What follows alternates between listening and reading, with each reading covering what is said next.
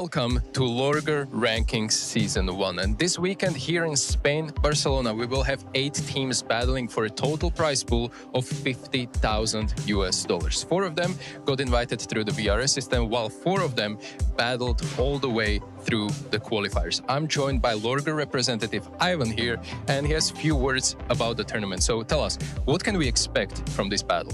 Well, now this event is special because we have a major attendee. LORGAR connects teams all of young future stars and those looking for a breakthrough. This all means that it will be a pure chaos, and I invite you to experience it with us. Good luck, have fun. In any case, I will be here joined by players through interviews and occasional vibe checks, bringing you closer to the emotion and the action. And I see no reason why we shouldn't start already. Let's get this show started. This is LORGAR Rankings Season 1.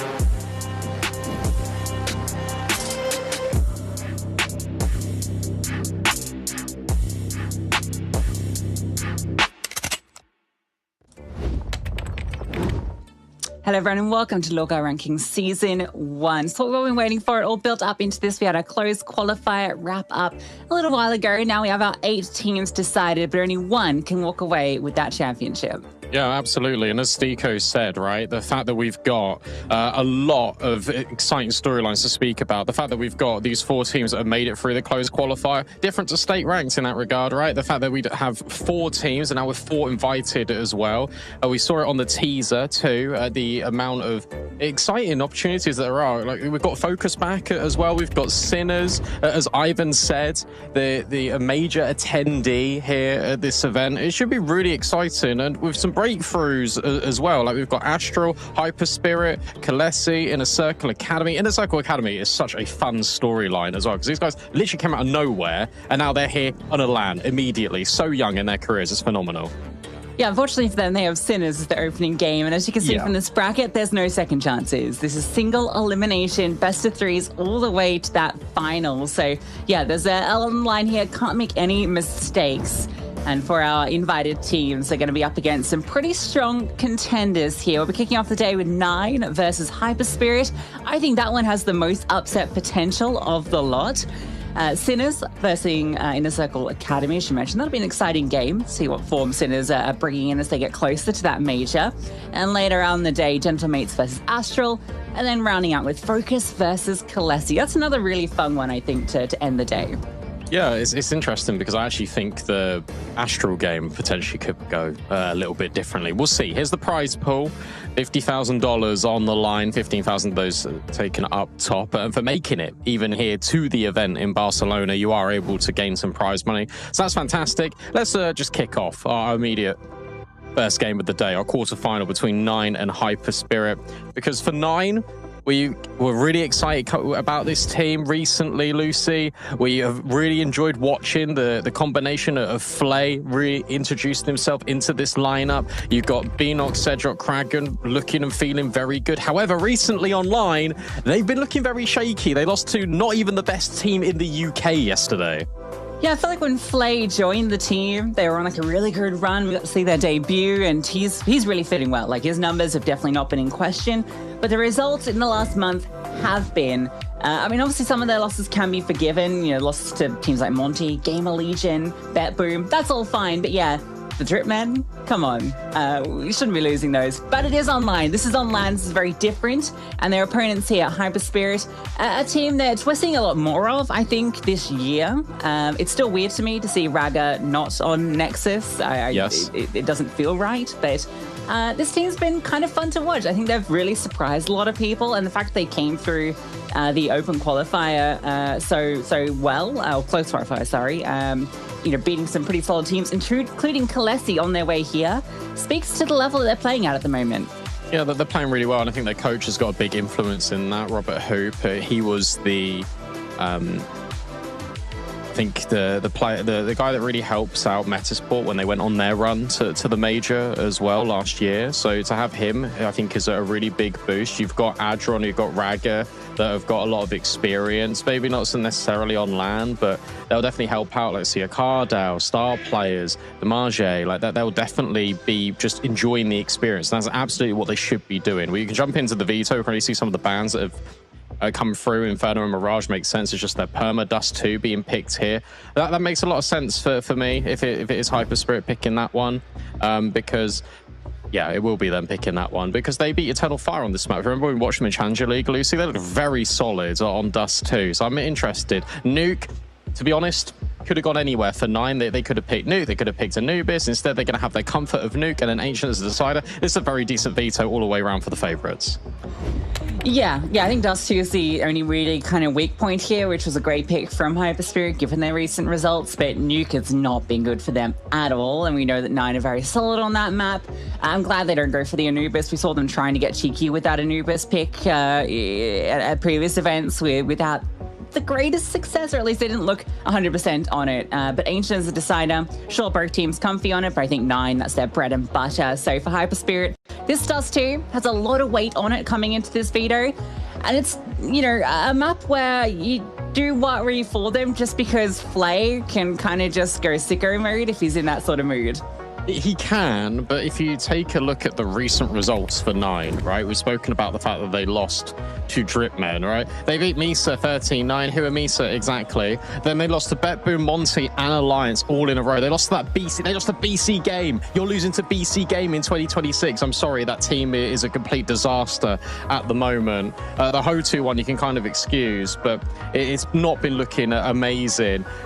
Alternatively, for HYPERSPIRIT, yes, you see a lot of green in that feed. You also see a lot of repeated results and teams. For example, beating Drama, then losing to Drama, losing to Astral, beating Eternal Fire. That is a really big one. But the caliber of competition has not been the same for HYPERSPIRIT as it has been for 9 recently. But in terms of momentum, HYPERSPIRIT should technically have it over 9 just because they are looking a little bit shaky. Now, we are on LAN. It's a completely different environment. Yes, recent results should play a factor, but it shouldn't be the overall argument for this potentially being an upset. For all intents and purposes, there should just be 9 walking away with this pretty decisively. You'd think so, but anything can happen here. We saw during the close qualifier, the sort of chaos that can occur. And Astrid, I was just taking a look at how the individuals have been playing on this map. They played it 5 times since Flay has come into the roster. Flay's been struggling on Dust 2, 0.75 rating. I'm actually shocked to see that because he is such an impressive AWPer and has been for this team, right? He's averaging a 1.13 rating in the last few months. Like, that's exceptional work.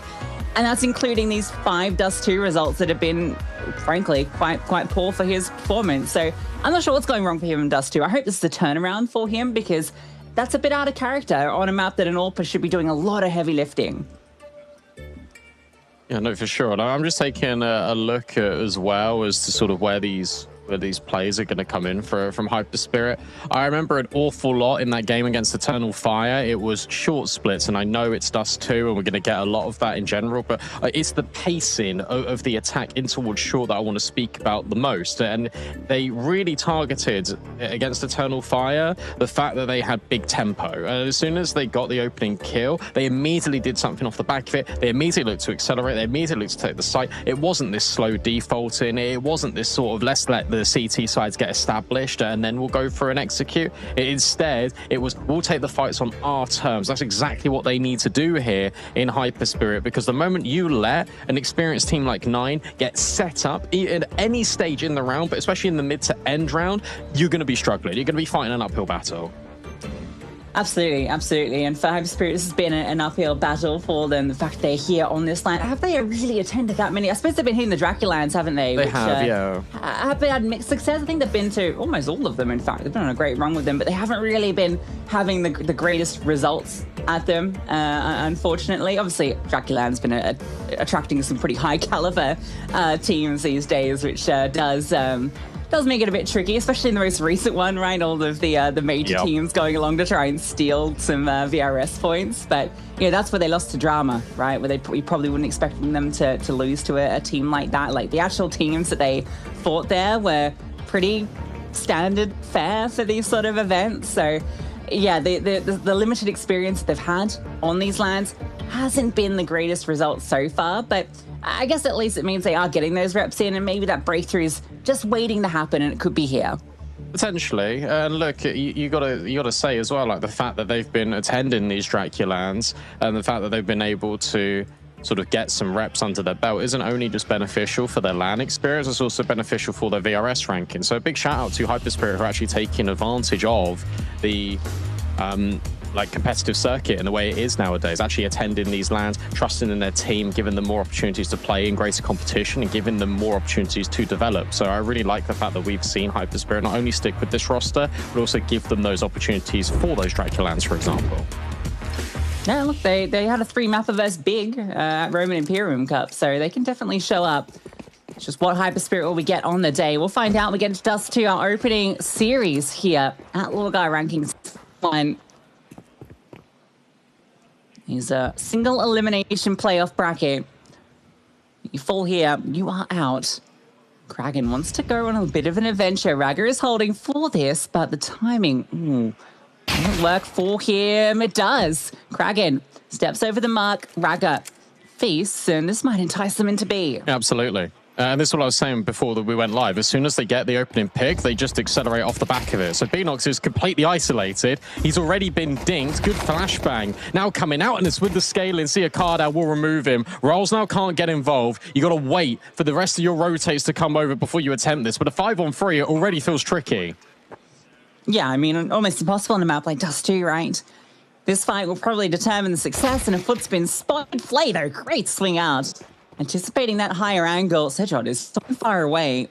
He needs to start running through, just making sure no one's in the backyard, but definitely not.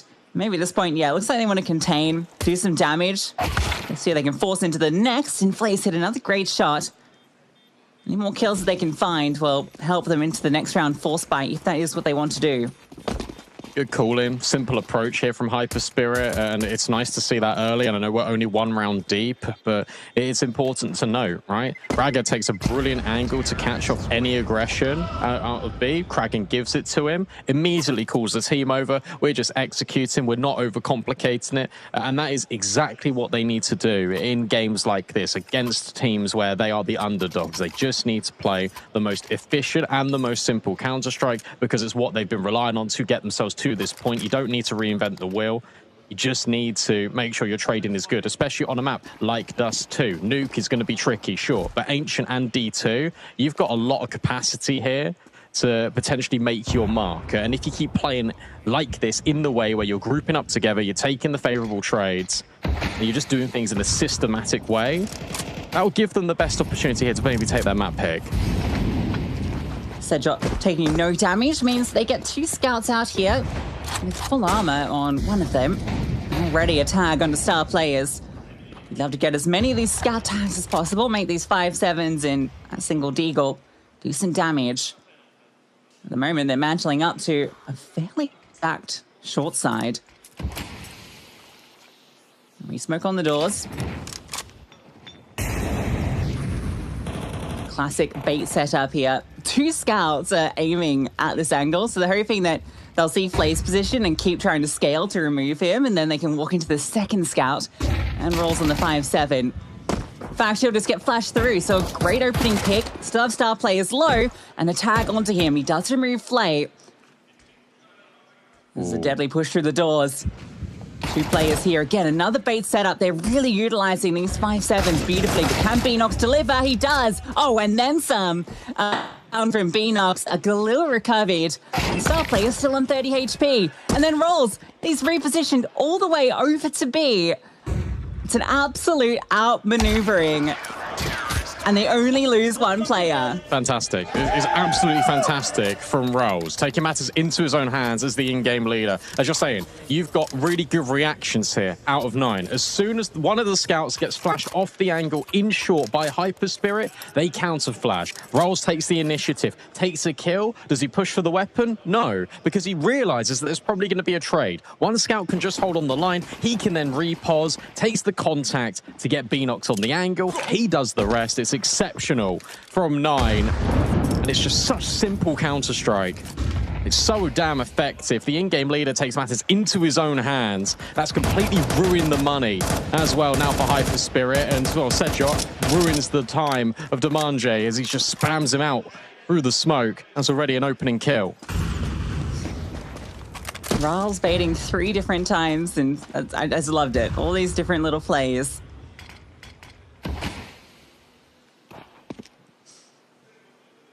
And HYPERSPIRIT gonna have their work cut out for them, trying to repeat the success of 9 in the previous against all these rifles. Already whittled down.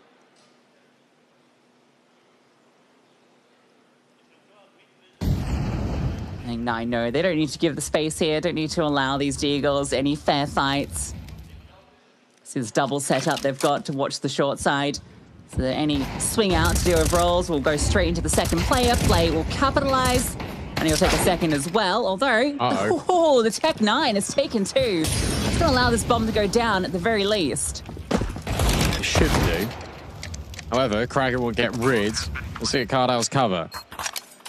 Can he recover a rifle? That's now the next step. Well, not really, because they're over towards ramp. Tech 9 out. He needs to try and find more, and he does. A 3rd headshot out of that Tech 9. So it's 3 kills and a bomb plant. That is best case scenario in a losing round for HYPERSPIRIT. They do an awful lot of damage. Yes, it was the force in, but you've now got the capacity, if you'd like to potentially reinvest, because you know you've just done even more damage to 9. Yes, they did lose the previous round with 4 players staying alive here on the CT side, but if you wanted to, there is an argument to reinvest.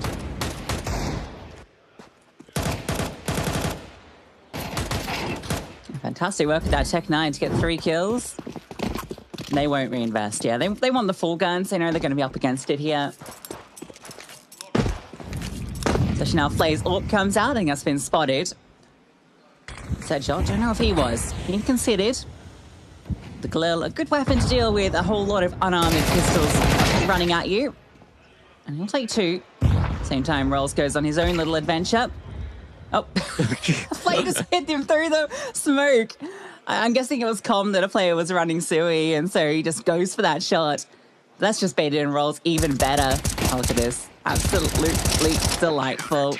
There we go. He didn't get both. He shakes his head. It's like, how did I not kill either of them? Fortunately enough, Rolls, you did. Nice little slow-mo high five with Beanox. So after losing the pistol, 9 have been spotless. Now we get the first gun round out of these 2 teams. It means we're probably going to get an AWP out as well from Raga, and we do immediately. This is nice. Don't have to wait too long before jumping into the meat and potatoes of Dust 2. But if 9 are just going to try and take these forward fights pretty aggressively, then HYPERSPIRIT might be in a little bit of trouble. But I like the staging. Double up in towards under. Double over towards long. Potentially ready to fight. Doesn't really come in just now. A good counter flashbang to upset Rolls, but the utility isn't going to force him and Sedjot back. Instead, it's going to put them in a position where maybe they can take contact and be completely undetected. Yep, star players had no idea. And now the smoke's going to fade in a moment towards the mid doors, and Ragga's got to get out. Oh, decides to go in instead and lose his head for his troubles. Flay was anticipating that play. Definitely a chance there for Raga. Oh, great flash. All right, so Flay removed, maybe overextending, staying a little bit longer than necessary. And a second kill comes through. Rolls falls. They managed to split up these defenders, and a chance here for more, giving the fights over. How many more can Diamieje take? The Sedjot now mantis up to try and slow down this approach in towards A. He'll take 1. You might just call that a good haul. Has that support on its way. Pushes through past the molly. Sedjot takes another. And looking to deny the bomb. Can't quite.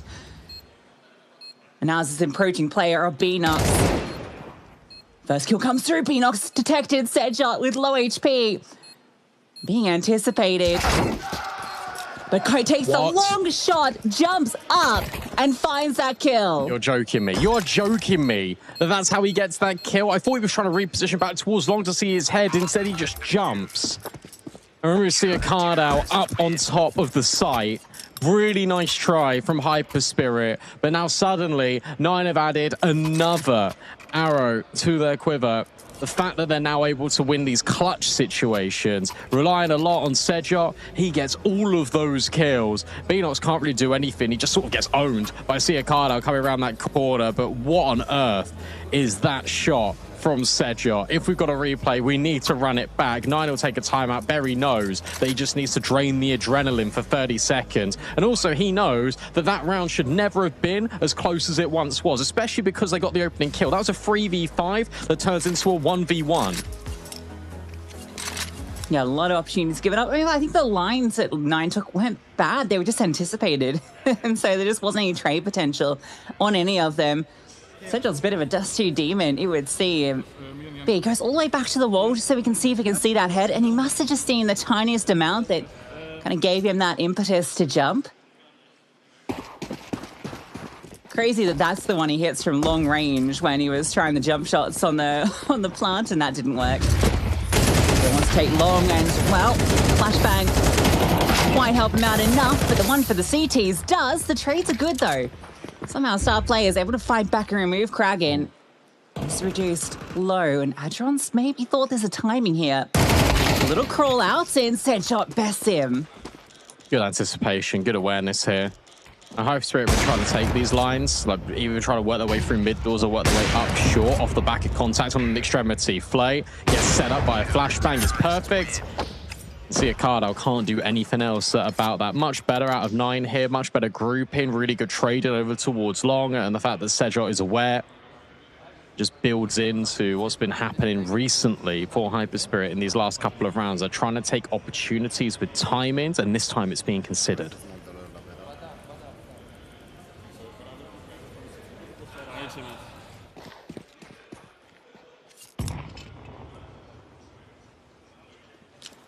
I feel like a lot of what HYPERSPIRIT is doing is the right moves, but Nine's individuals with some massive moments, Sejot in particular. He ain't afraid of anything right now. Looking every which smoke.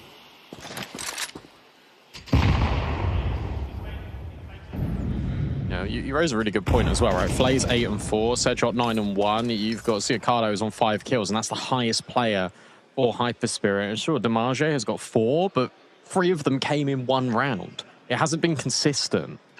And neither's been the economy, struggling to get these bomb plants.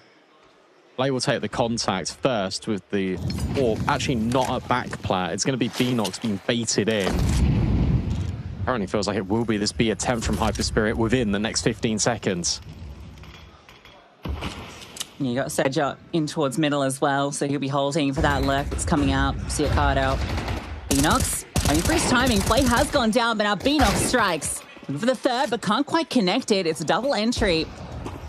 Siakado's lurk. Oh, it actually isn't anticipated. He comes through the back lines, almost takes 2. Sejot, they know he's dinked. They want to take the fight, and he still removes a player before he goes. That's the bomb. Damage. Oh, yeah, the bomb. It's gone out. Does Kragan know? Oh, he does. On the wide angle, expecting this swing. The AWP goes searching, spots him, but can't hit the shot. Headshot through the wall. And the bullet punch makes that far too difficult. And again, look, they are making the right decisions. I really like the idea here. They understand they dink Sejot. So they double swing. They want to guarantee that trade. They then want to plant and make it a 2v1. The thing you can't anticipate is Sejot just hitting instant headshot after instant headshot. The fact that he even has the audacity to get another kill there just sets Kragan up brilliantly. And it's the fact that he kills the player. Oh, had the bomb in its entirety. Great trade. He's just re-peaking everything.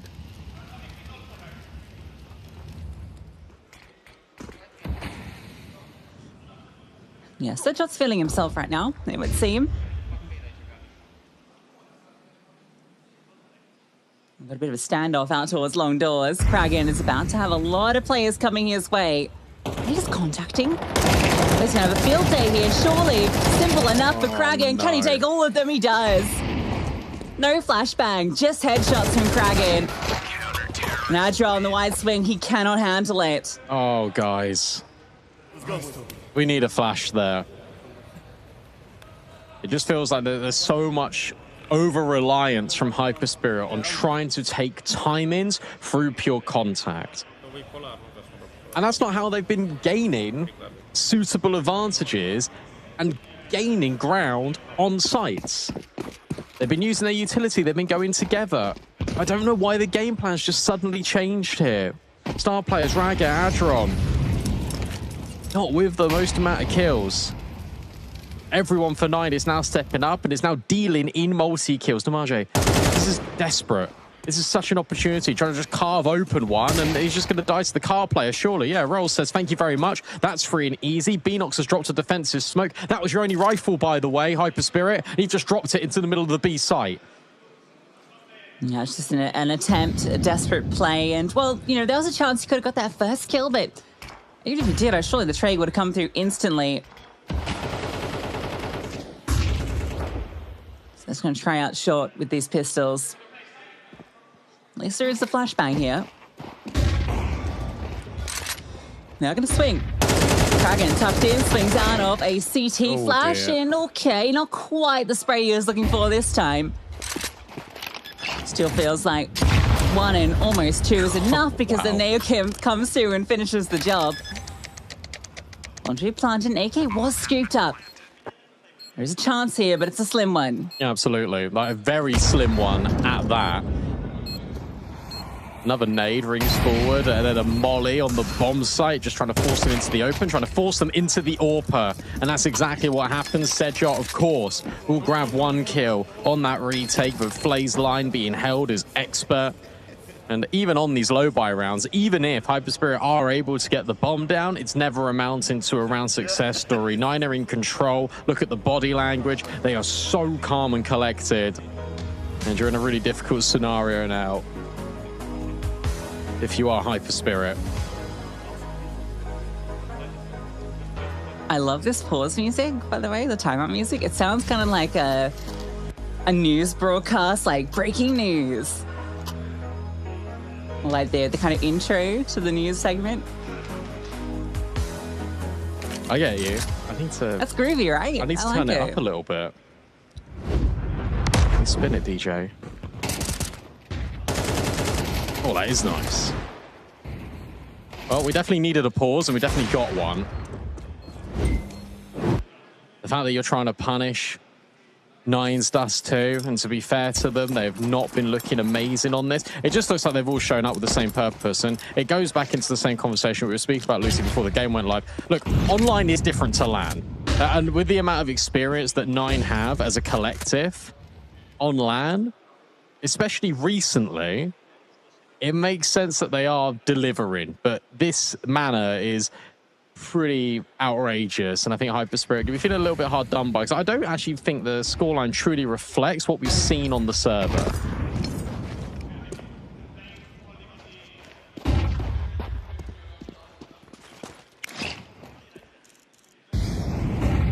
Yeah, you've just got Sedgwick going 13 for 3. Exactly. I mean, Flay's hitting all his shots too. Mentioned his struggles on Dust too. Oh, wow. And the small number of runs they've had. Oh, no. Yeah, Kraken, is he going to continue further? Ooh, Yeah. This is good timing for him, or maybe it is. Guess the info doesn't take too much damage. He's sticking around. Surely this is an overextension, but the molly goes too deep. He's allowed to stand just about. That headshot through the wall didn't take him out. And then it's going to leave. Yeah, I like this. Good reposition immediately out of HYPERSPIRIT, understanding that if he's hanging around so desperately over towards long, maybe there's a second player. Because why on earth would he just round that corner by himself? So they're immediately going to swing it in towards this B play. Sedgwick coming over to help out Beanox, and the contact, it was taken, but by star players and Adron instead. And now if you're Nine, you've got Rolls that has been dinked, Kraken that's been dinked. You can't go for this. So HYPERSPIRIT, they reset the situation. They find isolated 1v1s on the B bomb site, and they earn themselves that second round. So they try and dig themselves out of the hole. Yeah, it's a great decision not to commit onto Kraken, because obviously they didn't know it, but Flay had he'd been brought all the way over to long doors. That's 2 players completely separate. And then you still have to have eyes on towards short and middle. So yeah, it allows that space onto B. Really effective work. One of those players from Kraken that could have won the round. He really had the chance there when they kind of peaked in tandem. But no killing blow comes through for either team, and HYPERSPIRIT made the right decision in the moment to get that second round. Terrorists win. And they deserve it. They really do, because the mid-round decisions, on the whole, like there's been a couple of rounds that have been a little bit hit and miss, but on the whole, they've been very good. And I really enjoyed the mid-round call-in coming in for HYPERSPIRIT. They can, again, considering where this was, if they can get a few rounds right at the tail end here, if they can make it 8-4, they got the pistol in the first half already, if they can get it in the second, suddenly the scoreline's a lot more competitive and you're right back in the fight. So you can't say that this game is cut and dry and it's done at 8-2, which sounds ridiculous, but it's MR12, it's Counter-Strike 2, anything is possible. And the amount of comebacks I've seen from scorelines looking even more disastrous than this have been, I can't even recount, because there's been so many of them.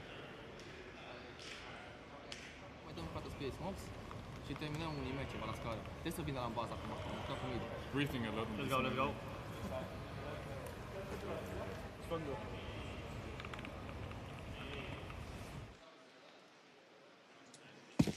Can they repeat the success for a couple more too? Certainly not feeling that fantastic.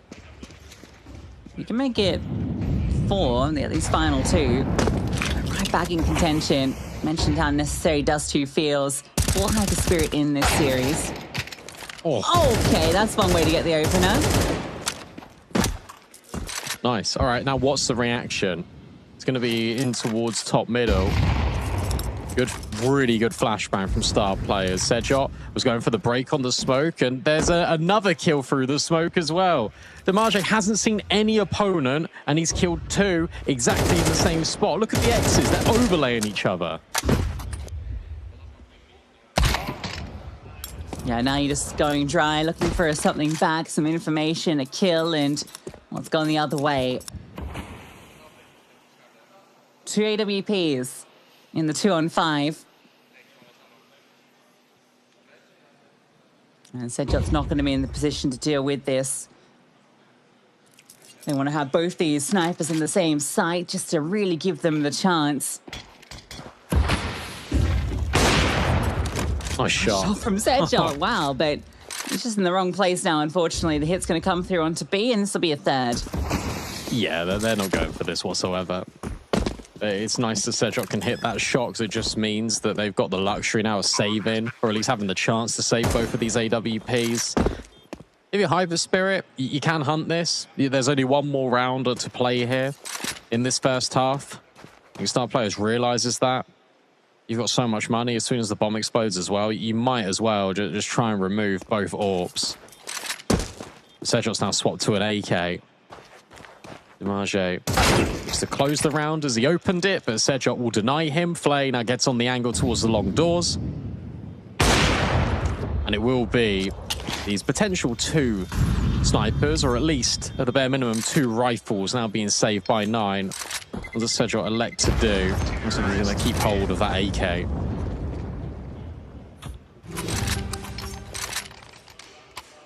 That is a beautiful trophy.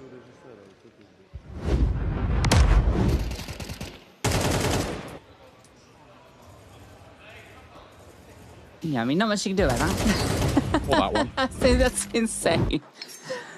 Just ridiculous vac kills to get HYPERSPIRIT that round.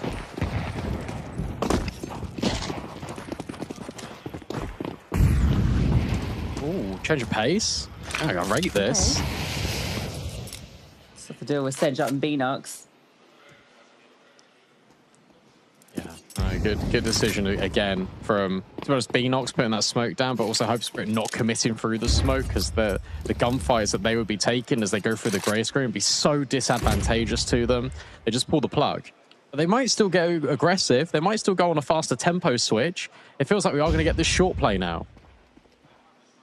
It definitely seems like it. They do have Adron still lurking over towards B. And we're just holding to see if there's any sort of info gathering play.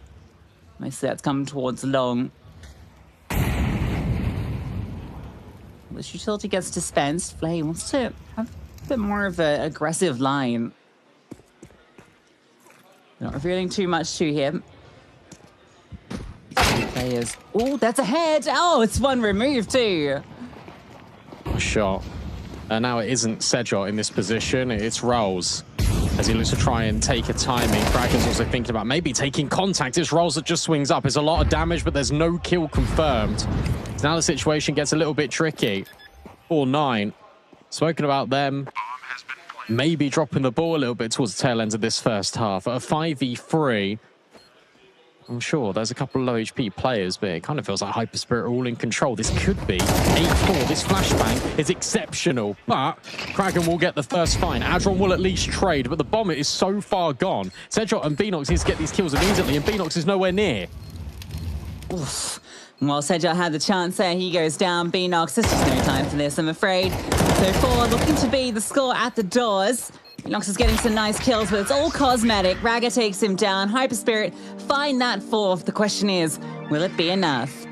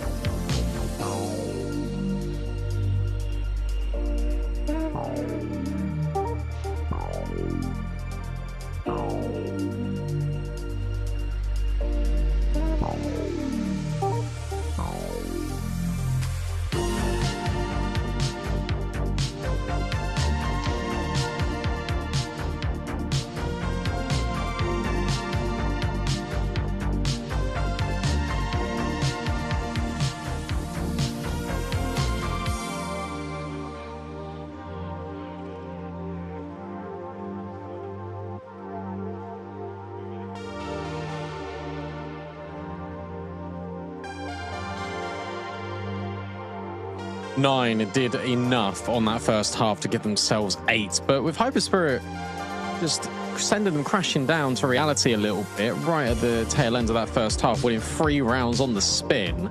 They have given themselves a conversation here. Obviously, a lot lies on the pistol. I don't need to tell you that, but the scoreline feels a little bit more competitive and a little bit more just, because there were certain moments in there in which Nine's individuals really got them out of a tight jam. Yeah, you think about that Sedgot clutch, you think about the fact they reset them early. HYPERSPIRIT, it's a good case for them having walked away with actually the majority of the rounds, but instead, they're at the deficit. But a pistol round, that suddenly changes the conversation. Goes in their favor. Everything riding on this. Star players falls back and they start to pursue. We've seen 1 and more now as they start to come out. Push almost removes 1, but step in from the flashbang. Star players helping out, and Damage gets his. Star players takes 2. Beenox gets 1 on the lurk, but now he has so many more to find. 1 HP on Damage. And Beenox put this together. Fortunately, has to commit out from the short side, which doesn't feel great. And all these players are just tucked. It's the low HP player taking contact, and he has the idea, but doesn't have the shots. Yeah, great flashbang from Star players to set Siacardo on that line. Interesting approach from Nine here, where they just go really aggressive and they just try and take the contact up short. They try and catch HYPERSPIRIT off guard, and they really do, right? You've got that instant dink coming forward, then you've got that counter flashbang, and Star Players just does the rest. It is exceptional from him. See a Flay one tap on that P250 in a minute, but it was Star Players' kills that were more pristine. 8-5, pistols secure. That is both pistols now for HYPERSPIRIT.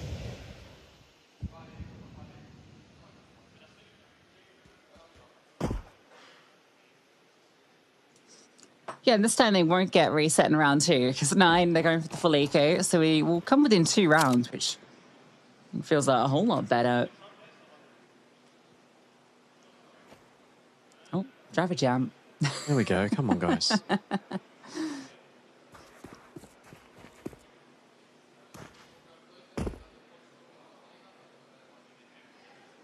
Just going to attempt to burst up this short side. I think get the bomb down. That's a huge boon. It's not happening. Looks like there was a cache of HEs.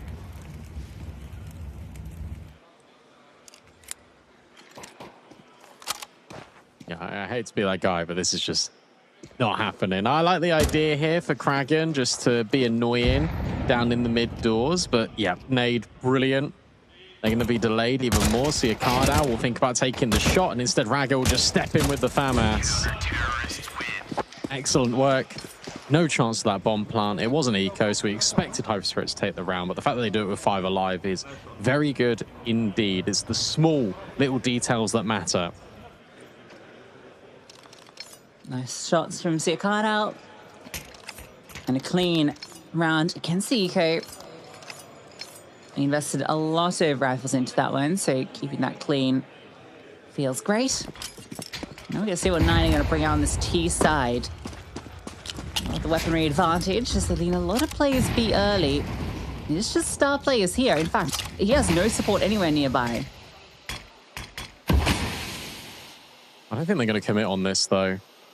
Really good counter smoke, and it's very similar to what Beanox was doing on B. Is you just drop the smoke immediately, and it just prevents the T side from ever really wanting to go that way. Instead, they're just going to go out mid to B.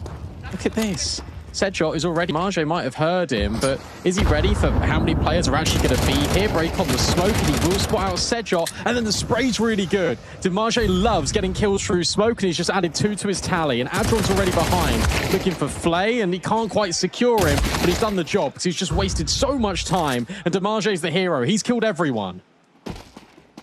Yeah, he might even find the ace now. Okay, swings a little bit too much in towards middle. And Rolls has now 3 players watching this line. Yeah, good luck, my friend. This is going to be exceptionally difficult.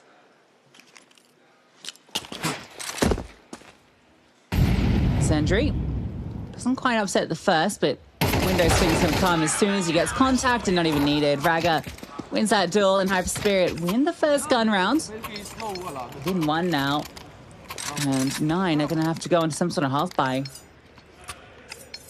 Yeah, they completely tried to change the pace and take it away from HYPERSPIRIT. They really wanted to go B. Then they're like, okay, well, maybe we can go B if we walk through middle instead. They drop the smokes immediately. They try and go around the corner, but it's really good protocols from HYPERSPIRIT. Firstly, it's the B defenders not overextended and taking the fight in towards mid. Secondly, it's the Marjay actually making his way in towards CT, understanding that he can hear these players running and rotating through, calls for his teammate to drop the nade. He's always got his gun out, so he can always just focus fire on denying 9 all that space up towards mid to B and protecting the B defenders for as long as possible. It's brilliant in essence, and it's 9, I think, maybe trying to force an issue, maybe trying to say to themselves, oh, look, we are the better team, we are capable, we're going to run at this team, we're really going to limit test this defense in this round, and they get shut down at the first instance at plan A, and then the plan mid to B doesn't quite work out in its favor, and now you got a half buy, as you say, Lucy. Now you're in a little bit of jeopardy if you're 9, because you were in cruise control, you were smiling, you were laughing, you were having Sedshot just kill everyone, multi-kill round after multi-kill round, and now suddenly you blink, you fast forward in time 10 minutes, and as HYPERSPIRIT are 1 round away from equalizing the game. Yeah, they're up 8-1. It's now 8-7. You know, that's the kind of situation we found ourselves in. Last 3 of the half and first 3 of this one for HYPERSPIRIT. And T-sides have not been good. 4-9 on Dust 2. Sporting just a 40% this year. You mentioned some of the teams that they have struggled against. Lost to Dripman yesterday. A British team. I know. I know. I don't know how either. Fair play for Fraser and the boys. Oh, they're super standing tadpole. That'll be why. We love tadpole. What even happened on Dust 2? Let me look. They got 40 rounds and 8 CT. So, yeah, it kind of doesn't bode the greatest, does it? Okay, so they were down 9-3, and then they brought it back to 9-8, and then lost. But yeah, that CT side was definitely the beneficiary for 9. But the fact that you don't have that anymore is a little bit of a struggle. Let's have a little look at what they want to do on this T side. They like going short, they like going long, and they like going short. You never really see 9 go for a play in towards mid to B. Their top 3 strats that have got the highest success potential and the highest use case for 9. 2 of them operate through short, and 1 of them operates through long. So if you're HYPERSPIRIT, you can read into that and you can say, okay, well, we'll just have 3 players taking long pretty proactively every round, and we'll be ready for that. Surely. Right, because I know this team would have been really preparing for them. The fact that they picked us 2 as a natural punish is currently working out brilliantly.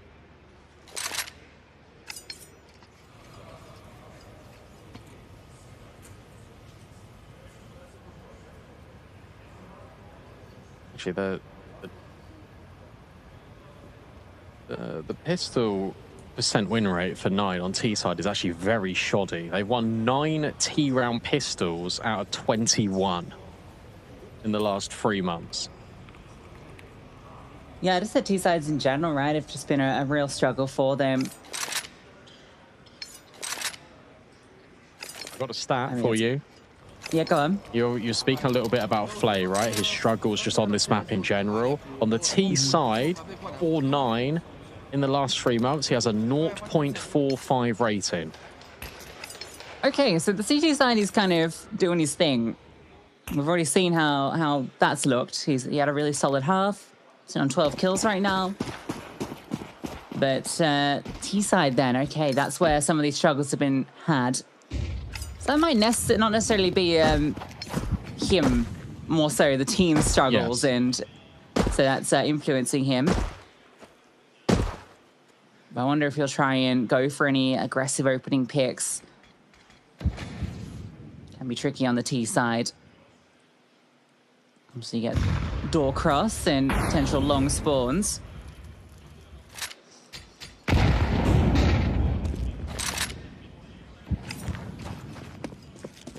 This one's going to be the Tech 9s. Like, keeping money for an AWP, so we'll see that next round.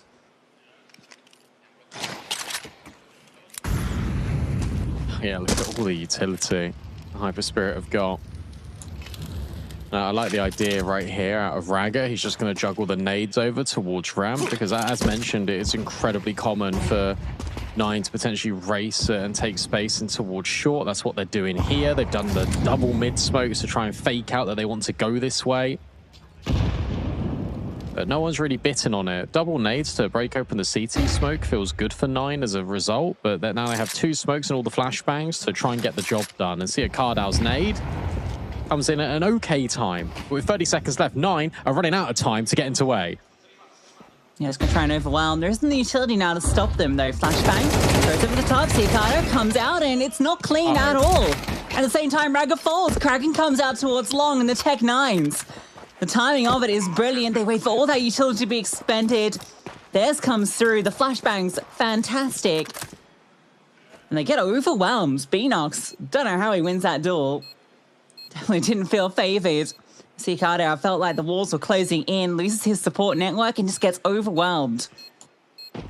Yeah, I can tell you what happens here as well, and it's actually been building this conditioning all throughout this second half, and I'll explain why. Because on the full eco for 9 after they lost the pistol, you had Kraken go through the mid doors. Then on the following gun round, when B tunnels didn't work, they went fast through the mid doors. Here in this round, as Adron gets some exit kills, you've got 9 dropping the double mid to B smokes, which are gonna potentially be a counter for, oh, okay, well, we went mid to B last round, it didn't work because you broke open the CT smoke, we didn't have another one. This time we do. And Raggar's attention goes from juggling HE grenades all the way to ramp for Siakardao into actually, I need to use these in towards CT to get all the information as fast as possible. So a break on the CT smoke, another break on the CT smoke, doesn't see anything, but he's so far out of position. And as you say, support network just not there for the players on site. So it's really good awareness to add these double smokes because it creates that opportunity for 9 to find their way on towards that A site.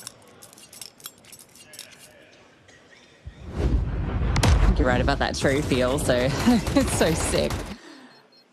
You're making such an eloquent point about how everything went wrong, and I was just like transfixed by these glowing blue gems inside of the trophy. Like an ancient relic. Is getting aggro here. Beanox might just walk straight into him. So just holding for a crawl. There'll be a flashbang to set up some sort of drop down here. There it comes. Raggar falls back, rescopes. Wants to hold his ground. Good motions right now for 9. Just re-flashing. Oh, this Molly's going to be so annoying for Raggar. That nade on towards Sedgwick on Beanox, though, is brilliant. Siakardau's then been forced to back out, so 9 somewhat have got the mid control. They've got space over towards tunnels. Now they look to exercise their right to map control over at long, and look at what it's done. All of this positioning, now this lurk smoke coming in, yet again the conditioning of mid to B puts Raggar on this line, and long is completely vacant. Just gonna walk out. However, these 2 players in middle might just get crunched upon, and even then if you get out, you don't really have the fight. Oh no! Oh dear. Beanox gets his, and then he gets a freebie. A team kill comes in, puts it into the 3-on-3. They still need to get onto this side, but Molly, oh, it's perfect. Round the star players, flushes in forward. He still takes one before he goes. And now he got rolls. Is he ready for this push through? He is. Raggar into the 1-on-2, swaps the sidearm, rolls his low. But his reposition out alongside is brilliant. What a disaster. Firstly, the fact that Beanox even gets one there, I'm thinking, oh, well, he's actually made this a lot more tangible for 9. The fact he's able just to slide up. I love his little reposition here. He jumps up, he spots them, head down, repositions to the other side, pre-aims, and just pokes his head out like whack-a-mole. Able to find one, but the fact he's able to sow enough chaos in forcing a team kill, that's pretty absurd. His team will do the rest. Brilliant reposition, as you say, out of rolls. And slowly but surely, the wheels are now starting to come off for HYPERSPIRIT, who have done such a good job at making this feel competitive. But it's the half buy. It's again another reset potential of a round here. Oh, so much utility coming in, but pirouetting is Demarge. Kraken and Beanox can't handle him. And 9, oh, need to get out of long doors. Flay's now been tagged. So much damage done by that man once more. Yeah, 18-4 is the top fragger in the server. Demarge is doing some insane work. Especially when it comes to shooting through smokes. Almost gets another smoke kill. And the timing was just missed to catch out Siakardao. So now Raggar steps in, and well, that nade's not going to be on the mark to remove Flay. Flames come forward. Raggar looking for the fight. Rolls. Oh no, he's pulling Util out. Not ready for that swing. Looks like HYPERSPIRIT, despite a few players being heavily wounded, might be conceding that 11th just now. I'll set up this fight at long range with the MAC-10. That doesn't look good. He doesn't need to take it. Flay peeks in, and shot goes whistling past the head of star players. This is surely just the save of this AWP. So we'll try and get an AK at the end, I think. Actually, oh! Really had a chance there. And now he's going to save the MAC-10 instead of the AK. He doesn't know how low that player was. Counter-terrorists win. It's interesting, I think, fundamentals from 9. I think it's recognizing their utility, but the timing. I actually really like the way they took long, but also the tempo of it was slightly off. So you've got the nade that goes on towards the long smoke that actually lands on top of the boxes, so it doesn't do any damage to the T side. The flashbang through the doors completely catches Damage.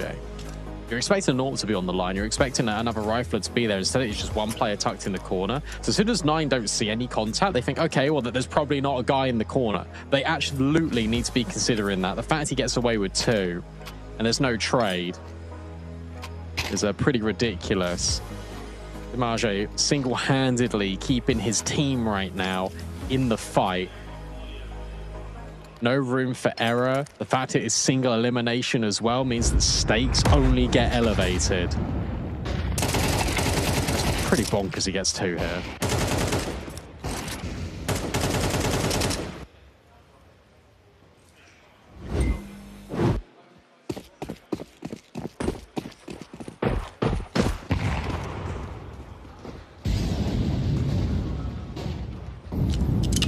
Kraken gets that save MAC-10, unlucky friend. With Sejot's performance, you definitely want him on that rifle. He's looking to find an aggressive opener, gets up short quite early. Doesn't see too much. That in itself is a lot of information. Yeah, do you ever just go? You put Flow on the angle, surely. Yep, just like that. Oh. Brilliant. On to Raga. Damage now has to try and be the bailout. Instead, it is Flay with the follow-through. And I tell you what, if you're in this position, if you're HYPERSPIRIT, you're saving. You're out of there. You're done. The round's over. All off the back as Sejot's taking space and Flay finding his mark. Yeah, it's the Flay we're looking for here on this T side.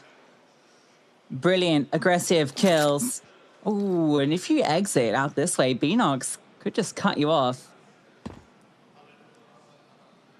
I'm surprised I guess they just want to have some space to save him, but if you step around this corner, you can't lose too many players here. Like, it'll be incredibly costly. And Beanox, oh my God, can he get 2 here? Oh, this will be devastating. Yeah, he's seen a second. No one cleared the corner, and Beanox removes both. Just didn't need to take that space to save. And ends up costing them everything. Look at the money, 3K on all these players. They're not going to have a lot to contend with to prevent map points. Yeah, potentially just game over on Dust 2 because you've got 1900 loss. You have to go all in. You've got to buy this. If you save, you're just going to play for OT. I mean, the money's not amazing to do that because you're still going to be limited. Expertly done out of Beanox, as you say. Brilliant out of Sejot just to take the space. They are ecoing. They are playing for overtime.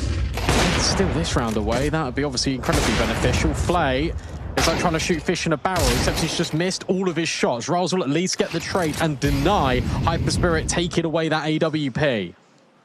Yeah, the fish fought back. Yeah. Fish with guns. Fisticuffs. That concept. Fisticuffs. Fisticuffs. There we go. That's what I wanted to say, and I messed it up the first time. That's good. I like it. Fisticuffs. All right, I think it's fine. Oh, nice tag. Uh-oh, Sejot, this isn't fine. It's fine.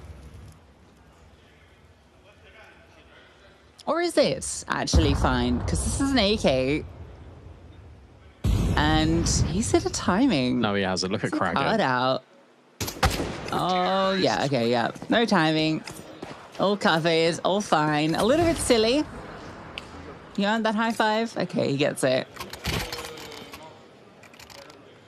12 and 8. 4 chances now for 9 to close. And this would be a good moment to do it, right? Because look, you've got the AWP out of Raga, brilliant. You've got limited utility. Haven't got a kit. It's gonna be tough. for HYPERSPIRIT, but they've already bailed themselves out of tight situations before. Let's see if they can do it again. Rolls, just taking space, and Raga gets deleted instantly. In-game leader on in-game leader violence, and the AWP is dropped.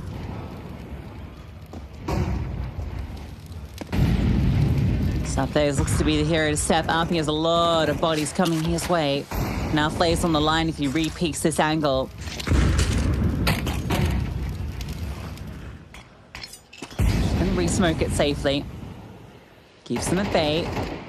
There's going to be this push out towards long potentially. That's being held by Kragan too. So any aggressive posturing here from Damage could just cost him. And cost everything. So Ziakada's going to need help. He's completely alone. Oh no, he's got some help coming through. There's that push. Spotted. Ziakada. 4-star players did step in, but Flay's found another double opener here on A. Dimache's down on 3 HP. Looks like Flay is going to be that T-side hero 4-9 as he finds the third kill. The headshot at long range. And our job being held from middle, removed by Kragan. 9 do it on Dust 2. 13-8. They take their opponent's map pick. Yeah, they take the long way round to get there, though, let's be honest, because I'll tell you what, in that first half, they played brilliantly. They were up so many rounds against HYPERSPIRIT. HYPERSPIRIT gave themselves a chance. They got both pistols on their map pick, but it's the gun rounds, and it's also defending against the Tech 9s. They got reset twice in this game at really important moments that gave 9 all the capacity they needed just to get their opponent's pick over the line. Yeah, and you got to give kudos to Flay. What a performance. Mentioned his struggles here on Dust 2. They've only got a limited sample size with him since joining the roster, but this particular performance is brilliant. We saw 2 huge rounds from that final one and won a couple of rounds prior with that AWP, just getting the openers and just scaling off it from short. Looked fantastic. And yeah, ultimately, I think the success of this story was mainly made on that CT side. It felt like the rotations moving around the map, Rolls was calling a masterclass in the mid round, and yeah, that was enough to get it done. We can see the kills. Damage, got to give him his flowers. That guy just knows how to shoot through smokes, and he gave them some huge moments, but unfortunately not enough. Yeah, I wish we had a stat for that. I wish we had a stat for how many kills he got through a smoke, because it was ridiculous. But it's just the consistency here. As you say, Flay stepped up in a really big way on this T side. Sejot was unbelievable on the CT, and we haven't really spoken too much about Beanox, but he just quietly ascended. He had some really important holes on that B-bomb site. He got some really important kills, denying equity as well for HYPERSPIRIT, taking rifles away from them in key moments right towards the end. And you're going to see that despite the scoreline being a little bit closer, overall 9, a lot more consistent, and they're going to dominate the majority of these graphics. I think the most surprising thing was the opening kills, though. Raga, 4 and 5 on opening duels, which is actually pretty good when Damage is going 5 and 2. You know, that's 9. I mean, what's that? 12 opening kills found for HYPERSPIRIT, so a lot of the time they were getting those openers. And there's that head-to-head. Sejot, the closer, Damage, the opener. But at the end of the day, Sejot's impact in that CT half was just ridiculous. There's one point where he was like, what, 13 and 1 or something? Like, yeah. He was just undeniable. Yeah, 13 and 1. Flay was 8 and 4 as well. And they were just taking so many of these fights, winning out so many rounds they weren't supposed to. So that is 9, taking away HYPERSPIRIT's pick. We now head to their map pick of Nuke to see if they can get this done in 2, or if HYPERSPIRIT have got another fight back in their locker. We'll find out straight after this break.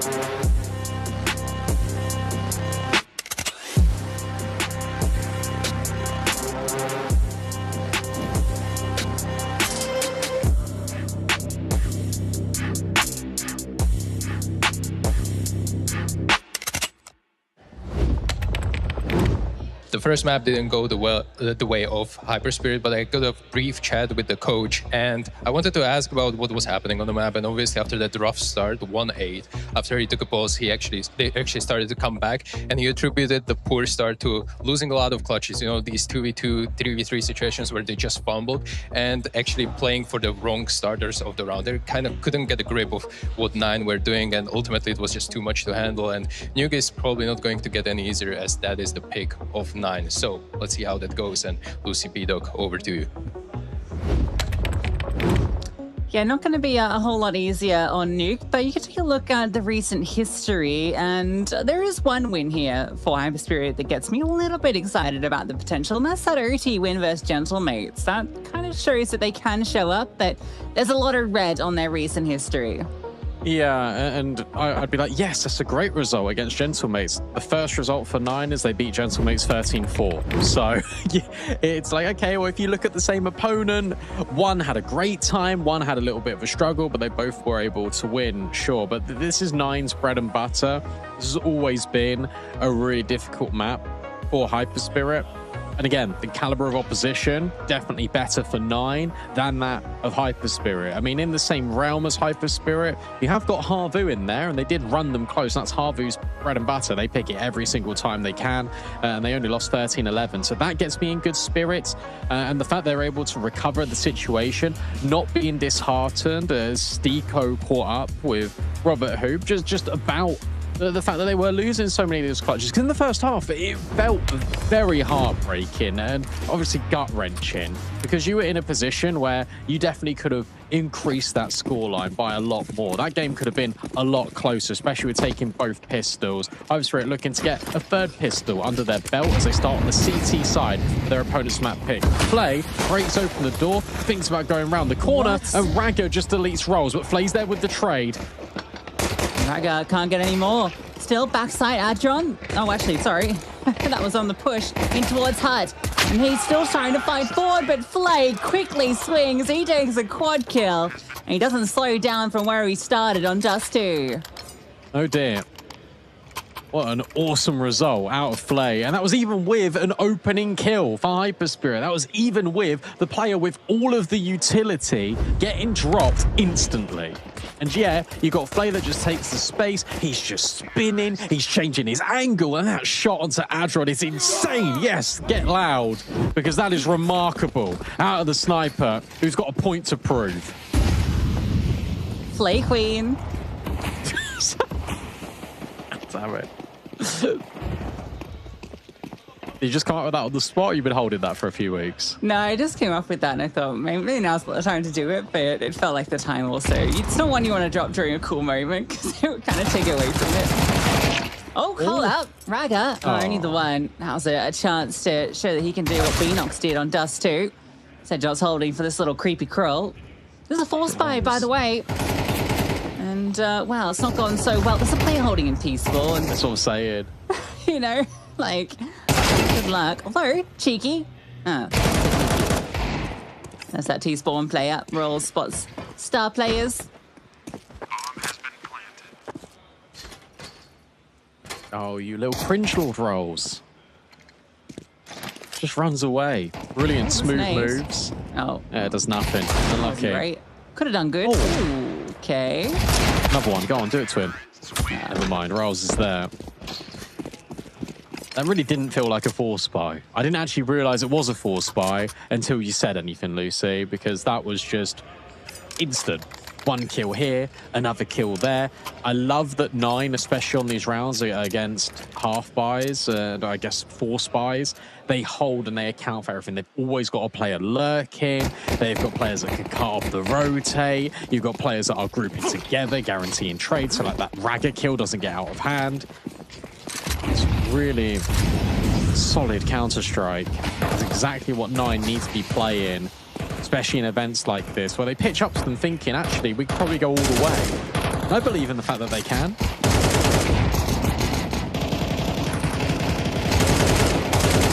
Definitely possible. Nice clean up here against the Eco. No deaths at all. That's perfect. Nice 3-0 start for 9. Raga's going to immediately prioritize the AWP. He was actually pretty decent when it came to Dust 2. Definitely felt like he was having some reasonable impact with the AWP at times, even if Damage was kind of the frag leader.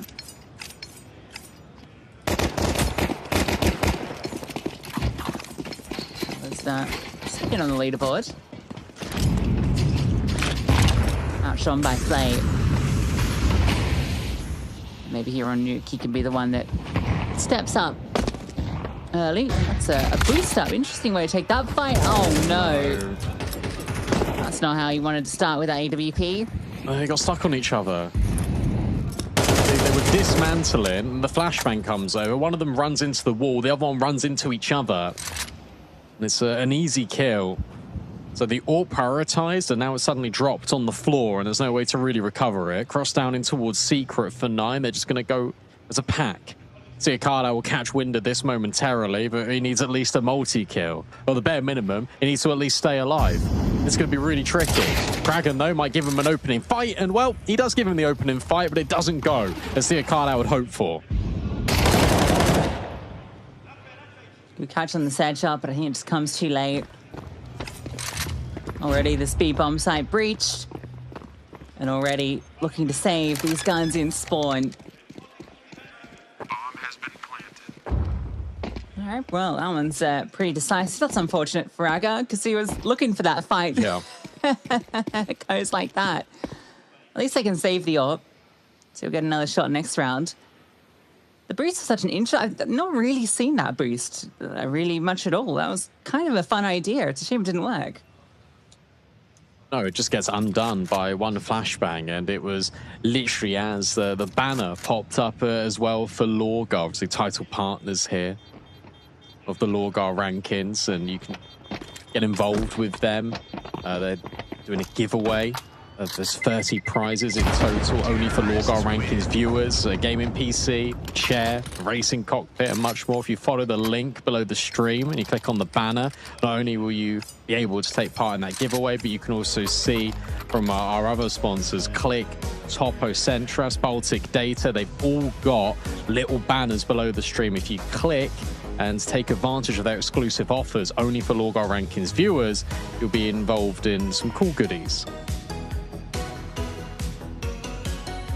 I love the music. Dude, it's so good. I have to agree with you. This one's actually different to the one before. This one's better. It's real 80s synth vibe. Like, I'm really with it. It's so good. I feel like a lot of Paul's music is super, like, tense and, like, dramatic and hardcore. It's like, it's real gamer, yeah, electro. This is like, yeah, we're just having fun here. Matches the kind of purple vibes too, you know, like, I don't know, everything's really coming together for me here. I love what they've done. The aesthetic, top notch. And the fragging. Synthwave, is that it? Synthwave, yes, that's exactly what it is. Yes. Thank you. Good job to 9. 4-0 already on this T side. I feel like that's already enough. The fact that they've done it with just 4 rounds of play, the fact that they can potentially make it more star players, is cooking, he's burning alive, and, well, he's now grilled to perfection by Flay. Opening kill yet again for the sniper, who hasn't even had to pull out the AWP just yet. He is immortal, and he's showing his team the way and the path to earning more rounds here on Nuke. Flashbang forward. That means Abenos can drop over the top at main. Siakada taking a much more aggressive line, trying to deal with Kraken and Flay this time. But they're just waiting. They're so patient, hoping for an opportunity. Siakada nearly gives it to them, but 9 are more patient. Oh, come on. And then this push through is going to get punished. They just know exactly what's coming. He covers Bedox, he's going to kill Adron. If it isn't him, it'll be Rolls. They are just everywhere and anywhere all at once. And sure, Damage will finally get a kill, so the feed will finally read blue on orange for the first time in this round, but that'll be it, because the trade will be immediate out of Kraken, and there's always a 9-player, an extra pair of hands lurking in the brush to get rid of HYPERSPIRIT. Yeah, you're just seeing the expertise on this map, right? They just know exactly where they need to be, what they need to do. Bury the mastermind there. Fun kill. Cooking him. Play. That one, Faleo, star player. the way he feasted.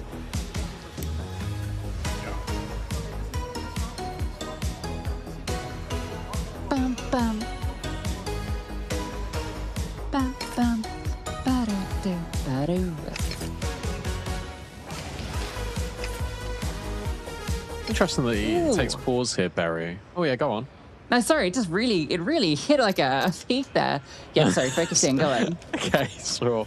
I was going to say, I think it's a really good timeout for Barry to call upon, because he understands that the AWP's going to be in play again here for HYPERSPIRIT. They've got the loss bonus really being accrued. That round felt very simplistic, very default-like, and they're just holding for more lurks. I think the next elevation in this T side right now for 9 would be actually going together and relying a little bit less on the lurks. Smokes go up, nade will potentially be dropped, but Raggar's taking his time. Maybe that will catch out Flay. Instead it goes the other way, because Flay just can't be stopped.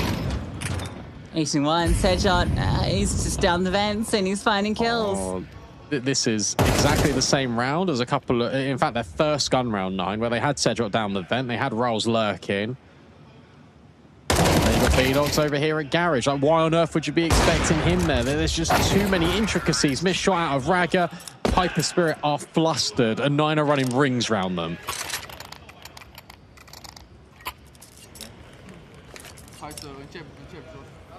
That was a speed run of a round. That was remarkable. That was longer than shorter than the pause. You need to hold hard. Insane stuff. It's beautiful to behold here for 9. 6-0. 4 players, only 1 death in those 6 rounds.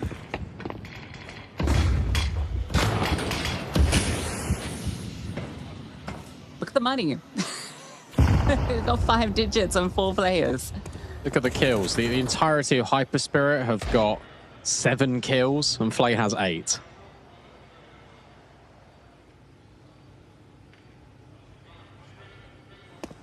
Yeah, I said that Dust 2 was kind of a necessary pick and success for HYPERSPIRIT. You knew could be good, but this is something else right now from 9.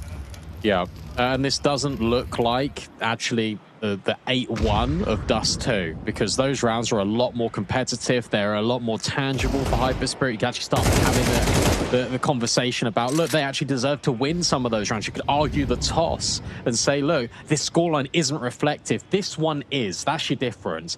Everything feels so surgical out of 9. Everything feels so pristine, and it feels like they are on such a higher plane of thinking compared to HYPERSPIRIT right now. And yet again, Kragan has found an opening kill.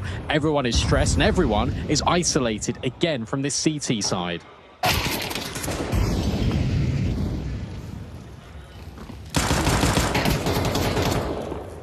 5-7, looking to try to do something on this side. Is there a chance here? Overwhelmed.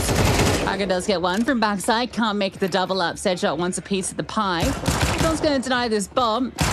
15 seconds left. Okay, he's hit another. It's actually now a little bit scary, but Flay, he'll make sure it doesn't get out of hand. Peek on down there. Kraken was coming through the heavens loudly, and time would have been a concern. Yeah, it would have been. He could literally just run away through the heart. So I love that out of Adron. Gives us a little bit of something to dissect and potentially chew on and ponder, and instead it was nice 5-7 shots. But that's it. And those individual moments can't really be replicated, especially when time is already running out. I mean, look at the money, for goodness sake. Flay is nearly at money cap. They can keep buying, and they will continue to buy. Even if they lose this round, they've got 3 more purchases as a buffer, and that's going to really wear away and eat at HYPERSPIRIT, who are struggling to find their form, and they could be crashing out of LORGAR rankings pretty early on.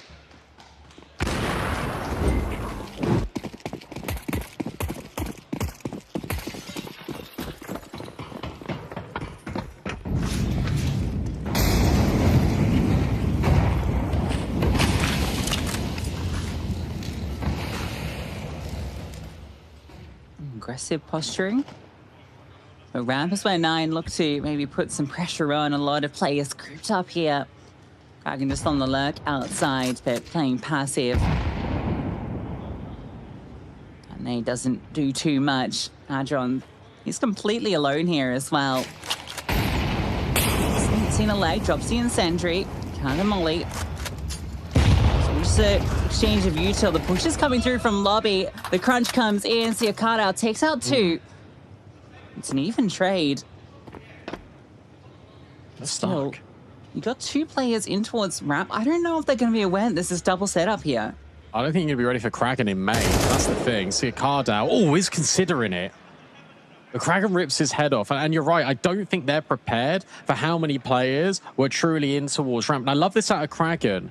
Contact being taken from him. Rolls thinks about moving out of Squeaky. Kraken's now got rid of Adron, and Raggar's got no idea. That's going to allow Rolls to come through Squeaky on a good timing, but Raggar's dropped the bomb, and he knows that Kraken will be elevated in heaven. I love this out of Kraken. It's a pause. He's going to wait. Him and Sedra are going to ascend up to heaven together and try and swing Raggar, but Raggar's trying to piece this all together. He's now got all of lobby. So he's got to be worried about main, he's got to be worried about heaven, and now he surely starts to hear the stomping.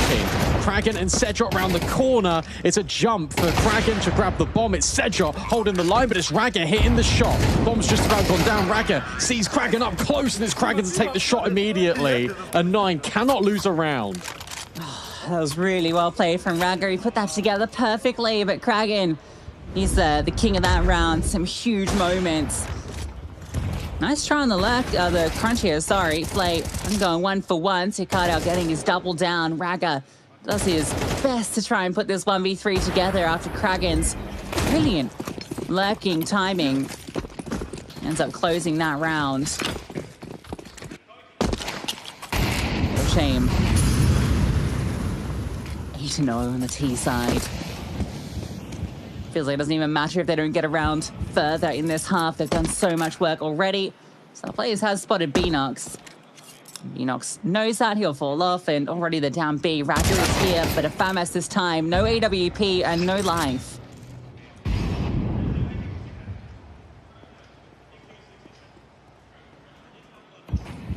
Really want to look at all of these opening kills right now that have been going forward so far in this map.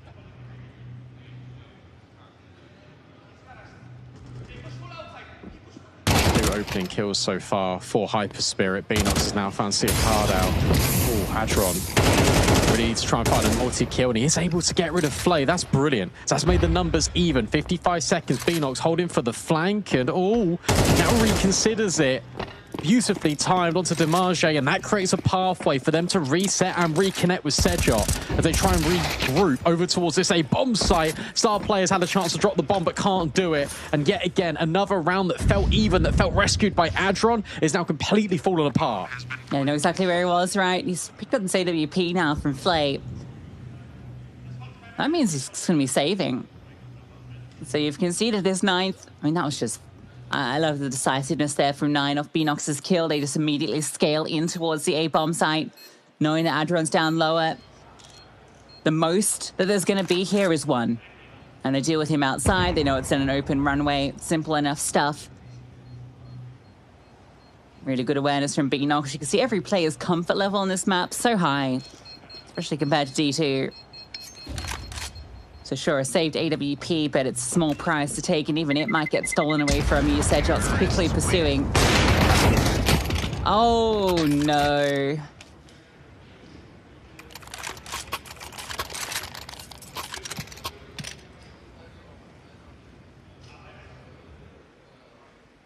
Ideal. I just love the awareness. And again, it's just Kraken being such a menace down secret. But Beenox being prepared for this re-push onto Demarge. Rolls having the flexibility to adjust and hit a banger. And that's your difference. Every single individual is stepping up in a monumental way for 9, and we haven't got that one player providing that little bit of release for HYPERSPIRIT. And they're being so diligent. Kraken, yet again, another opening kill. 11-2 is Kraken. You might even find another opportunity here, and he will. So easy and so free.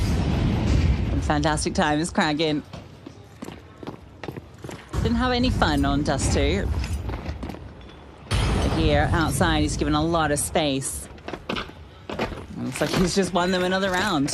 That's a couple of rounds that him by his lonesome has won.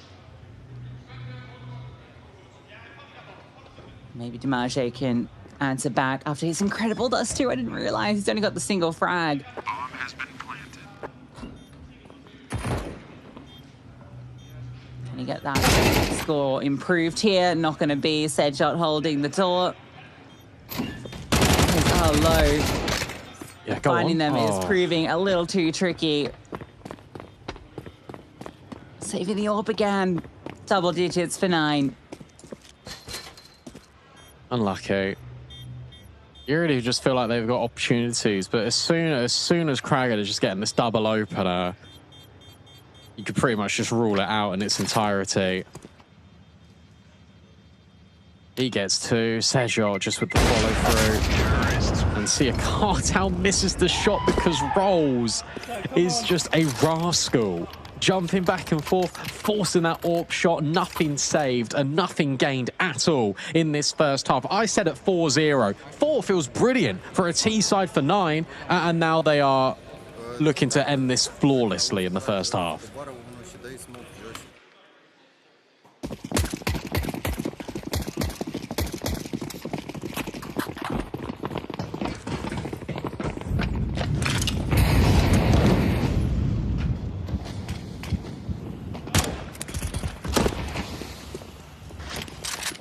So confident, aren't they? Yeah, just being a nuisance. And at this point, they're just feeling emboldened to do whatever they want. It's going to be outside. Star Players is going to be down here. Again, can they really contend? We saw Ragger in the same position with the same weapon and didn't come up too much success. Star Players drops the incendiary. He's just going to block. Maybe that's the answer here. Force them into a different avenue. Ragger's reposition. This is great back garage.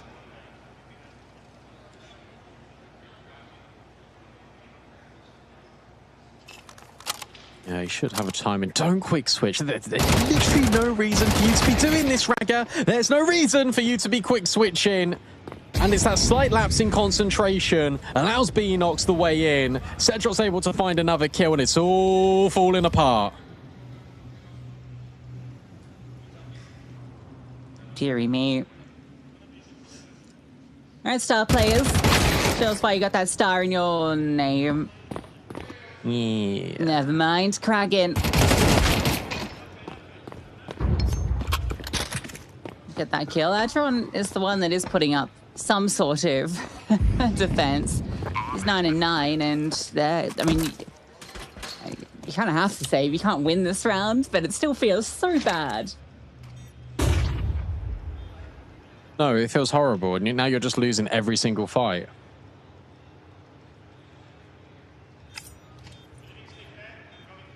That's your thing. Every single gunfight is going in favor of 9. Every single round is going in favor of 9. And, well, we did say right at the start of the day that there's no room for error. There are no second chances. The playoffs are single elimination over this 2-day final spectacle. 9 have now taken that quite literally. They had such a stranglehold of the game on Dust 2. They let it slip apart. Here on Nuke, they are taking this opportunity and they are running with it. And they are not giving HYPERSPIRIT any chance, any indication that they are going to rebound and come back into this map.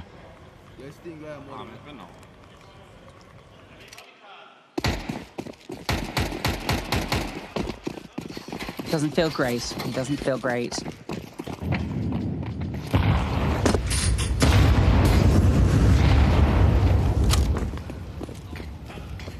What a surprise after HYPERSPIRIT have really shown they can beat a team like Gentlemates on this map.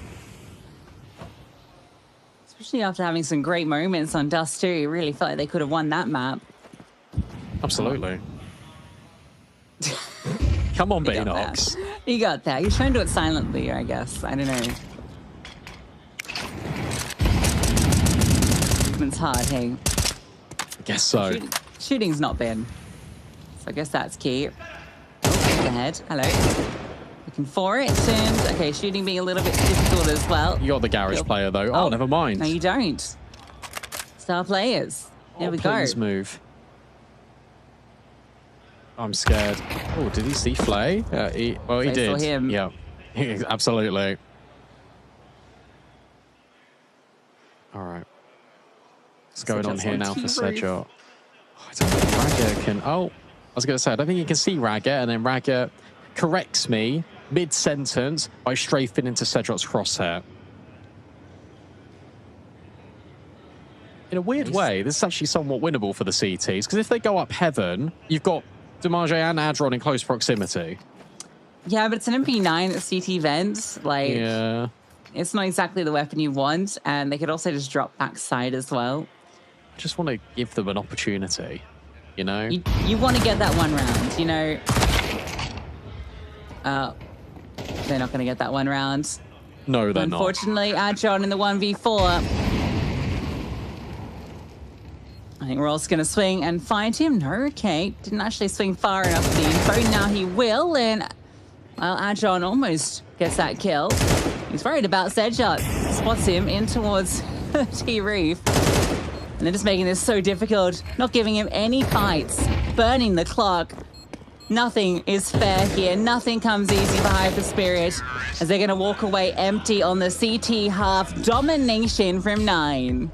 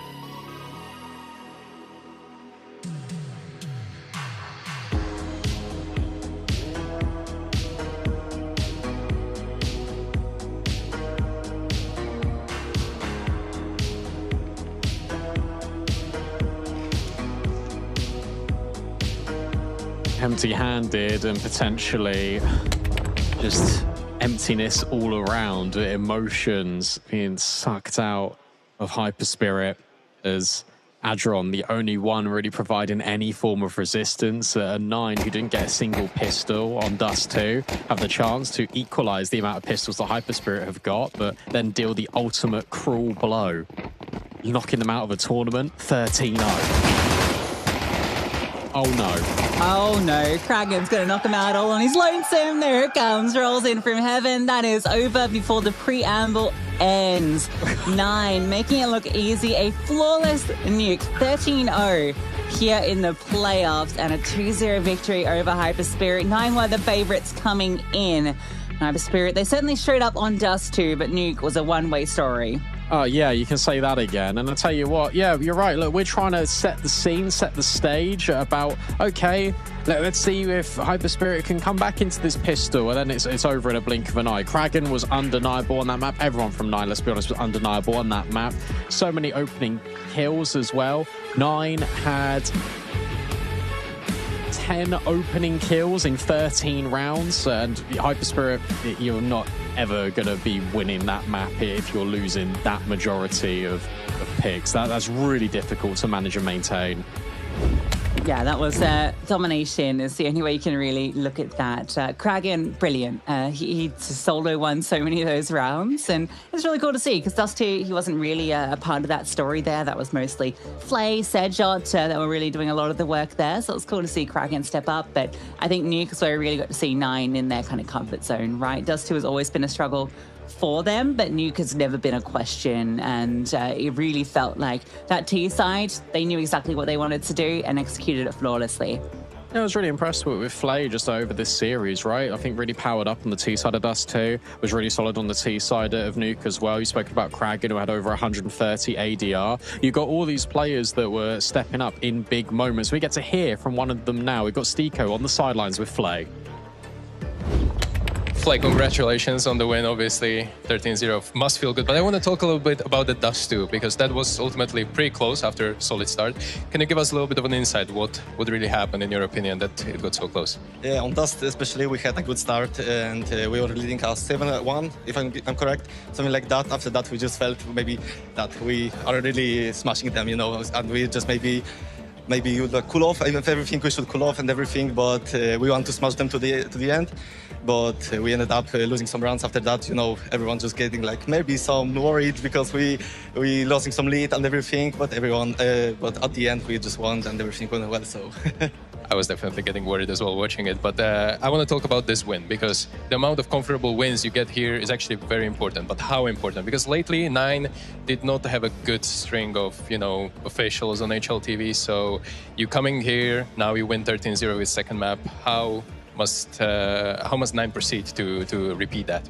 Like for sure we had some rough couple of days because we lost 2 matches in the other tournament, and after that we just said, okay guys, just forget about the tournament. We're just here to win. It's our main goal and everything. I think we're really well prepared for this tournament and everything. So we think that we're just gonna keep it up. We'll play tomorrow. We don't know who yet, but we have for sure we'll have a good analysis of everything. So just, you know, watch out. You said actually that you are you know, playing here for the win. This is your personal goal? Are you taking a win only as an achievement here? Or is any other result acceptable to you? Because there are way lesser known teams that when you were last time here in Barcelona, but is this goal of 9 to lift the trophy here? Like for sure, everyone wants to win. It's our main goal here to just lift the trophy and everything. But for sure, I think we're just aiming to get comfortable with everyone, with positions and everything. And for sure, we are just aiming to win this whole tournament. So. You said that you're not aware who are you playing tomorrow still, obviously, but any preference between Astral and Gentlemates?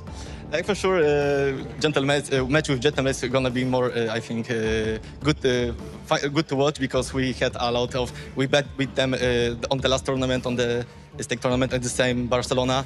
So yeah, and I think they want to take revenge, but we're going and it's gonna be one hell of a match for sure. It's also better for VRS, right? Yeah, of course it's better. All right, let's see how that goes. But before that, obviously, congrats for today. That's finished for you today, but we have 3 more matches to go. So we will see how those one goes. And Lucy B-Dog, take it away. Flay absolutely buzzing after that one, and right to be so. Look at the stats that he had there on Nuke. He was brilliant. Obviously, Kraken was stealing a bit of glory, but Flay went 14-4, so it wasn't that far behind in terms of the impact in his Dust 2 as well. Brilliant. So yeah, good reasons to be smiling. Why are we not smiling in our photos, Flay? Like, come on, you've got such a bubbly personality. You just look so serious. That's what I want more from player photos on HLTV, guys. Like, look, can we not have fun that we're playing Counter-Strike for a living? Like, can we not have some smiles, guys? No? Just some really stoic expressions. And, well, I knew that the match graphics for Dust 2 were going to be heavily dominated by 9, but the Nuke ones, I don't know if we're going to see a single player out of HYPERSPIRIT. We saw one just then. It'd be great if we saw ASTRAL in a few of them. 17.68% round win swing percentage is absurd from Kraken. Wow, that is an outrageous performance. So yeah, ASTRAL, the only one that's really putting up anything, I think, for him. Oh, in fact, I don't know if I really want to say it. He had a 0.99 rating. The next highest on his team was 0.39 on Nuke. So, yeah, pretty crushing loss on Nuke from HYPERSPIRIT. It was always going to be tough. Their Dust 2, though, you got to give them some props for that. They looked really solid on it. And if a few of those rounds in that first half had gone the way they probably should have, we could have been sitting here getting ready to go into Ancient. Yeah, no, absolutely. I really do think that Dust 2 was definitely a lot better. Unfortunately, we do have to say goodbye to HYPERSPIRIT, but congratulations to 9 who booked their spot in the semi-final. 3 more quarterfinals to go, as Sticko said. After the break, we've got major attendees and debutante Sinners taking on Inner Circle Academy. You don't want to miss it. It's coming up right after this.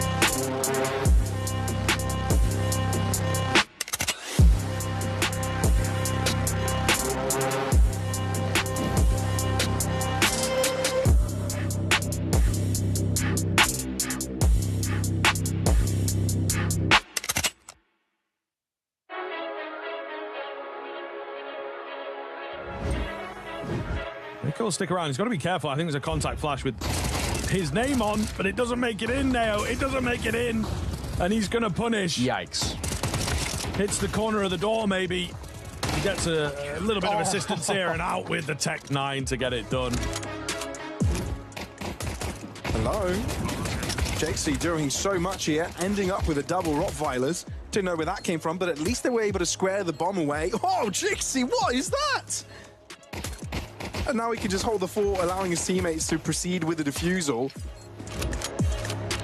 I think a top connector smoke should be making things a bit more difficult for Esau, but he beats past it. Will be looking for the early peak. Martinez doubles up with him. Beautiful stuff for the dualies. Martinez, come on! Somebody check him. He's looking too damn good. Now, you cannot drop the ball here. You know where Woozy is. No one's looking at Palace. Now they will. Once they've dealt with the ramp play. Kivida just... Being said, Magila up close. 5-7. Could that two here? Will. Oh my God. Magila's gone huge, and he scooped up the AWP as well. Might single-handedly have won this round. Swing in and a loss. Magila is a man possessed. 1-5-7 has given them a chance, and it's all now on the shoulders of Jakarta.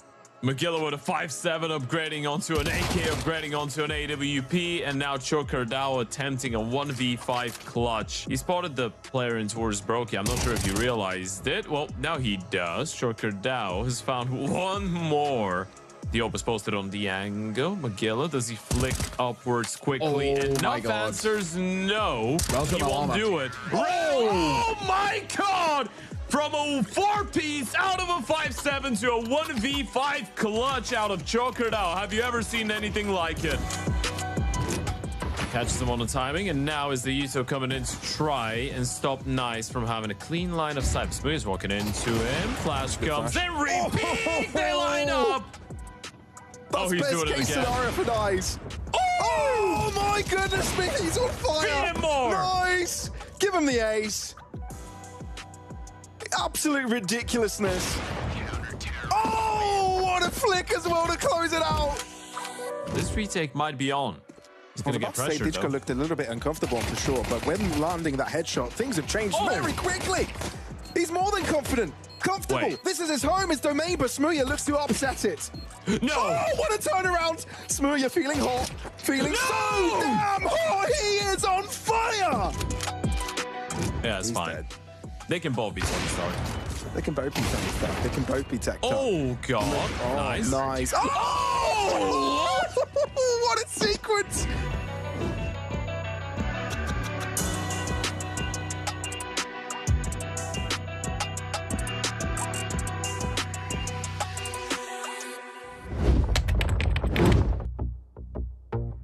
Oh, hello. Welcome back here to LORGAR Rankings. Yeah, we are, absolutely. And I'm really excited to be here because we've got one quarterfinal down. We've got another one here on the docket. We've got major debutante attendees, Sinners, taking on Inner Circle Academy. Inner Circle Academy, their story has been phenomenal here at LORGAR. The fact that they made it through the closed qualifier, the manner in which they did it too, incredibly impressive. And I mean, what an opportunity for them.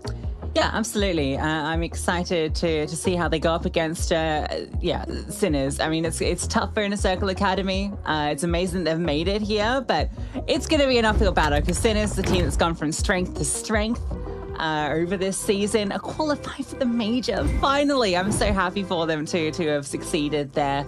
We've already seen them play on LAN this year, and they've looked really, really impressive. So a team that's just really ramping up.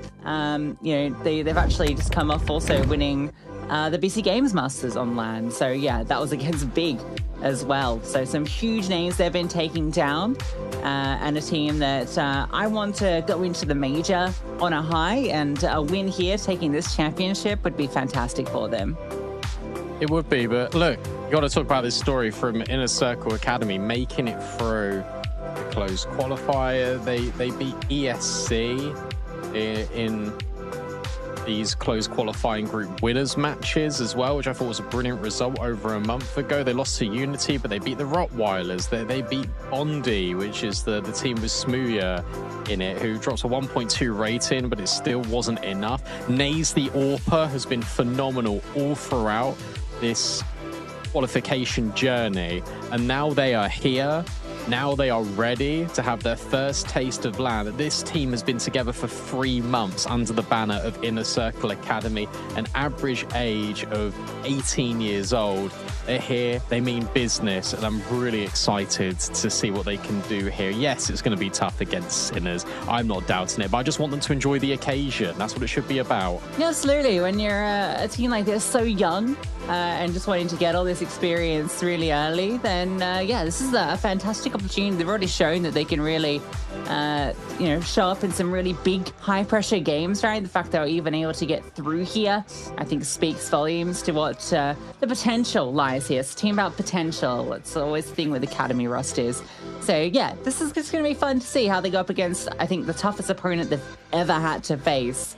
And, you know, I'd love to see them just come through, you know, what youngsters can shoot like, and maybe just catch Sinners off guard. But that's going to be tricky, right? Mention Sinners and the sort of trajectory they've been on, these LAN wins that they've been posting throughout this season, the VRS grind they've been on, the caliber of opposition they have taken down. We're talking not only big in that LAN, but they've beat teams like Betboom, you know, teams like G2, right? Like some serious names they've been taking down. A team that I think when it comes to the major is going to surprise a lot of people as well.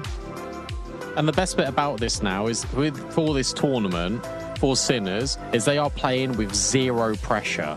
And it's always been this constant struggle, this constant what if. Kisarek started up his streams and was doing hate watches, like tongue-in-cheek, to make sure that his team would qualify through to the major. It's been stress, stress, stress, and now the amount of immediate relief that must feel for these guys who have now made it to the pinnacle competition in Counter-Strike. They come into this event and they've already proved that they can wrestle with the best, and now it's about backing it up. This would be a fantastic way to enter the major on a high with a LAN trophy win, something that's been eluding Sinners for a little bit. So Overpass being picked here by Inner Circle Academy. Sinners can pick into, I think, any of these maps, but I'd imagine Mirage would feel comfortable. Ancient certainly would feel great for Sinners. They do elect to go into that quite a little bit. Instead, they decide to go for Nuke, which, to be fair, is one that they play an awful lot and one that Inner Circle Academy don't really prioritize. It's an interesting one, though, because I don't know if they've ever really picked into it that much. Maybe only a couple of cases, but I think they've just seen here this is a weakness in the map pool of Inner Circle Academy, and so, yeah, why not go into it? And sure, the win rate doesn't look fantastic for them on it, 47%. But you got to look at some of those losses. We're talking Betboom and Big, both of those 11-13 losses on LAN. A loss to Tricked in like triple OT, lost to Gen 1 at the start of the season, also in OT. So the losses, I think, are, you know, pretty close. So it's not so bad ultimately for them. Still a bit of a risky one when, as you say, Mirage is available, Ancient's available, 2 maps that they're very solid on, but I think it's just the recent results that's got them interested. I like the Overpass pick, though, a lot from Inner Circle Academy because, you know, it has been good for them. You can see 80% win rate, but it's one that I think you're not necessarily expecting underdogs to be picking into because it is such a tricky one on the T side, but it's one that if you've got a few tricks up your sleeve, you can maybe catch a team off guard on. And if you are in a Circle Academy, you got to be looking at this thinking recently Sinners did lose to another Academy team. They lost to Young Ninjas a few days ago. So they are, you know, beatable. That's for sure. In fact, that whole Tip Sport Conquest of Prague tournament that they're playing in, it's an online event. It's a Swiss stage for LAN finals. Teams that have been eliminated in like 1-3, 0-3, by the way. Johnny Speed's Fnatic, Ecstatic, Sinners. And then teams that have qualified through KOLESIE, Tricked, Young Ninjas, Eyeballers, and Sashi. Like, what? Okay, that's an interesting one. A lot of big names at that event as well. Yeah, okay. There's been all sorts of upsets across the spectrum at various events. I wonder if we'll get one here today. It feels unlikely with how Sinners have been performing lately, but the veto definitely gets me excited. The Nuke, only one rep from Inner Circle Academy since becoming an official team on HLTV. I'm sure obviously they've, had their pracs on it outside of officials, but very limited times that they've been able to play it in an official capacity. So that's a big question mark. They could actually be really good at it, and we just haven't got to see it yet. But this is another thing with this team. 3 months as a lineup, just haven't had an exceptional amount of reps in officials, and now you're thrown into a LAN against a team like Sinners. It's a lot. Yes, it really is a lot, but again, this comes back to the whole conversation of enjoying the moment, enjoying the occasion, and let's be honest, that the pressure is not on you whatsoever. This whole experience has just got to be all new and phenomenal, because this gives you a little insight, if you're in a Circle Academy, into what the future can hold. When we speak about some of these players that have been performing for them recently, we look towards Lies Young, we look towards Naze as the AWPer. In fact, when you watch the teaser for LORGAR Rankings, a lot of those highlight moments were put on by Inner Circle Academy. So they've got the individuals, it's just whether they can go toe-to-toe with Sinners and some of the structure and the framework that they're going to be bringing forward into this best of 3. And do not get me wrong, there will probably be an element of Sinners feeling like they are better, that they are more comfortable, that they will give opportunities for 1v1 fights. And if Inner Circle Academy can punish them, this scoreline can potentially look a little bit closer than the 9 game. Yeah, potentially. The overpass could backfire. This is the other consideration. That as much as I like the idea of picking into a map that isn't like a Mirage or Dust 2 when you're an underdog, overpass, it's not like it's a weak map for Sinners. In fact, it's maybe one of their best maps in terms of their performances on it. They beat Batboom at Radio at Roman Imperium. They beat OG there. Lost to Big, but that was in OT. So, they've been really racking up some big victories against very strong overpass teams. And their T side is actually quite good. Obviously their CT side is where they do a lot of their work, but they have a really solid T side as well. So it is a risky pick to go into against a team like Sinners. I think against a lot of teams, it could have worked quite well. Sinners, it might have been a little bit too much of trying to play the veto. It's interesting that Sinners are playing the veto against Inner Circle Academy, though. True. They are showing them that level of respect, right? They're picking into a nuke that Inner Circle Academy just haven't really been playing with all that much. They pick into a nuke in which the T side themselves for Sinners isn't very good. So that there's definite opportunities there. There's definite potential there for Inner Circle Academy. It's just we haven't seen them directly on HLTV, but I'm sure they play them out. Yeah, absolutely. I wonder kind of how much, what sort of reps. It's really cool that Inner Circle have kind of, given them this opportunity and have been giving them resources to get through to an event like this. Like, you've been a roster for a couple of months and already you've made a LAN. Like, for an Academy roster, that is a remarkable achievement already in the space of 3 months. To go from forming with all these youngsters to your very first LAN appearance. An amazing opportunity for these players. As hopefully we'll get everyone in. For a second, like we were close to it, so hopefully it shouldn't be too long. Nearly. Get this overpass underway. For sure. Right, let's take a look into the future now, because obviously we've got this upcoming. But when it comes to the other quarterfinals, Gentlemates Astral, FOKUS versus KOLESIE. We'll start having a dialogue about some of these other quarterfinals as well, because we're just waiting for this match to kickstart. So Gentlemates versus Astral. Gentlemates, I think obviously they're going to be feeling very comfortable, but Astral are a team that have made changes recently. They brought in Swizz from Apogee, they brought in GXX, obviously from Bad News Eagles. And they've been actually performing really well since these players have now entered the equation. Haven't played an official in a couple of weeks, but I think that they'll be happy. For Gentlemates, they go up against them, and Gentlemates haven't won a BO3 in 5. So there's an argument there for that to be potentially a little bit upsetting. Anyway, that's in the future. This is in the present. We've got Inner Circle Academy with a big B rush. A lot of VRS points on the line for Inner Circle Academy. Wow. Oh, wow, yeah. Not the biggest rush, but the opening kill comes their way. But Shock quickly answers back with a double down. And we're not seeing these players out Monster who don't actually commit immediately. Flashbang slows them down. Now B6 steps up. Kizarek's fallen. Naze takes him out. B6 falls back to a more defensive position. But Naze comes through with a 3-piece. Taking head after head. Bomb to go down. Modo almost loses his head to Naze once again. Down to 11 HP. I think he's just going to get out of there. Yeah, absolutely. He is done for. What a round out of Naze. We'll have to watch that back if we got the highlight from his POV, because that was just instantaneous. I actually really like the response out of Cinders. The double pushing towards short. You got the counter utility being thrown over as well from Monster that blocks Inner Circle Academy coming out initially.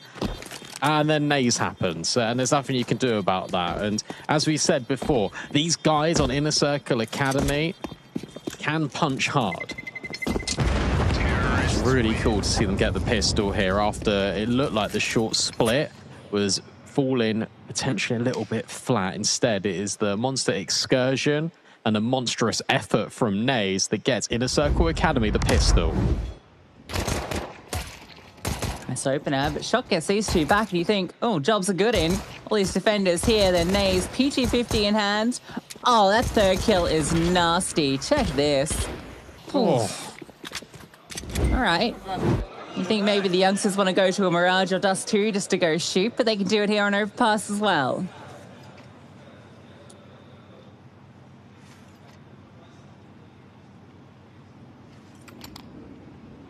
Ball spy back in immediately for Sinners. They're not looking to allow any momentum for Inner Circle Academy. 3 MP9s, a scout, 5-7.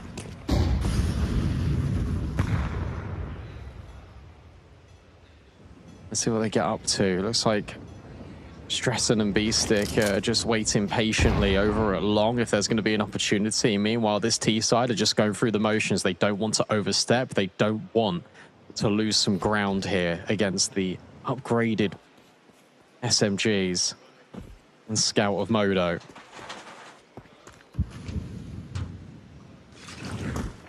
Double MP9s up close in long. It's a fun setup. And it might be tested. Flashbang, surely being primed here. And the swing out can come. There it goes, over the back. And the MP9s deliver the one. But the body is overwhelmed. Scout will come out and get the trade back. All right, so keeping it in the 3-on-3. That's information too.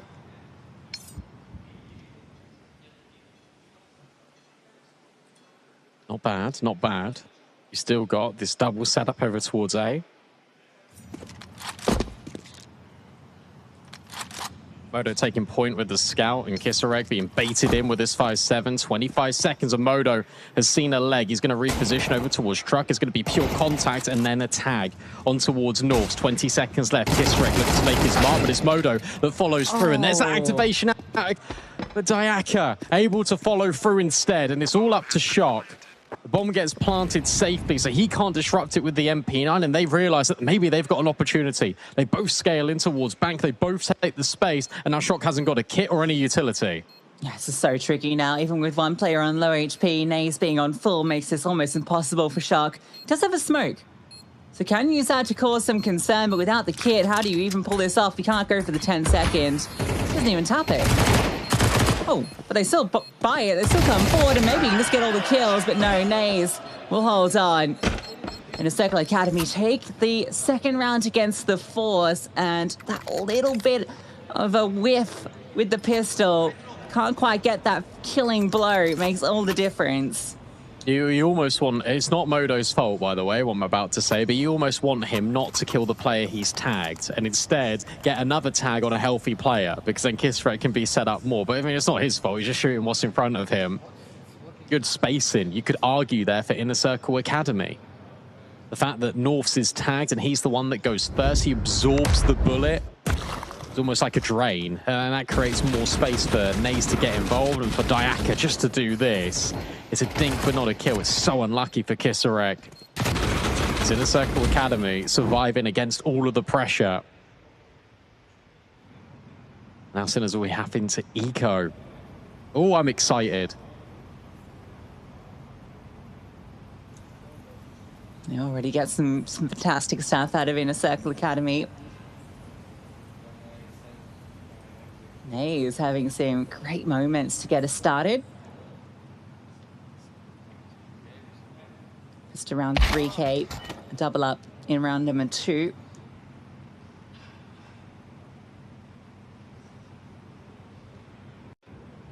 Nice 2-0 lead to get things started.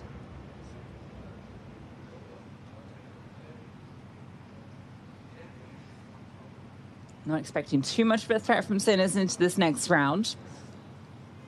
They're definitely going to want to get that AWP for Modo as soon as possible.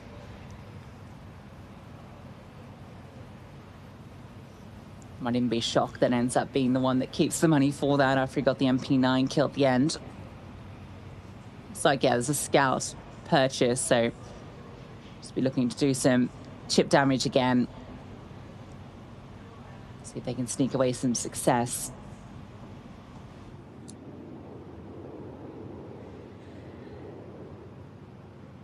A bit of a toughie that we've had so many issues to kickstart this map as well, but you'd normally argue that that would favor Sinners in a weird way because, again, they've got the experience, they're used to sort of dealing with tech issues when the pressure gets high. But I just love the vibes out of Inner Circle Academy, right? They won the pistol, they've just won the Force buy, and they're just laughing. They're the ones with the issues currently, but they're the ones that are just so happy just to be here. They're just treasuring the moment and the occasion, just taking everything as it comes, just in their stride.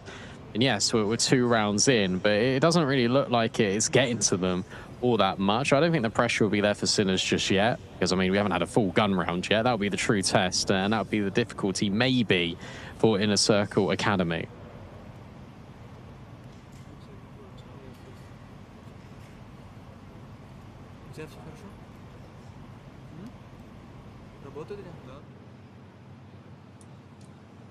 Yeah, a bit of a tempo killer for you after you've gotten 2 nice rounds to get things started.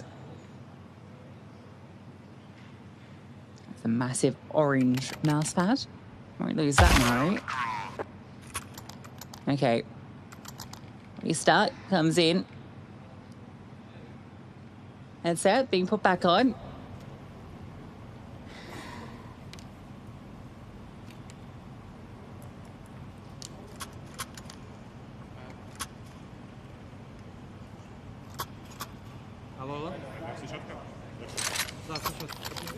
We're good. So we'll be getting back into it. Lovely. All right, come on then.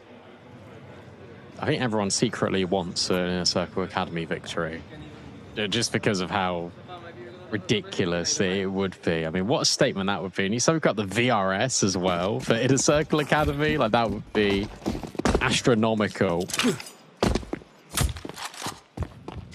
What have we got? Well, we've got to reset, but we've also got streaming, gaming, or sim racing with one solution. It's LORGAR ready to play. You just saw the banner at the top of the screen there. There's also a banner underneath the stream. If you click on that, you get a lot more information as well. LORGAR's also giving away some prizes. There's 30 of them that will be given away, and it's only for LORGAR ranking viewers. There's a gaming PC, there's a chair, there's a racing cockpit, and much more. As I said, if you follow the link below the stream, you can then join and take part and maybe win one of those awesome gear.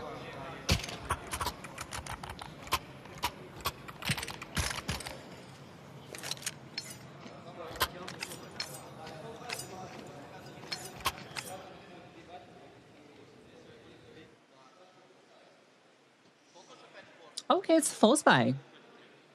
So they were able to get out an M4 and FAMAS. Yeah, it's not so bad in the end, actually. A stronger pull than the round prior. Exhaust bonus. Look how close it came. Certainly helped affairs. Kablempy 9 kills. Shock. Ooh. An angle which is going to be walked into. We got the information. Counter util dropped. Plenty of it. And Shock. I thought about stepping further. And actually, I think he had a bit of a jiggle there. Yeah, how much did he see? How much did he truly see? That's the next question. Or enough. I mean, look at the rotates immediately. Kisrex walked in towards short at this moment in time. Shock's going to reposition. They're just going to gamble here, Sinners. They're right on the money.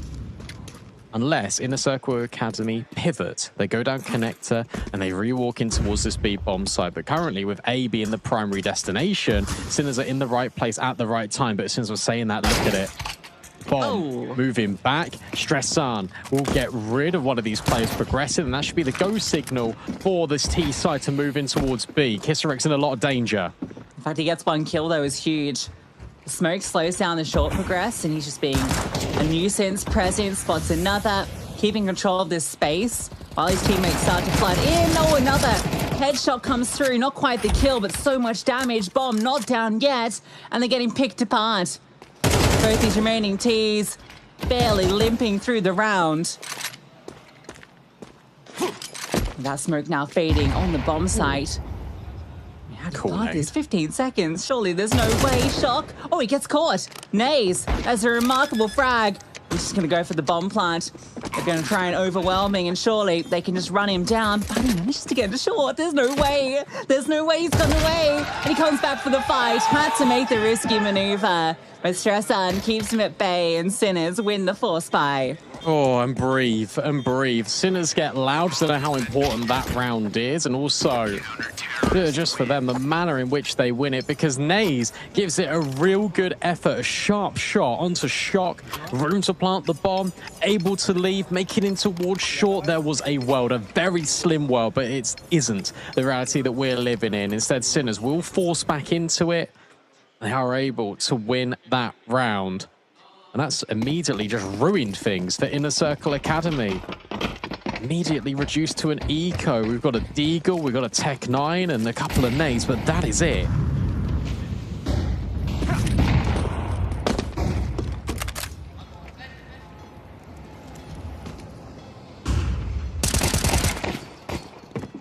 All right, Kisserex just swings out and gets the kill.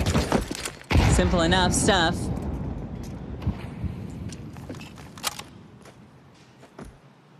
All that hard work of the 2 opening rounds does nothing for you here. Kisserex even getting boosted to get the follow through. So not letting these pistols get away with anything.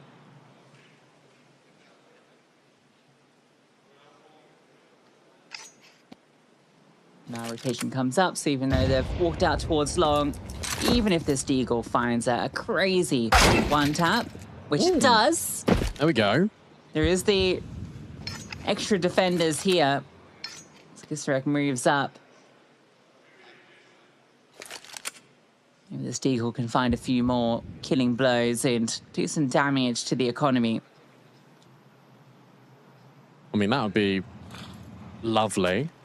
Bomb down would be even better. 35 seconds, but they're being loud. Kisserex moves off the dumpster, but it's okay. Lies Young will get rid of B-Stick.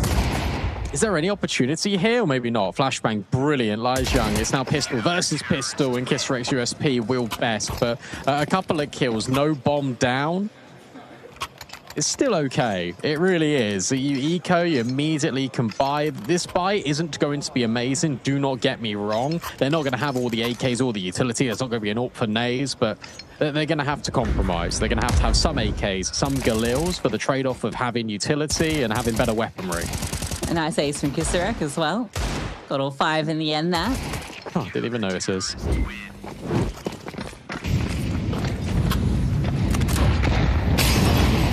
active ace from him. That Molly doesn't go deep enough to upset Stressan, but he decides he'll just fall back anyway. Does have this support from Moto. So they can stay relatively progressed, but actually they don't want to. You can see that ground very quickly considering the quantity of players they have.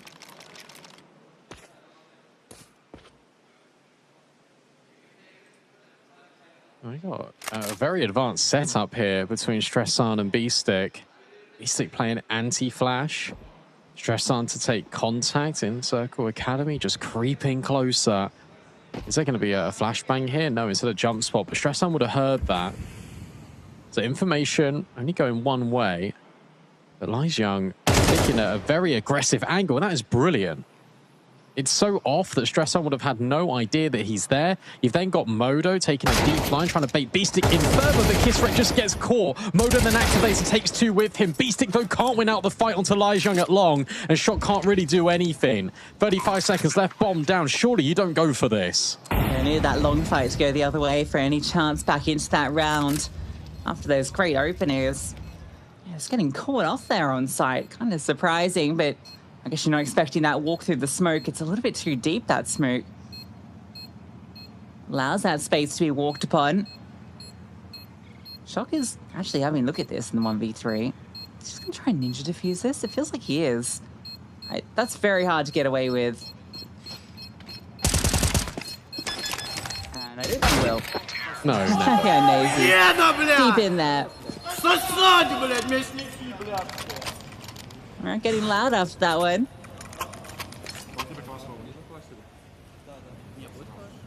I love the contrast, because some of them are just screaming and the others are just no emotion, just like, okay, job to do. Great gun round out of in the Circle Academy. And you're right, the fact that they're able just to win out that fight, I'm surprised B-Stick doesn't win out his engagement. Yet to find a kill is B-Stick. Modo does brilliantly to get a double kill.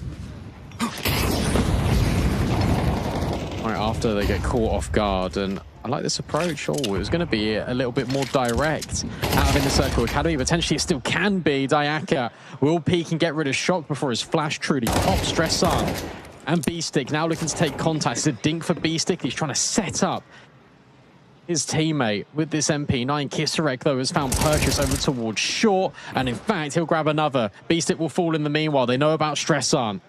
This rotation from heaven, though. Modo shows up, and off that, Stressan's able to swing out. Making that fight so hard for Diaka. And also slide in towards short side. His teammate, such little HP, though, so it feels like it's all on him, hoping that someone goes for the information play. And instead, he's the one that goes looking for answers. He goes down. That's the bomb drop too. 13 HP. Not the easiest one here.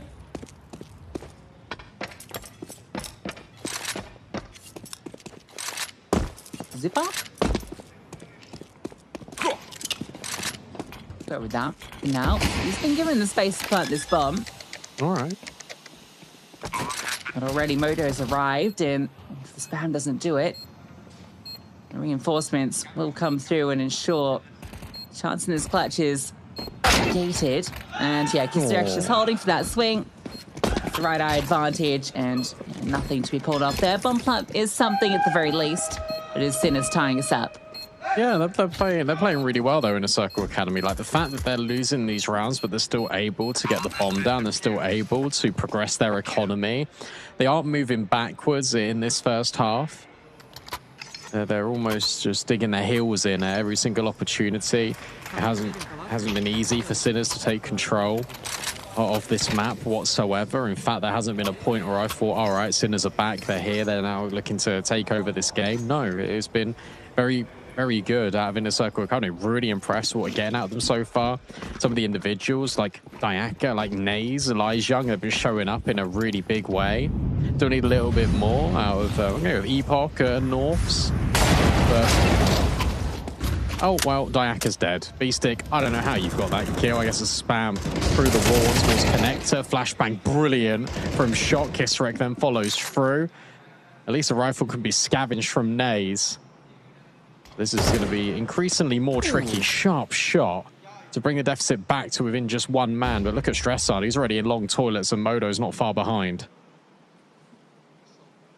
See what the Steagle can do from Young, though. I think he's aware of this player running off, and the question is, where's he gone?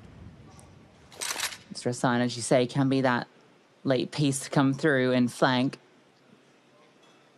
But they've just been allowed to walk into this bomb site, and Sinners have missed the timing on this reclear. Well, this is a little awkward now for them. Okay. LASIang's just going to keep going. If he gets his B-Stick's dead. B-Stick here, this is potentially all over. But B-Stick falls back to a passive line, aware of the possibility. Nice shot from Norths. All right. So this player in Stress on out towards long. Nays taking the initiative, taking the steps forward. B-Stick low. Two of these CTs limping. He's only knew a nade down long side would do some serious damage. North's left into the 1-on-3. And the bomb's not planted for him. So at the end of the day, that's just going to be it. That's a real shame. Nays, he just didn't know that Kisarek was so low as well, or he might have held his ground.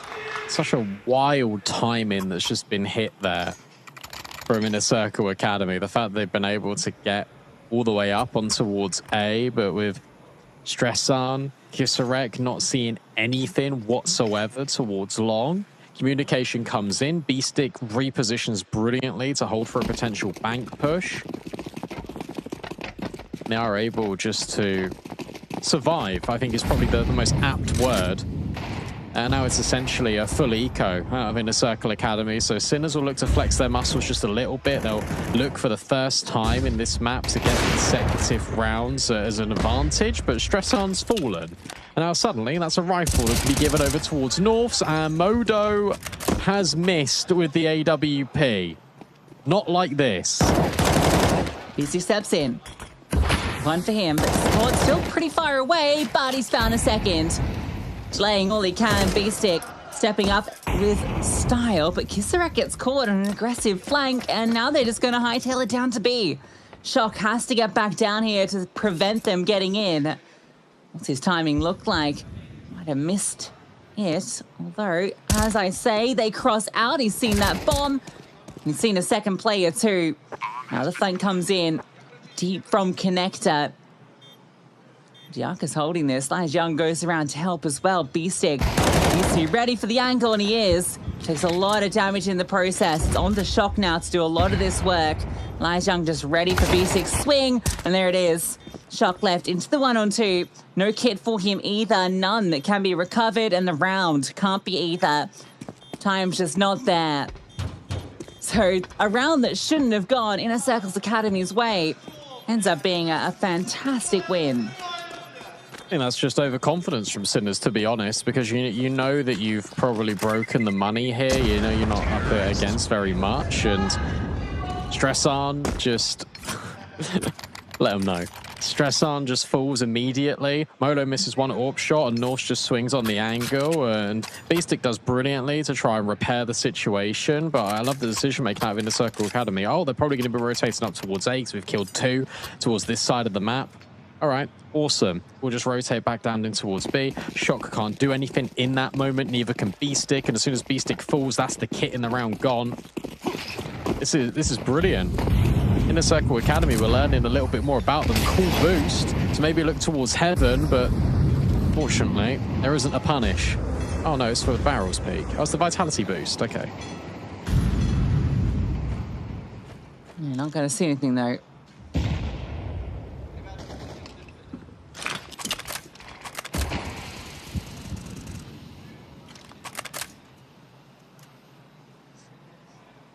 Excited to see this Nays AWP after all the excitement he's provided with the AK. I'm just looking to see if an overextension comes. And he might get what he wants as they do look to, step out into short. He misses the timing. Well, that's so unfortunate for Nays. Oh, this is weird, because they've walked through Connector, deemed it clear, walked through short water, deemed it clear. You've got B-Stick that's pushed long, but he hasn't actually really seen anything. What's the read like for Sinners? It's actually really good. They're going to have 4 players ready to go on this B bomb site. Everyone is here ready to defend. B6 missed his timing on this lurk through, but hold up. Are they considering going back up? 28 seconds. B-Stick. This round might be in his hands. 20 seconds. He's spotted the bomb. He's dropped it. And now he's just wasting time. Oh, but not much. Only a second. His life is forfeit, and now Young, he's going to walk out onto this A bomb site and see there's no defenders here. Flashbang comes through, Kisarek removes one, but Young can provide this cover. The bomb needs to go down. Kisarek's killed everyone, and Young never even a factor. One smoke might have made all the difference, but Kisarek just holds on from Dumpster and takes down 3. Yeah, well done from Kisarek. But I tell you what, as soon as B-Stick gets that 1 kill on towards the bomb carrier, in towards connector, pandemonium breaks out for Inner Circle Academy because they've got limited time. And that's your lack of experience. They get really flustered. You can see Young needed to activate at that moment in time. He needs to be the guy that takes all the contact because suddenly the crosshairs, all the attention shifts over towards long, doesn't shift over towards toilets. What does that give your team? Room and time to plant the bomb. Instead, Young is really anticipating these players will scale on towards the bomb site, rather than just holding this angle like Kisarek did. Brilliant from him. Inner Circle Academy could not deal with him, and Young's position completely and utterly redundant.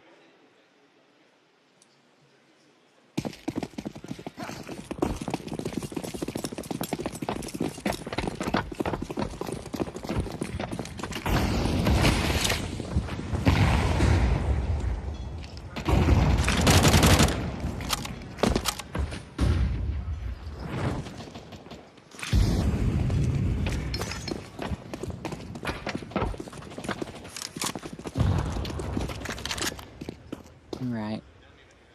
We're going to get an aggressive push from Sinners out Monster, it looks. So they're going to find that completely empty. Can they get up onto A at time? Stressan's completely alone here right now. And the rotations start to move. So we'll have some support. Sinners have all the information, everything they need for this round. Stressan has seen 1 out towards Divider. Still, they haven't approached that close.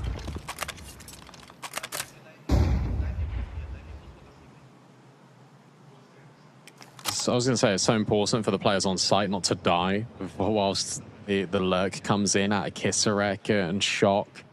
40 seconds left. It looks like Modo's got a really good angle. So look at long. Shadow spotted. Easy kill. There's that flank, but Kisarek doesn't quite get the frag. And instead, there are really favorable trades for Inner Circle Academy because it gets them on the site. Sure, the bombs drop, but they can just go and scoop that up. Kisarek is still being annoying. He's actually got one player pincered in towards that left-hand side along. Young, they knew about him. Kisarek then follows through on North, and Diaka still can't plant the bomb. The time is fading and running out. Modo puts him out his misery. Sinners, they just apply so much pressure, and Inner Circle Academy crumble. Yeah, some great shots coming in from Inner Circle Academy there, though. There was a real moment where it could have gotten a bit scary. Good damage done from Kisarek, even if the kill didn't come cleanly. It's enough for his teammates to step through. Sinners get on to 6. Oh, God, it's not been an easy 6 for them. Or at least the 7th might be. Inner Circle Academy can get one like this, the final round of this hub. I think they'll be feeling fine, to be honest. Already, I'm super impressed by what I've seen from them. I completely agree. I think they've been brilliant. And the fact that it's on the T side as well, I'm excited to see how aggressive and what setups that they've got here on CT. Modo. Oh, being given an easy fight, but that second one on towards Naze is pretty pristine. It's funny because Naze's impact has just been brilliant with the rifle rather than the AWP in this first half. Sinners now start to swarm. Is there going to be a boost up for Young? Yes, there is. Modo. Oh, it's given the opportunity to take away that Desert Eagle. And again, it's so free for Modo. Give him the ace. We've already seen one at a Kisarek. Now Modo's hoping for another opportunity. USP versus Glock. Epoca is just backed all the way in towards toilets.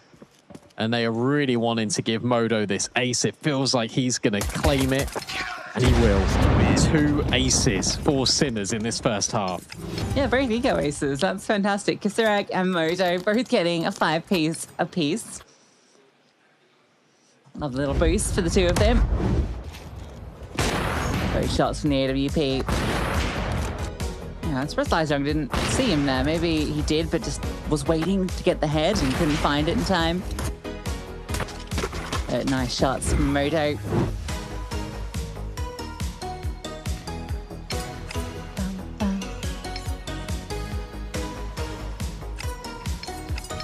So Academy take a timeout so they can pick up this final round.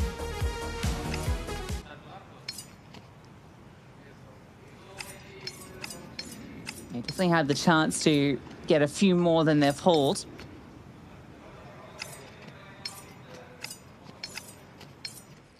Five would feel achievable going into the CT side. I mean, 4 is still workable.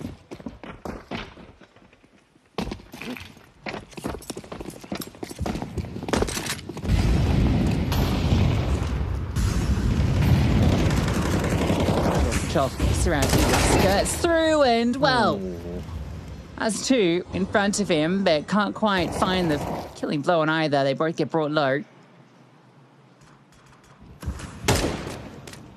Oh, not quite. Not quite. But Modo on the angle instead. Ayaka is baited in. I can't rate this out of Modo. He just wants to keep fighting forward. He just wants to try and do the damage. B-stick is then going to turn his attention to the spam. Doesn't quite work, but at least he gets info. And yet again, the pieces of Sinners all move up towards this A bomb site. But will they be here in time? How much can stress on delay? Because the walls are closing in. Modo, they knew he was on B, so they come A instead, but he arrives. Is it in time? Yes, he's found one, and the no-scope as well from Modo. Flies Young into the clutch, finds that first kill, and is almost able to flush Modo out, but it's the headshot from the AWP to secure 8 for Sinners.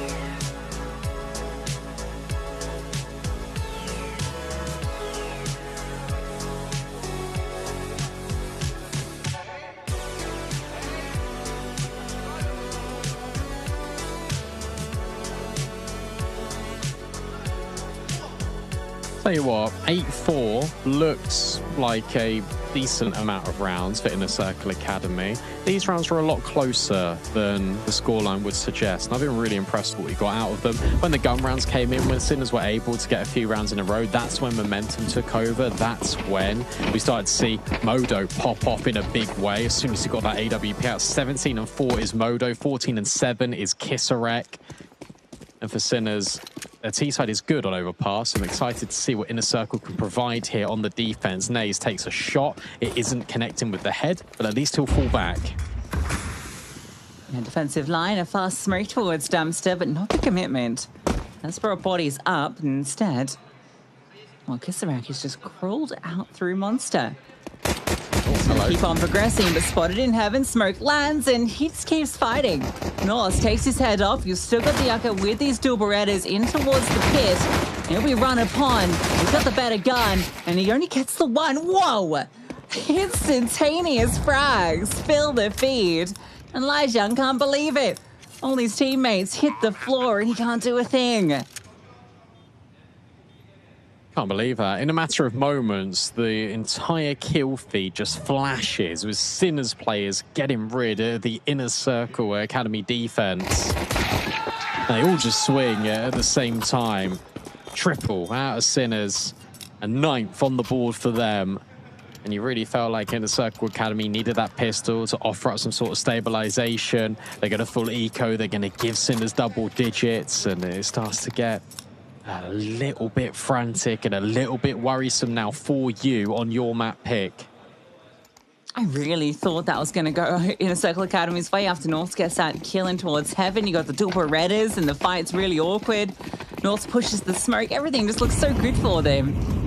The kills just instantaneous, and now we have the nade stack being set up. Unfortunately for them, it's just Kisarek over here. He has a native zone.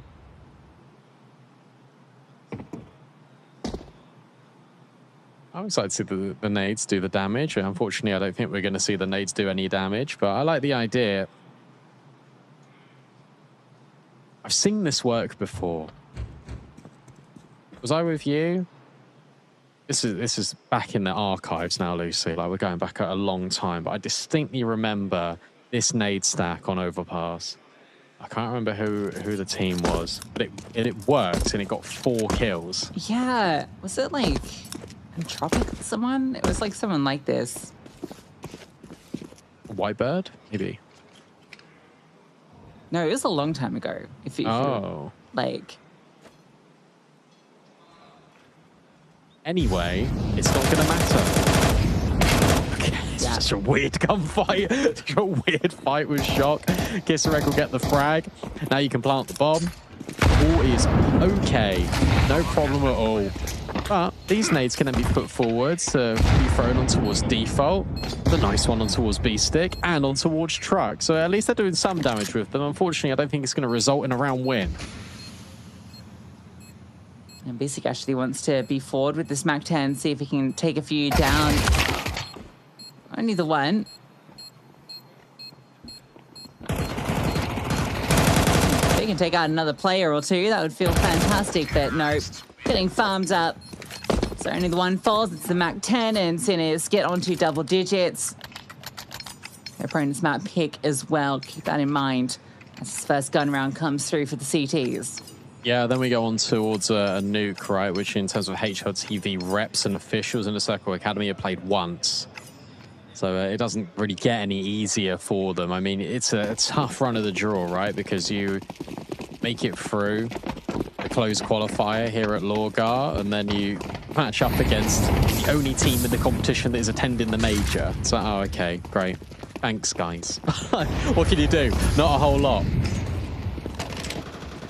They were playing brilliant Counter-Strike throughout that first half.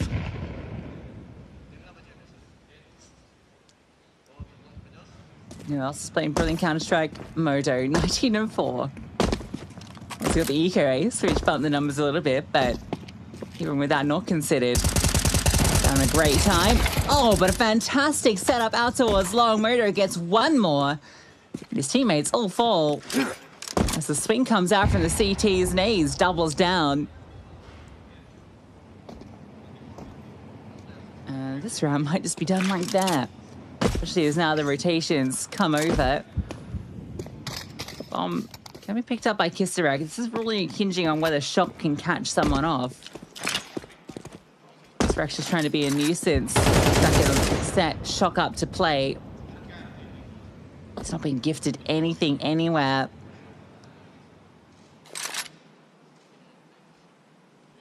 Kisarek's trying his best. Actually been given a lot of space here. They can find Nays. If Kisarek wins the duel on the Nays. Never mind. Never mind. All fall, and only the one casualty for Inner Circle Academy.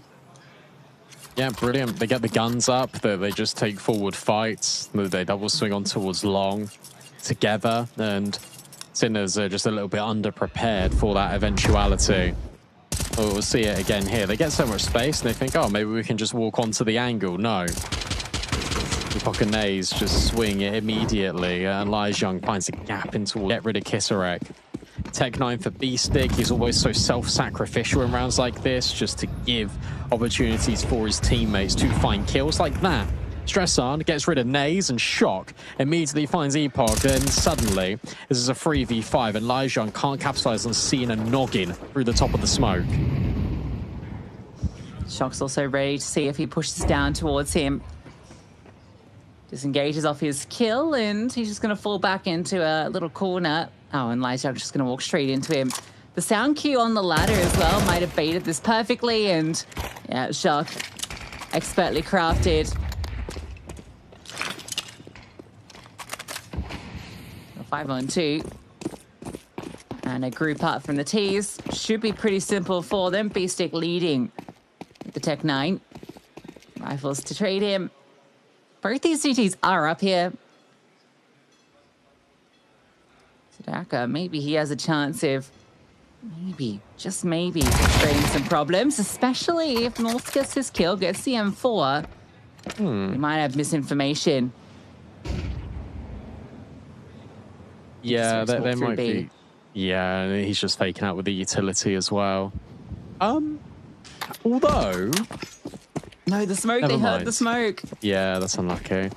So they're going to go long, and maybe they thought they were going to save, and then there was a chance for them to go for it. Instead, they're just going to walk into the waiting arms of Kisarek.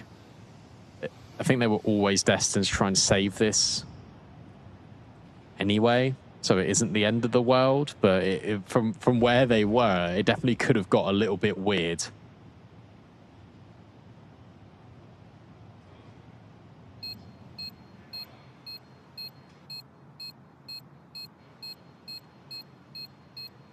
$11 for Sinners. That one's pretty simple for them. They just need a Shock to get a double up in towards Connector. Stressan wins out the duel towards Fountain. That's just simple gunfights going their way. Terrorists win. 11-5. 2 safe guns. We're giving a Circle Academy a chance into this one. It feels like we're never going to see this CT side AWP, unfortunately. Unless they can win this round and somehow have the finances for it.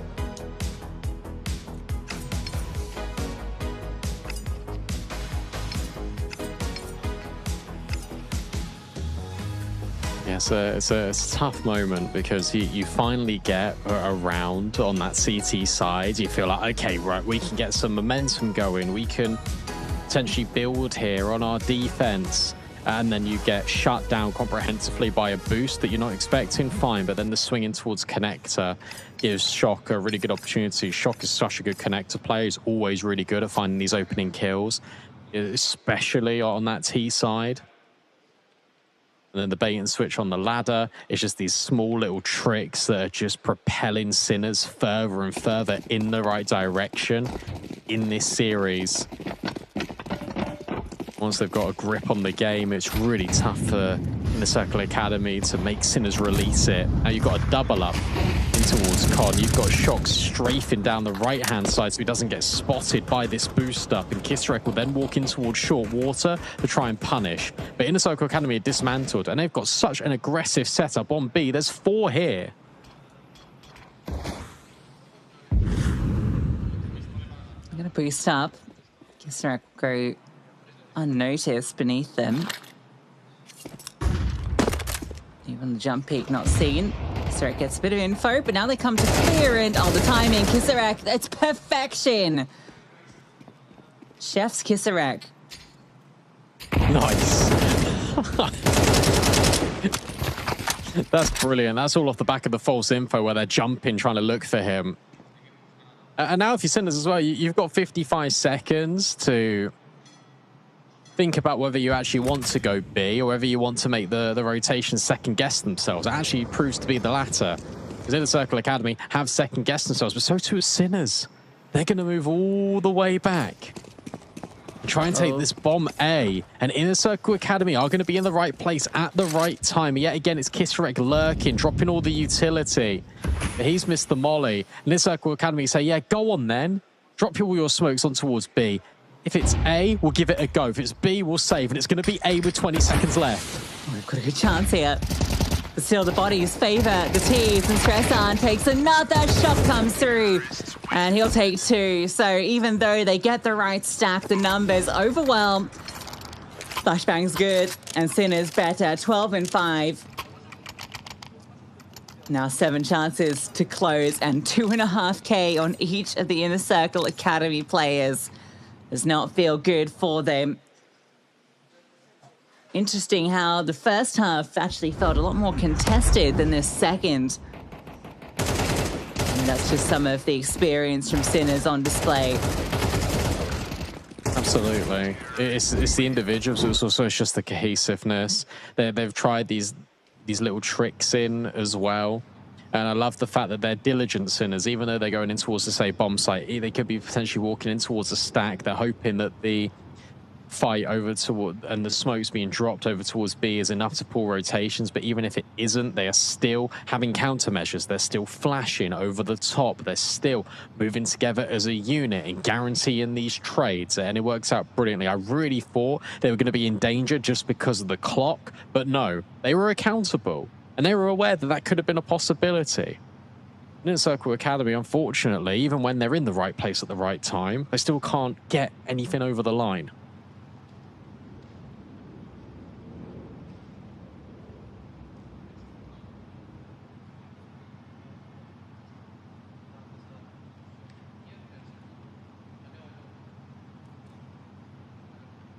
Oh, what a shame. Because they got 4 rounds on that T side, and it felt like they could have got a lot more in the Circle Academy. Currently, they're staring down the barrel of a scoreline of 12-5. I guess we've also got a moment to breathe as well. It's important to say thank you and shout out to the sponsors here for LORGAR. You've got Baltic Data, who's an official partner of LORGAR in Latvia. You've got Topo Centras, who is an official partner of LORGAR in Leuva, and you've got Click, who's an official partner of LORGAR in Estonia. Right below the stream, guys, you've got banners for all of these partners, and if you click on them, you can take advantage of the exclusive offer that you get just for watching this stream.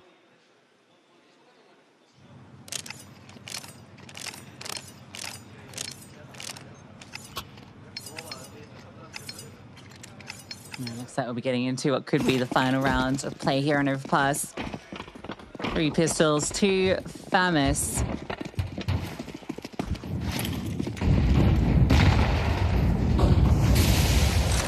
Short control, Kisarek again looking for success in this position. Screens out and catches one. Shock finds the connector player as well. Not anticipating the second, but Kisarek spins. Wow. And on swivel, takes out Naze. Oh, Kisarek. He wants to catch up to Modo. 20th frag for him now. And the final player falls. Sinners 13 and 5. A brilliant victory here on Overpass. Their opponent's map pick. The underdogs, of course, in Inner Circle Academy. And in that first half, the youngsters showed what they could bring. But in the second, it's the experience of Sinners that prevails. Yeah, and also the individuals as well, right? You've got Modo that has dropped 20 kills, 17 of which came in the first half. You've got Kisarek that catches up and also gets to 20 by himself. It is really impressive what we're getting for Sinners, and they start off a little bit slow, but as soon as they get that first gun round, unfortunately the occasion I think just catches up to Inner Circle Academy. Yeah, unfortunately, but yeah, we've got to see some good stuff. 40 and 14 was the KD of Kisarek and Modo combined. So yeah, the two of them had some great times. Obviously, you know, each of them got an eco ace, but you know, still Kisarek on that T side was exceptional. Overpass, we did say that, sure, you know, it is maybe a bit of a cheeky one coming through from Inner Circle Academy, right? It's not necessarily a map that you always want to be picking into. But when you're an underdog, maybe it's one that you can catch someone off guard on. But Sinners are a team that are very good on this map. But I think we really saw that here, especially in that second half. Yeah, absolutely. And you did mention it coming into Overpass, Lucy, how good this T side is out of Sinners, and it just felt really comprehensive. It felt like as well in the Circle Academy we're giving Sinners a lot of respect and a lot of room on that T side. They weren't really going for big pushes. That the one time they did, they got punished by a double opener out of both Stressun and Shock, and then they never pushed again after that. And when they did, they tried to group up, but Kisarek always had their number in towards short water. It was really difficult, and it really felt like whatever in the Circle Academy were putting forward on that CT side, they were just getting punished round after round after round. Naze still ends the game on 100 ADR, which is really impressive considering they lost 13-5, to be fair to him, so you've got to shout him out. Yeah, I mean, Naze kicked this whole thing off with that exceptional 3K highlight on LAN. You know, that's what a way to debut, right? With that moment, he had some really cool different highlights throughout. We saw like Young having some good moments, at Deagle doing some serious work, but ultimately a bit of an outclassing by Sinners, who are probably the favorites for this entire tournament. We'll see if they can do this in 2. Nuke is their map pick, so in a Circle Academy, I hope we get a bit more fight back. Let's see what they can show as we go to Nuke after this.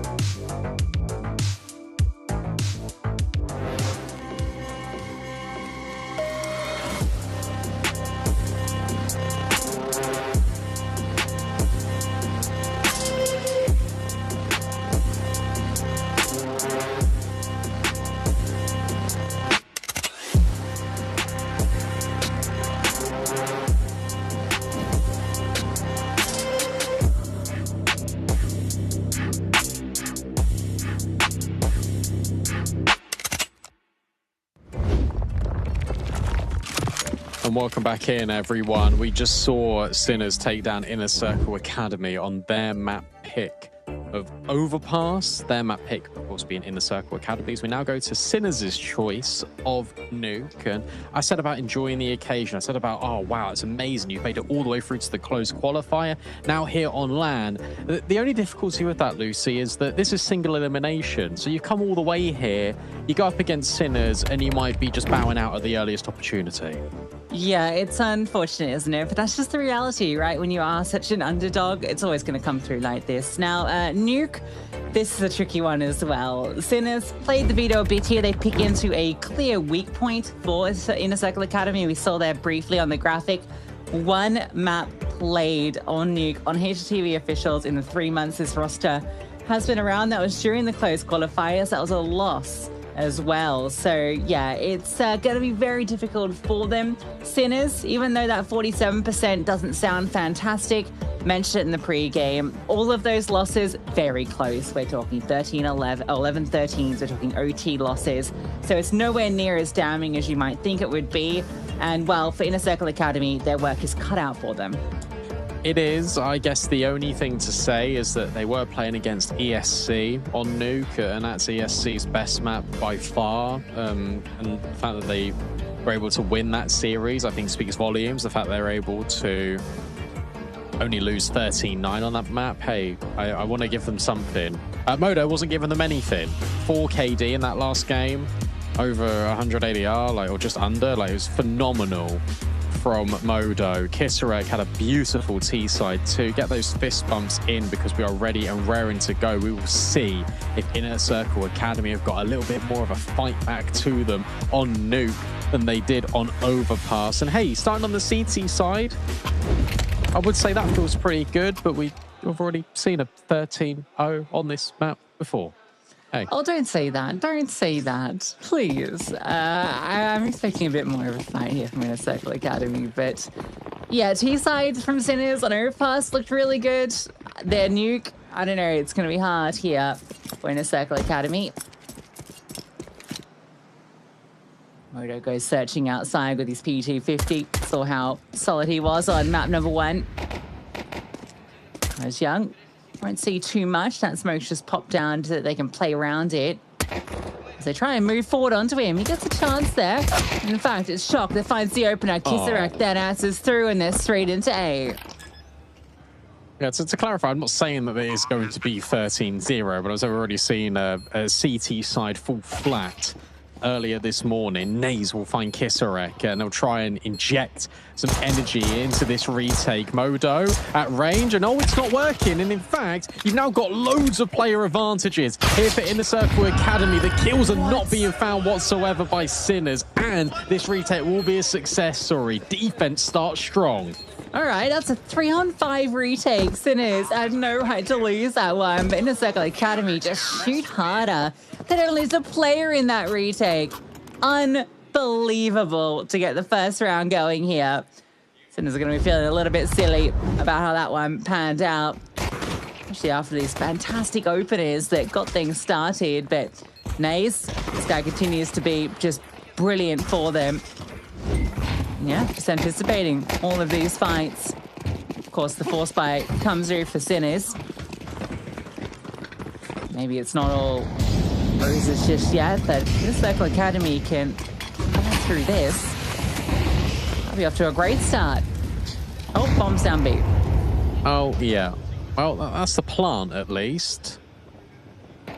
It might not be the round, but Modo's got a really good opportunity in being annoying in towards lobby, spotted by Norths and kill claimed as well by the CT. Brilliant, but that bomb is planted, as you say. They get close in towards ramp here, Sinners. You also got Beastick that is a world away, and he's actually found 2 kills. Kisarek gets spotted over towards ramp, but it's the headshot angle of Kisarek that prevails, and this is completely falling apart. Just because it was a bomb plant, we said, doesn't mean it will be the round win, but Beastick twists the knife, and Inner Circle Academy will not get consecutive rounds early on Nuke, and in fact, they might not get out alive with anyone. Beastick finds a third. Diaka will run away for the hills. And Sinners, oh my goodness me, they might not even let him live. Diaka will hold on to his M4, but that is a consolation in the grand scheme of things. How did Beastick get that double outside with the Tech 9? His lurk ends up just winning them the round. The fact they dropped with 3 players as well certainly helped affairs. If Beastick had gone wanting, it might not have mattered, but the fact he gets 2, actually outrageous. See that back. Oh no, that timing is ridiculous. Okay, well now I see how he did it.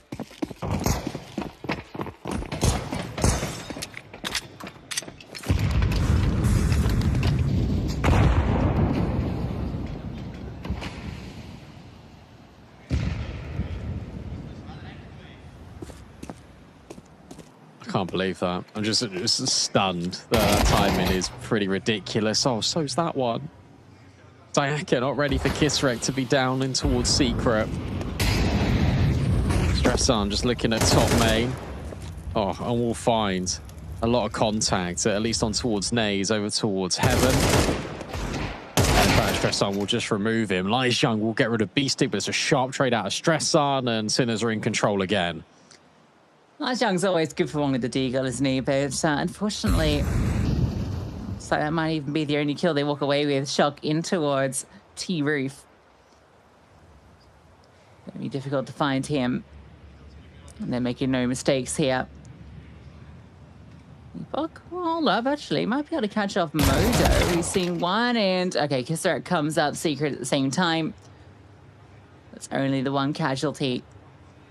Otherwise, that could have gotten a bit scary. Yeah, very patient. I don't want to make any mistakes here. Reminds me a bit of that T-side we saw earlier in that 13-0 from 9. Oh, he made noise. Well, he can get this gun, maybe. That's a nice little prize. However, yeah, he made noise, so Kisarek would just go and find him. Unlucky. Nice try. Maybe there was a small world, but it doesn't matter. Sinners, the dispatch of that force spy with ease. Inner Circle Academy have to eco now, and that'll be 3 rounds already on the T side, you imagine, for Sinners as they kickstart their campaign on Nuke.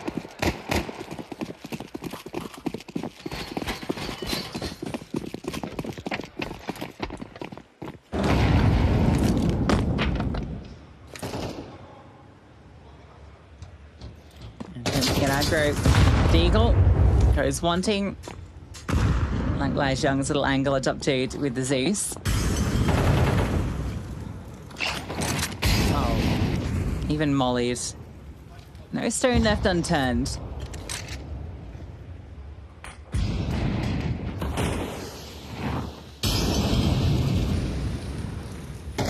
Yeah, like this. You know, you're not complicating anything if you're Sinners. You're just going through the motions. You're giving enough respect over to Inner Circle Academy, but you're just guaranteeing the round win at the same time.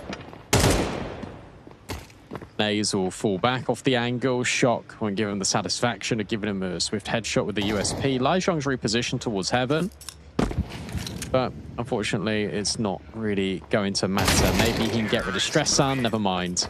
Immediately removed by the rifle. And that goes about as you'd expect, but it is nice to see Sinners just going through the motions, being really systematical about these clears, and as you say, no stone left unturned.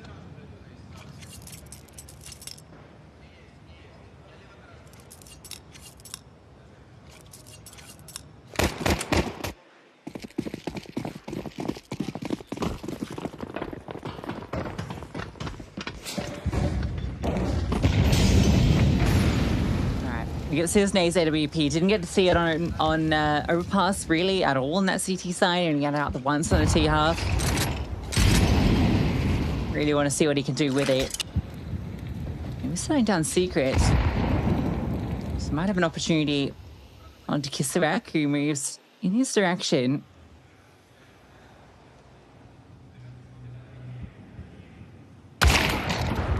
There it is. Nays gets the opening pick. Yeah, but that's good info, I think, if you're Sinners, because you just smash A, surely. You understand there's going to be a couple of players here on this bomb side, but with one player directly committed over towards Secret, you can maybe just give this a little bit of room. Ramp's also the other consideration. Hippo is just going to put himself in towards top hut. Norse is just jiggling with this incendiary, but it feels like the commitment is going to be made through Squeaky. Modo will get rid of the player over towards top hut. Nays now starting to feel a little bit of pressure. Where does he go? How does he move? Well, Lijiang starts moving, and so too does Norse, but no one is finding any kills. Nays over the top with a no-scope, tries to put Diaka in on the angle, but the trades are just so good out of Sinners, and they realize the potential for A, and they grab it with both hands. Nice double up from B-Stick there to the AWP gives its best shot. It's just losing too many players on that A bomb site. And just the readiness for every single one of those extra swings that comes after the Heaven Peak comes out. Nice try from Nays, but yeah, always just an extra player here. Shame there for Inner Circle Academy after getting an opening pick. Oh, that's a foot. And that is a felled player. Modo will remove the player back garage. Give them an opening kill early. Just pistols for the rest.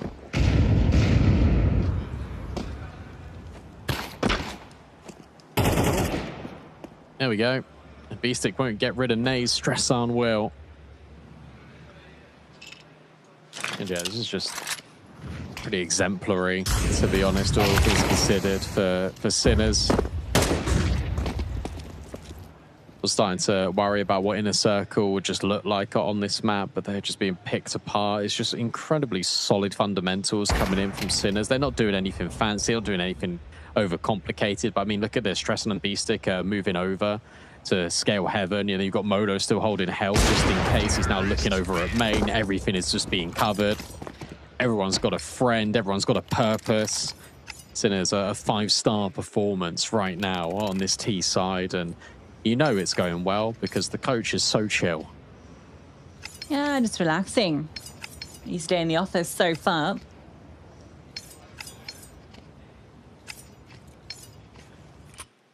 Again, we'll get that Nays AWP, but maybe it's some of these other pieces we need to see a bit more from as well.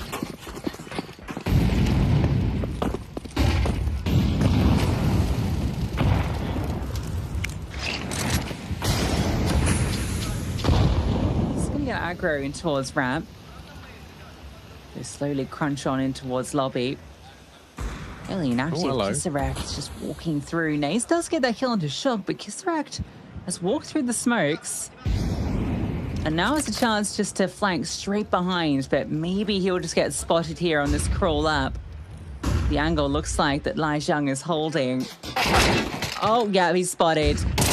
Unlucky, and the flash comes over. Lai Zhang looking to double down, can't quite. Stressan's brought down to half. He's still got those orbs sitting out in towards lockers. And he can't strafe out into the open because Modo's holding him. So this is an interesting position to be in if you're both Modo and Naze. I think Modo's got an understanding of where Naze is. He jumps over on the angle, tries to back up onto it, but isn't allowed. Is Stressan able to get over? Yes, he is. Naze misses the shot. 40 seconds left, and now he's fumbling just a little bit. Doesn't want to go up heaven. He's scared, so he moves back in towards ramp. 30 seconds left, and Sinners are going to try and crunch through main. Yeah, there's actually a lot of space on this A-bomb site. It's entirely open, so they can get in. The AWP will start to desperately run towards Hut. Naze might get here in time to be able to do something. Oh, misses that opportunity. Stressan gets down into sight. Modo in the prime position here. Smoke currently on towards Squeaky, and so many players coming his way. One already notes himself, and Modo misses the chance. And now they start to swing out, but on second time of asking, he'll find success. And Modo gets another. They've managed to breach into A. It was left completely open, and in the 3-on-5, they walk away the victors. Oh, there's no way. As soon as Modo misses that first shot, you got the player coming up. Vent is being held for by a Sinners player. And then you've got, again, scaling. A Modo jump peaks. And that's all the information that they need. It is expertly done from Modo because he sets himself up to have the pre-aim at the second chance. He makes no mistake at the opportunity. It's beautiful work from Sinners. And it's a shame because I actually think the setup from Inner Circle Academy, actually by leaving A open, having that crunch through Squeaky, through the vent, felt very powerful. And unfortunately, it just falls a little bit flat. But the idea was sound. They just get overwhelmed by individual brilliance out of Modo. Thought maybe it was done and dusted after he missed that first opportunity. Swings in for the next and is ready for that Hut player as well. And all of that coverage being provided close at Tetris, making that vent ascent impossible. Lovely stuff from Sinners in a really tricky round for them to bring back after these two kills come through. B-Stick and Modo. We get to see that perfect coverage.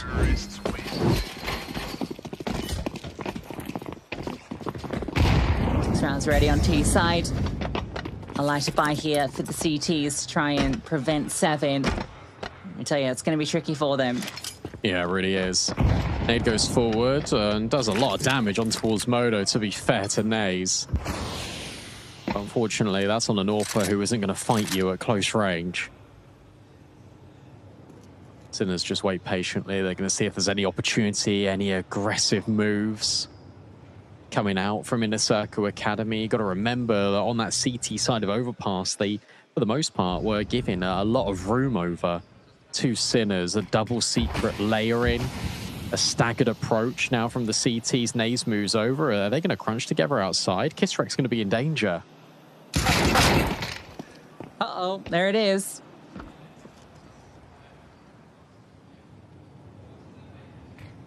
Okay. A little stressful now as the clock starts to tick. An AK given over. We smoke in towards Squeak. Doesn't want to wait. Fight comes towards Shock. He goes 1 for 1. I'm just going to try and progress out here. Modo is hiding and B-Stick had a chance there. Now knows he's got one locked in towards Vent. Bomb needs to go down. There will be. Ashang's actually going to skirt all the way back around towards main. Now, those little openers, unfortunately, leave them in a very difficult position to retake. This round all hinges on what Diaka can provide.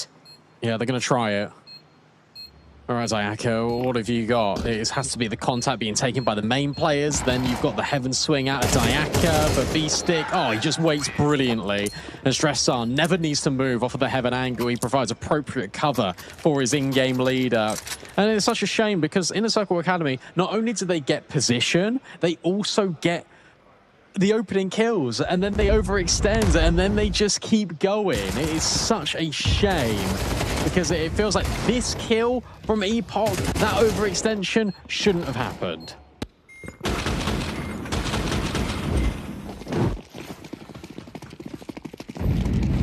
It's just not fine. Aggressive setup here. The AWP out towards red. Molly not upsetting him. And then Lai Xiang tucked in towards Dark. Stressan and B-Stick their answer back immediately. You still got Epoch here, but for how long? Spotted out. Stressan deals with him. So 2 openers immediately. That's flipped on its head. And Sinners have the advantage.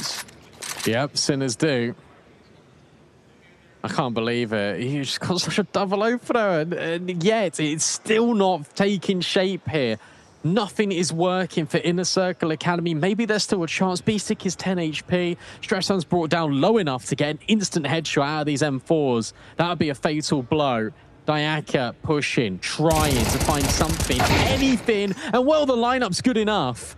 That forces Shock into this 1v1. Immediate trade. North's second guesses himself. He was moving down the ladder and he steady reascends it. And Shock's now got a pathway towards this B bomb site and he guesses wrong again.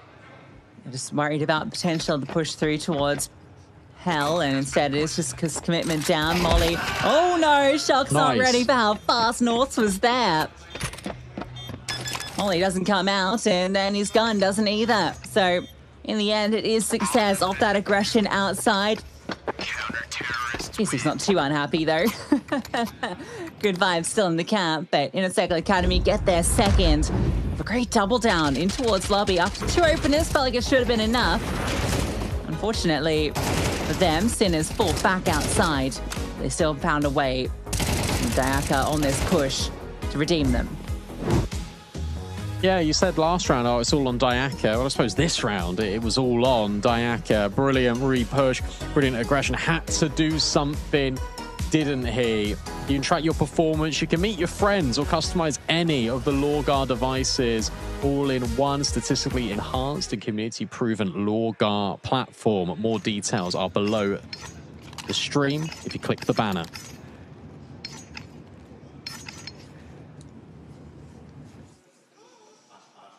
First round since the pistol for Inner Circle Academy.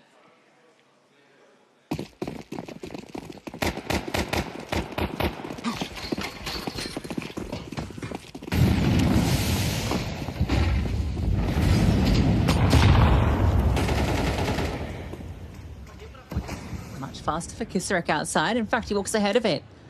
Oh, that timing. Not great, but no way. Shock still finds the kill. He's going to get swung on here, so no further follow-up, but I can't believe he gets one there. Well, no, and now the outside players just activate because they know that they're crunching lobby right now. So where's the space? So it's going to inherently be outside. Nazen has to drop because they're worried about the secret pusher in Inner Circle Academy, but you should be worried about Heaven.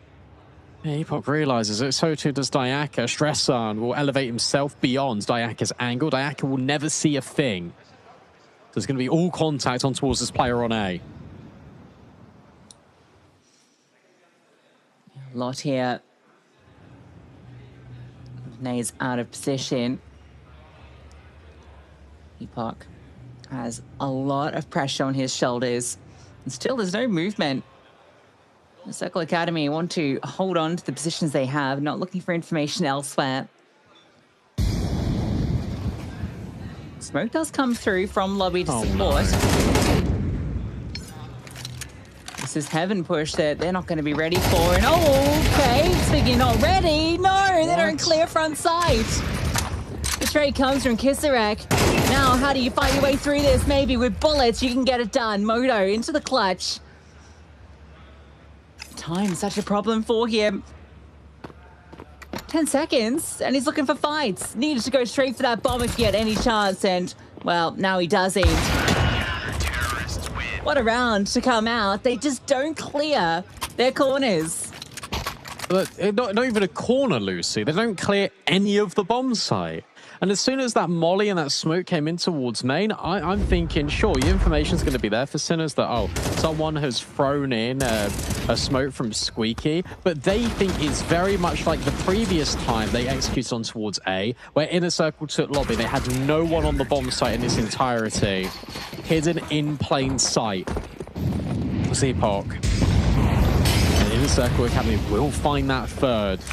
We'll try and bring a sense of normality here, but it's going to be faster, aggressive, in towards A. B-Stick, Stresser, finding kills, but it's Epoch again to get rid of a double, but it's the in-game leader for Sinners.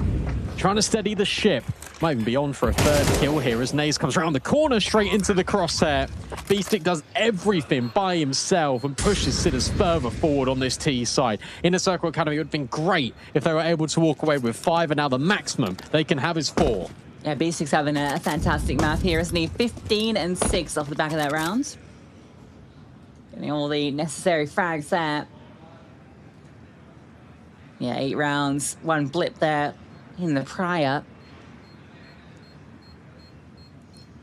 Yaka's got to save onto this M4 to try and hope to get them 5.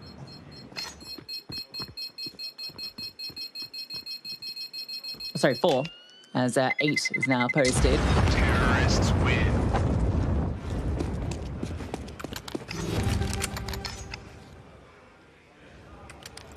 Just a blistering fast-paced change after so many rounds have been outside focused. Instead, decide to put the pressure on towards A early.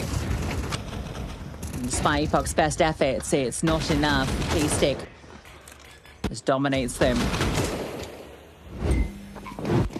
Unbelievable. And again, it's just another player for Sinners stepping up in a really big way, especially after Epoch just does everything, as you say. Final round of play, and it looks to be aggressive in nature again, out of Sinners. Pretendant, they're going secret, instead going into Garage. Lies Young has got an opportunity. Kisarek moves onto the angle, but Lies Young steps up massively. A triple kill. Tears the head off the shoulders of Sinners and sends them packing, and maybe we will get this 4th round after all. You're expecting that trade to come at any moment. It just is never there. This is a ridiculous angle for Shock to hold.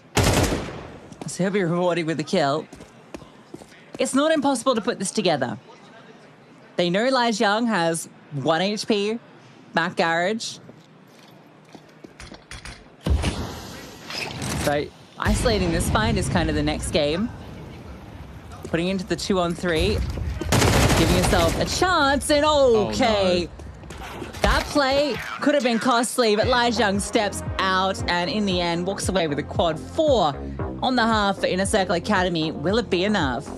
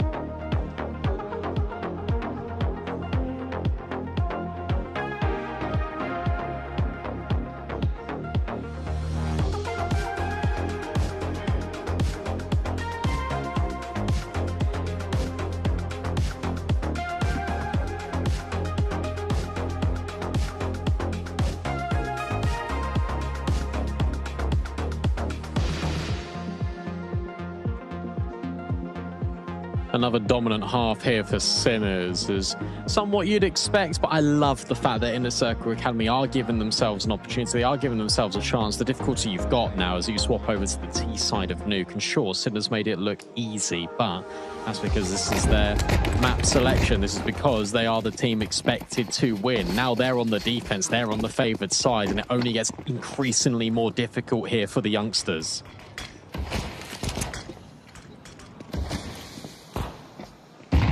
Maybe a pistol round just can alleviate that somewhat. Kisarek gets a bit of information there coming his way. Just fall back and allow this control. They just keep on going. Just straight up in towards heaven. All right, fair enough. No one's here to stop them. They just charge into A in an unconventional manner, so they'll get the bomb site. Nice. Not a kill. That's weird. How do you navigate this now if you're Sinners? Well, immediately repositioning in towards main. You've got lobby control as well. If you're Inner Circle Academy, there's no utility whatsoever here for Sinners. There's not a kit either. So that means they have to take fights. Norths and Naves, they really want to take fights. You know that Naves is strong with the P250. Flashbang in the corner. In goes Naves. And there we go, right on cue. He's able to get a couple of frags with the P250. Stresson can only take one to the grave with him, but that is Inner Circle Academy with another pistol round. What a weird pistol round. I can't believe there's no one on A at all. Like, you're expecting someone to provide some sort of resistance, either at hell, in heaven, on the bomb site, but the Inner Circle Academy can't believe it. They've rooted all the way through Rab. They've seen one player drop Rab, but they get into the bomb site. They plant the bomb, a 5-on-5 in the pistol round. That is something you do not see every day. Pretty bonkers.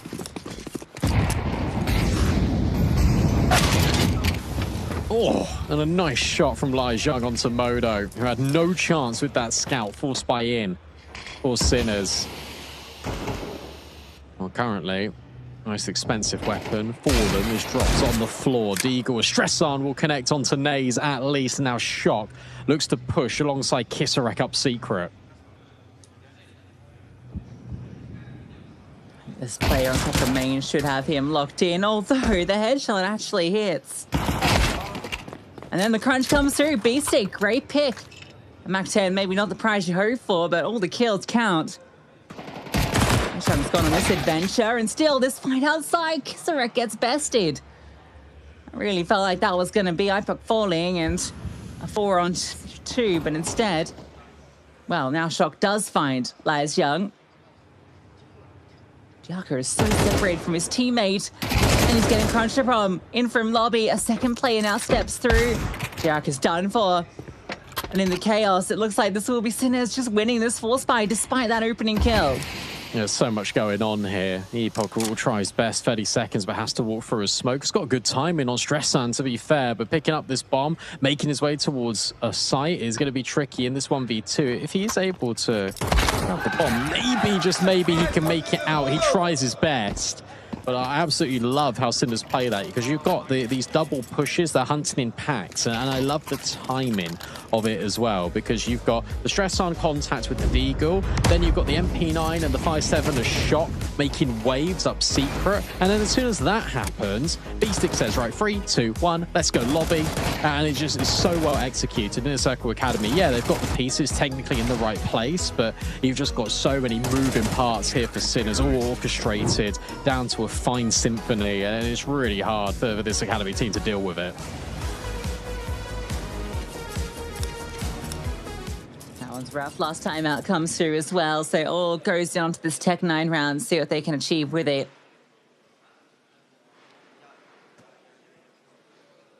Yeah, scoreboard doesn't look too bad considering the round discrepancy.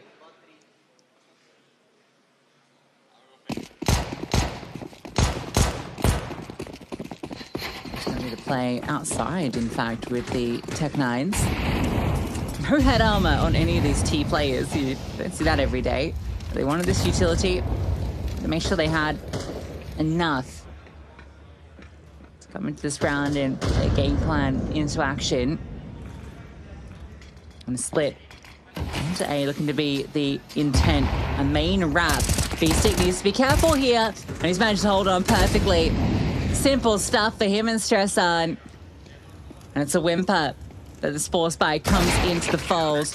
Nothing found. Stressan and Beastick cleaning house, the two of them having a brilliant nuke, taking on the role of Modo and Kisarek from Overpass. Yeah, true, right? Because you've just got all of these players that can step up in a really big way here for Sinners, and as soon as they win this force, they now get to go against a force spy of their own, and it's just so simplistic. Brilliant from Beastick, just a common angle, but one that requires a lot of precision to clear. Stressan on the vertical elevation, then just changes angle on towards north, all headshots instantaneously, and now their reward is just a straight eco. This should be Sinners getting an 11th round here and looking to wrap this game up quite quickly.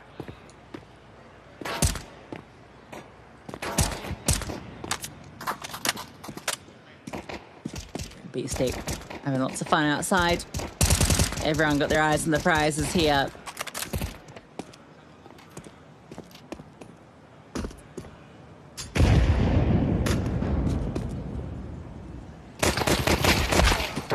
There we go, Moto gets the final 2 and 11. Long was foretold. 6-round lead. Everything looking good for Sinners to take this in a comfy 2-0 fashion.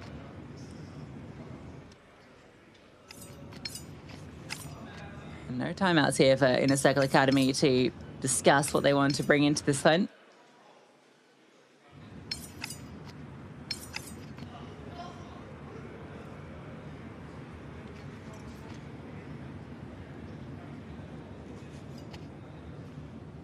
He's so chill. With good reason. He hasn't had to do anything this map. He did it all in Overpass. So it's amazing how consistent both Stressan and Beastick have been over on Nuke. No AWP for Nays, potentially what feels like a final stand for Inner Circle Academy. Their journey here at LORGAR Rankings, whilst it has been long all the way through the close qualifier, oh, this could be the earliest exit point for them when it comes to the LAN event. Kisarek finds that opening kill. Beastick will swing, and there's just a big gap in the smokes put forward by the counter utility. Did Beastick see the player top main? Because I certainly did. He's ready for the player swinging out. Oh, Beastick! What a shot! He's just done it all on his lane team. Bomb given over. And a headshot at long range. Zhang, it's all on him, and he just gets removed. That one's easy. Beastick again delivering. 12 now secured, and 7 chances to progress through to the semi-finals. This will potentially be the easiest way to do it as well, right? Because, I mean, a MAC-10, in fact, a couple of MAC-10s, those are your premium weapons. Did he? Oh, come on, that's just insult to injury.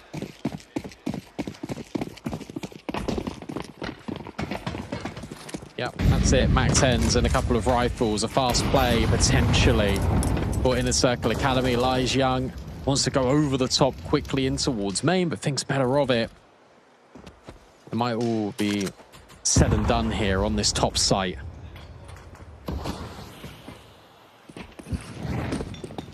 Just gonna give it a go. First molly. Well, they're gonna try and go through main with the MAC-10s. Looks like I kind of like it. See if it can work. Anyone watching? No, they're going to be allowed in. All right. But Beastick, okay, no, he was watching. Always watching is Beastick. And between the whole squad, it is a cleanup on a nuke. An emphatic victory. It was always going to be a very favored matchup for Sinners. I liked what I saw out of Inner Circle Academy, particularly on their pick on Overpass. But nuke, unfamiliar territory for them, and Sinners, always the favorite. Got to give, honestly, Inner Circle Academy a lot of praise and a lot of props, right? Because you're going up against a team that has recently qualified through to a major. The fact that you're even here in the first place is impressive in of itself. A grueling close qualifier into this LAN event. You go up against an incredibly high-seeded team. You start off the game really strong, and we've seen good individual moments from all of these pieces. And incredibly impressive what we got out of them. I'm excited to see what they deliver later down the line.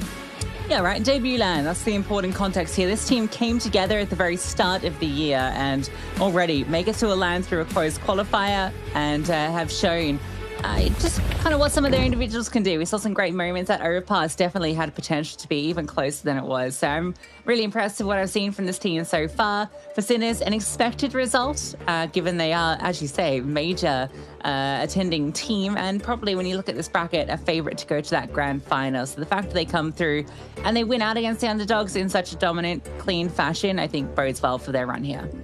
Yeah, especially because, right, you've got 2 players on each map stepping up in a really big way, right? Because you have Modo and Kisarek map 1, Stresson and B-Stick map 2. Like, no disrespect to Shock, because he was just consistent on both maps, but the fact that you've got X-Factor players in different moments, in different maps, I think gives a really healthy trajectory for this team. And again, it's about playing without pressure for Sinners, because they've been under a lot of pressure for quite a while. And a man that knows all about that is B-Stick, and he's joined by Stiko. Yes, B-Stick is here. And I have a couple of questions. First of all, congratulations. But I want to zoom out a little bit. And before this tournament, Sinners did not really have that great of a time. Since the trophy lift at BC Game Masters, you actually failed to win every single best of 3. Can you give us a little bit of a glimpse of difference between Sinners on LAN and Sinners online? That's the thing. I think we need a bit of more motivation to, after like playing so many LANs, to get into more like motivation to play on LAN, especially against teams that are like lower ranked. So maybe we thought that we deserve a bit more, like we are a bit higher than we actually are. So we actually, I would say we needed this kind of like reality check to lose these kind of matches. Yeah, so it's coming nicely so far. Pretty comfortable win, but I have to talk about one thing: pistol rounds. Today you won only 1 despite that pretty comfortable win. So what's up with those? Who's in charge of these? Who should we blame here? Modo and Shock, actually, they are preparing these ones, but I'm calling them, so it's actually, you know, some team fault. I mean, you're good at breaking them after for the second round, right, as well? Yeah, we tried something different because we are doing like a lot of eco second rounds after losing pistol, so we kind of said that, yeah, let's try second rounds to force and do some crazy stuff, some stacks and some repushes, and it worked out today, so I'm happy that. Right, you privately told me during Media Day that you're not really feeling this Anim Graph 2 so far.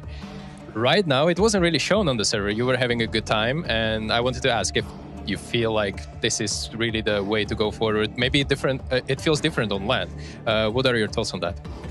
I think on LAN it feels a bit better. I have a bit issues at home with new updates. I couldn't, you know, get used to it, and it took me some time. Also, I changed keyboard, so maybe a lot of stuff was just going on with my game. But yeah, maybe I just played better. Could be just one random game. We'll see tomorrow. Yes, indeed, we will see tomorrow in that semifinal, and you will be facing either KOLESIE or FOKUS, but that still remains to be seen who is that going to be. I wish you good luck, and over to you, Lucy and B-Dog. The fact they win so dominantly, even with the pistol losses, so I'm sure they'll be going back to the drawing board to work out what went wrong there. But B-Stick, yeah, he should be hanging his head high. That was a fantastic result from 23 kills. Frag leader, Stresson, not too far behind, but yeah, those two heavy carrying here on Nuke.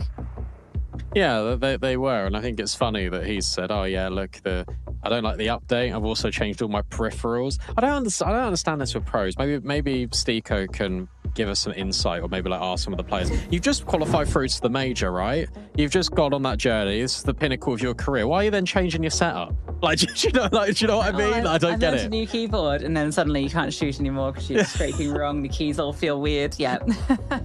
Well, definitely wasn't a factor here. Like +3 on the round swing. You can see Sinners progressed to the semis. We had 9 win out over HYPERSPIRIT earlier. So our invite teams so far winning out over the closed qualifier teams. I think those were pretty expected results in the opening games. It's these later ones that I think have some chance for some upsets. FOKUS KOLESIE, I'm excited to see how that one plays out. And Gentlemates versus Astral. Gentlemates, they've been having some up and down results as well. A few of these teams that are invited have had some struggles when it comes to some of these online games they've been playing. So interesting to see what Astral can do against them. Yeah, really interested, especially with the new additions, right? Swizz and GXX, because GXX provides a lot of experience and Swizz provides firepower, there we go, that's a word, for Astral. And I think considering Gentlemates have been struggling a little bit on LAN recently, and especially because they've not won a series in 5 BO3s, there's some something there, especially with the culture around Astral as well. The fact that they're a team like HYPERSPIRIT who have been building and sending their team to LAN and playing a lot of online events. There's something there. That's all I'm saying. We'll see what that quarterfinal has got in store for us after a little bit of an extended break.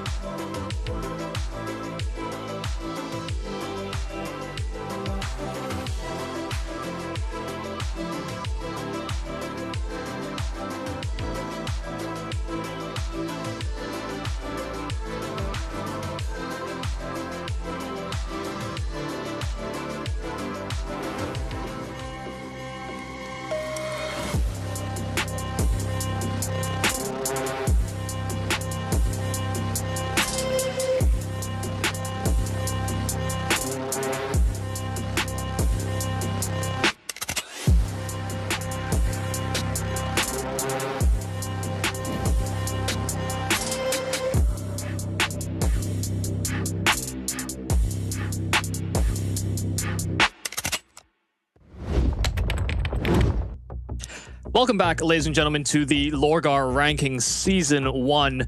We are already 2 best-of-3s through in our bracket. It is up to the quarterfinals now. Sinners took down Inner Circle Academy earlier on, and 9 taking down HYPERSPIRIT, which sets our attention now into Gentlemates versus Astral instead. And we've been able to catch both these teams over the course of the season. I mean, both of them have been able to slowly grind up, and you have some familiar faces, or at least a familiar face from times of old, in GXX joining this roster alongside Swizz, who has kind of been a player that's floated around the Polish scene for a little amount, for a fair amount of time. That's just been able to, I think, accrue quite a lot of experience, and has been a part of rosters that you'll think have been able to pull off significant upsets, the likes of Los Kogutos or Braziliskilos or Betclick, that have been able to rise through those rankings quite significantly. And Swizz has never necessarily stuck by those rosters wholeheartedly, but has been able to grow independently of that as well. So definitely some extra firepower they'll be able to make use of, but they'll need that coming up against a Gentlemates that have really found themselves again. There was a time, you know, Alex stepped away from the Spanish core and went to the adventures of NIP, and we saw the roster kind of deteriorate. We saw Martinez get a chance to step in with that core as well for a brief amount of time, and had to go and adventure into South America to necessarily find his form. So it's nice that they have rekindled that flame together and are once again in contention. Now, we do have the veto coming up on screen. I don't think there should be any surprises. Astral don't like playing an overpass. We don't like a Dust 2 for the Gentlemates. And while there is the selection for Mirage and Inferno, these are so far good maps for the Gentlemates, more so than I will say for Astral, who have typically lent over to an Anubis, a Dust 2, an Ancient as their primary picks. They won't really get one of those primary picks until much further down the veto line, and so they'll have to keep themselves afloat in this best of 3 if they really want a fighting chance coming into it. And so far we've seen the difficulties that some of these close qualifiers teams have had so far in the tournament. It's been 2-0s to start off our quarterfinals, so really hoping that there can be a better fight put forward here by Astral. The move into that Mirage will certainly be a nice way to start if they can get it under their belt, and you can certainly see that in the recent head-to-heads. There is a fair amount of red here for the Gentlemates, but they haven't really put in the most repetitions as of late. They've been riding that rankings. They were pressing towards the Cologne major, and for the Astral guys, they're certainly on the grind, as most teams need to be in order to make those climbs. And it's exactly how the LORGAR rankings has actually positioned itself quite nicely in the calendar as well. It allows for this extra springboard, even if it doesn't propel you into the current major cycle, positions yourself quite well to get into invite range for some of these other tier 1 tournaments that can really, again, further springboard you. So it's a really well-positioned tournament in bridging the gap between the teams just on the fringes, as well as those much further down those rankings looking to get that step up. So there's certainly a lot on the line. I mean, a $50,000 LAN tournament where LAN wins are so important in the current VRS calendar, where prize money as well is somewhat... You know, you have teams that win these local LAN events, but the prize pools are so much smaller that you don't capitalize on the opportunity or the points as significantly as you could for something of this caliber. So it's a pretty high stakes game for Astral. It's definitely one that will help cement position for the likes of the Gentlemates. But when you are looking to bounce up into the realms of the Gentlemates, you are going to need a lot of composure. You're going to need that firepower to certainly hit. First map of the series, we start on Mirage. Yes, apologies, Michael, for leaving you hanging solo for a bit, but we're here, Gentlemates versus Astral. Obviously, I heard you talking about the veto, and it does lean in that Gentlemates' favour, not to mention, of course, in terms of VRS, in terms of how they posture in European and world rankings, this is very much a Gentlemates game to win. and you can tell the Gentlemates are willing to get disruptive. Soulsoul pushing into the B apartments and already dealing with one side of the split so handily. They don't even turn to really try and fight him, but he's lost every single one of his teammates on the rotate. As much as Soulsoul tried, he's the only one that's found kills, and daviG is pinned in position by Swizz inside of window. Astral, in spite of a massive disruption, battle right through that B bomb site. If that loud through the entire series, Michael, you could definitely say that maybe not the favoured side in terms of ranking, but can definitely get under their skin a bit, because as you say, the posturing from Soulsoul towards Apps, you had 2-3 players quickly rotating into that B site. It felt like even the numbers game, Gentlemates had the lead in, of which they fumble and lose, so relegated down to just the force buy, a couple of pistols, a couple of SMGs, the one FAMAS for said Julie's player in the pistol. For Astral, it's rifle heavy, still some good util in the pockets, but definitely wanting to take the fight to this Spanish side. The smoke by Neki and taking space inside the connector, just hinging nicely off of the players on short. Trying to bridge that into a B play once again. This is pretty much a rinse repeat from the pistol round, just with more bells and whistles added to it. Boost from Soulsoul, empty-handed this time over, and his teammate Amopos drops just as simply as well. So this is a force buy here from the Gentlemates that ends up pretty empty-handed. SMG only recovered for a moment. But Astral putting that one to bed quite easily. And, you know, Ryan, we didn't get much of a discussion. I was monologuing for a lot of the start of this. It has been nice to see the Gentlemates sort of rekindle that flame, bring themselves back together, and try and, you know, serve as this elevation point for the Iberian region. Because there was a while we had the likes of this Gentlemates core and, you know, someone like Soul, for example, that then, I guess, made the transition into BC game, which, you know, kind of broke the national Iberian side of things. So one of them has to carry the flame. Do you think, do you share my sentiment with the Gentlemates? Yeah, I mean, definitely. I remember not long ago, but we had a few Iberian sides that were able to contest, right? Like it was, you were talking about obviously Gentlemates now, but previously Movistar Riders. You're talking about that Sorcor. I feel like we had a couple of other Portuguese teams cropping up tier 2. The Rhinos even yeah, there's a lot of names that I feel like are households within that Iberian scene. A dying breed maybe now, as you say, with obviously BC Game being more European flair. Obviously, Gentlemates, I feel like, are just the flag carriers of this region at the moment. And admittedly, they are doing very well in terms of the rankings. And I know that you made the point as well, saying that, you know, a win today props them even further up those rankings. You start looking at, you know, those lower end tier 1 invites, the play-ins for the big events, Catos, Colognes, things like that.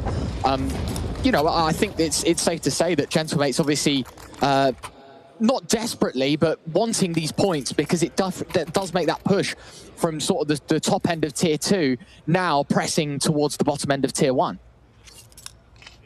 Yeah, and they're going to have to fight off against a fairly young team that are, you know, definitely a sign of the current year, where you've got 5 players from 5 different countries banding together to try and make something good happen. And sure, the core of this Astral team has been together for a fair few months, mostly composed from, what, July last year, but with the addition of GXX, a bit more experience, and a Swizz that has been looking quite good as of late. So they've gotten off to a good start here, Astral.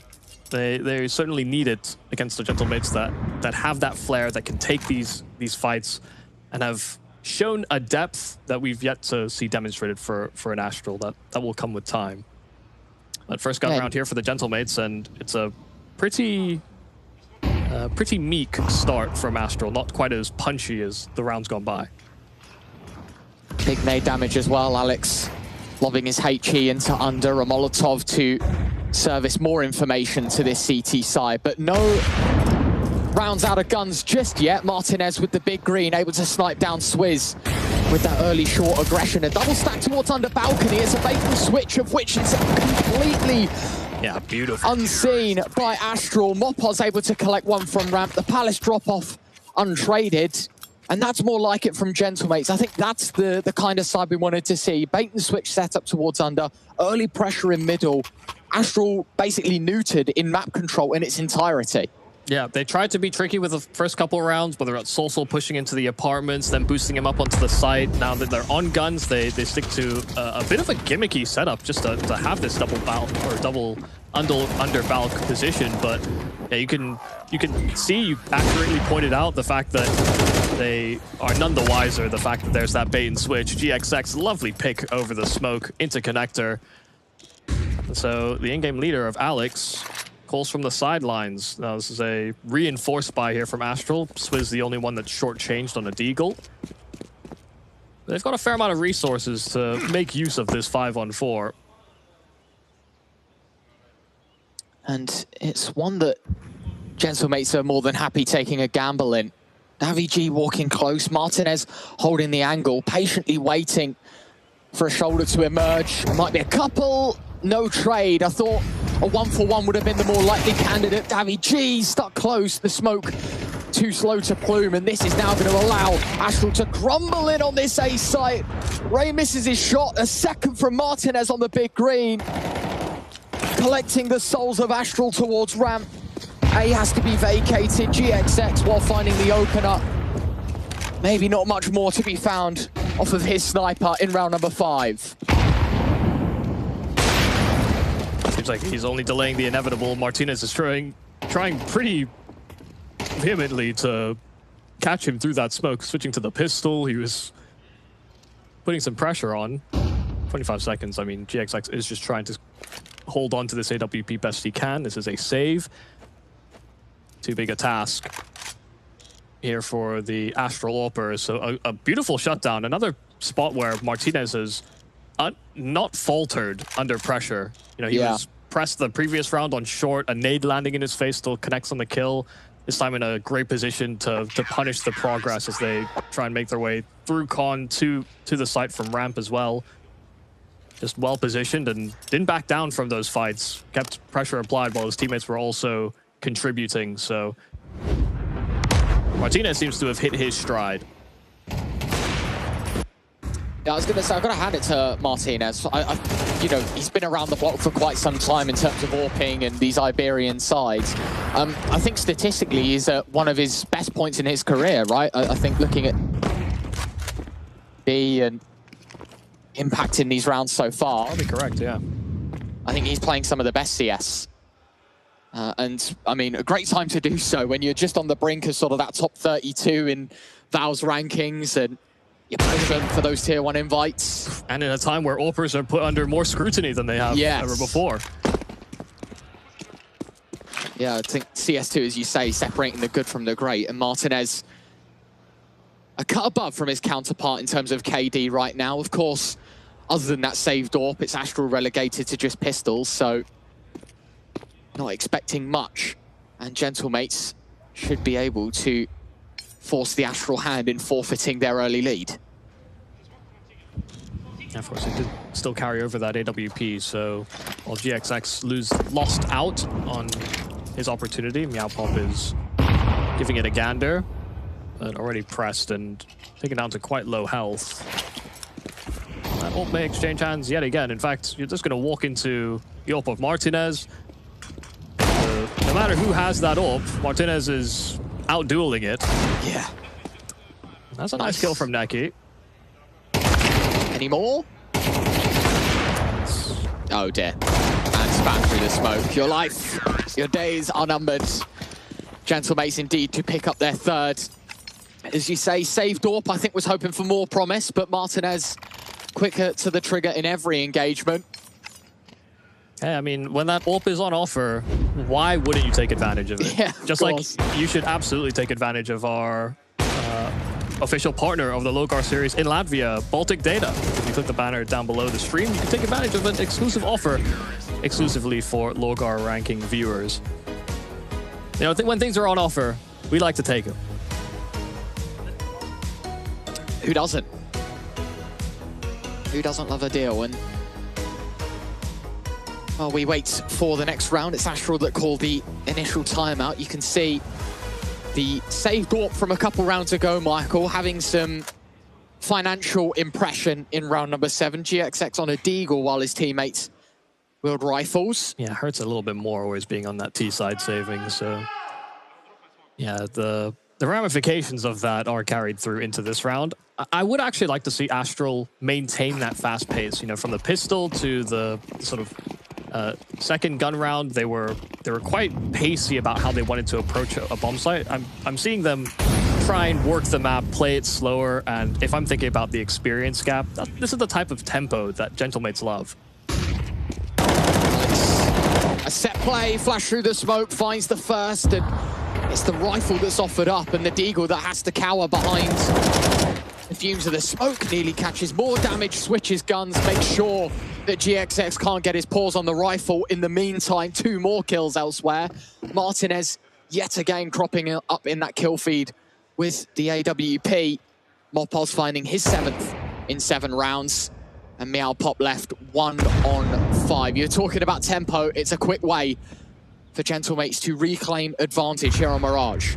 Yeah, this can be one of the difficulties about playing a team that are that much more experienced. If you're playing to a regular tempo, if you're playing quite safe and playing for default map control, they can disrespect it in a number of ways. And they do exactly that with the play from Alex. And once again, it's just another round where Martinez is able to still strike into action. It just didn't feel like Astral had any real stake in the round because they're just setting up in these sort of semi-defensive positions. They're going through the motions of smoke top mid, smoke to window, flash out, see if you can get to the top mid boxes. Those are the conditions they're trying to factor in, and they can't even get past the first hurdle that they simply weren't expecting. There was a road bump, or there was a speed bump, and it sent them flying off the road. A derailed Astral down on the half by 5 Tech 9s. Quite a heavy investment in utility, and it's one that's going to try and test the Gentlemate side. But yet again, that AWP prevails. Martinez now in double digits. It's a heavy rotation, though. Switch. You are right. They stack 4B. In the meantime, jungle control secured by the Astral side. A big whiff. GXX removed, and Davi G only good for the 1, though. So now they start to crunch on A, and as you say, with the overcommitment to B, the bomb is given space, and Astral given a couple of weapons to work with here in the post plant. They don't have a lot of room, though. I mean, Connector is their biggest safe haven. It is a pretty open plant for Connector and jungle, but they're going to need to still take a fight at some point.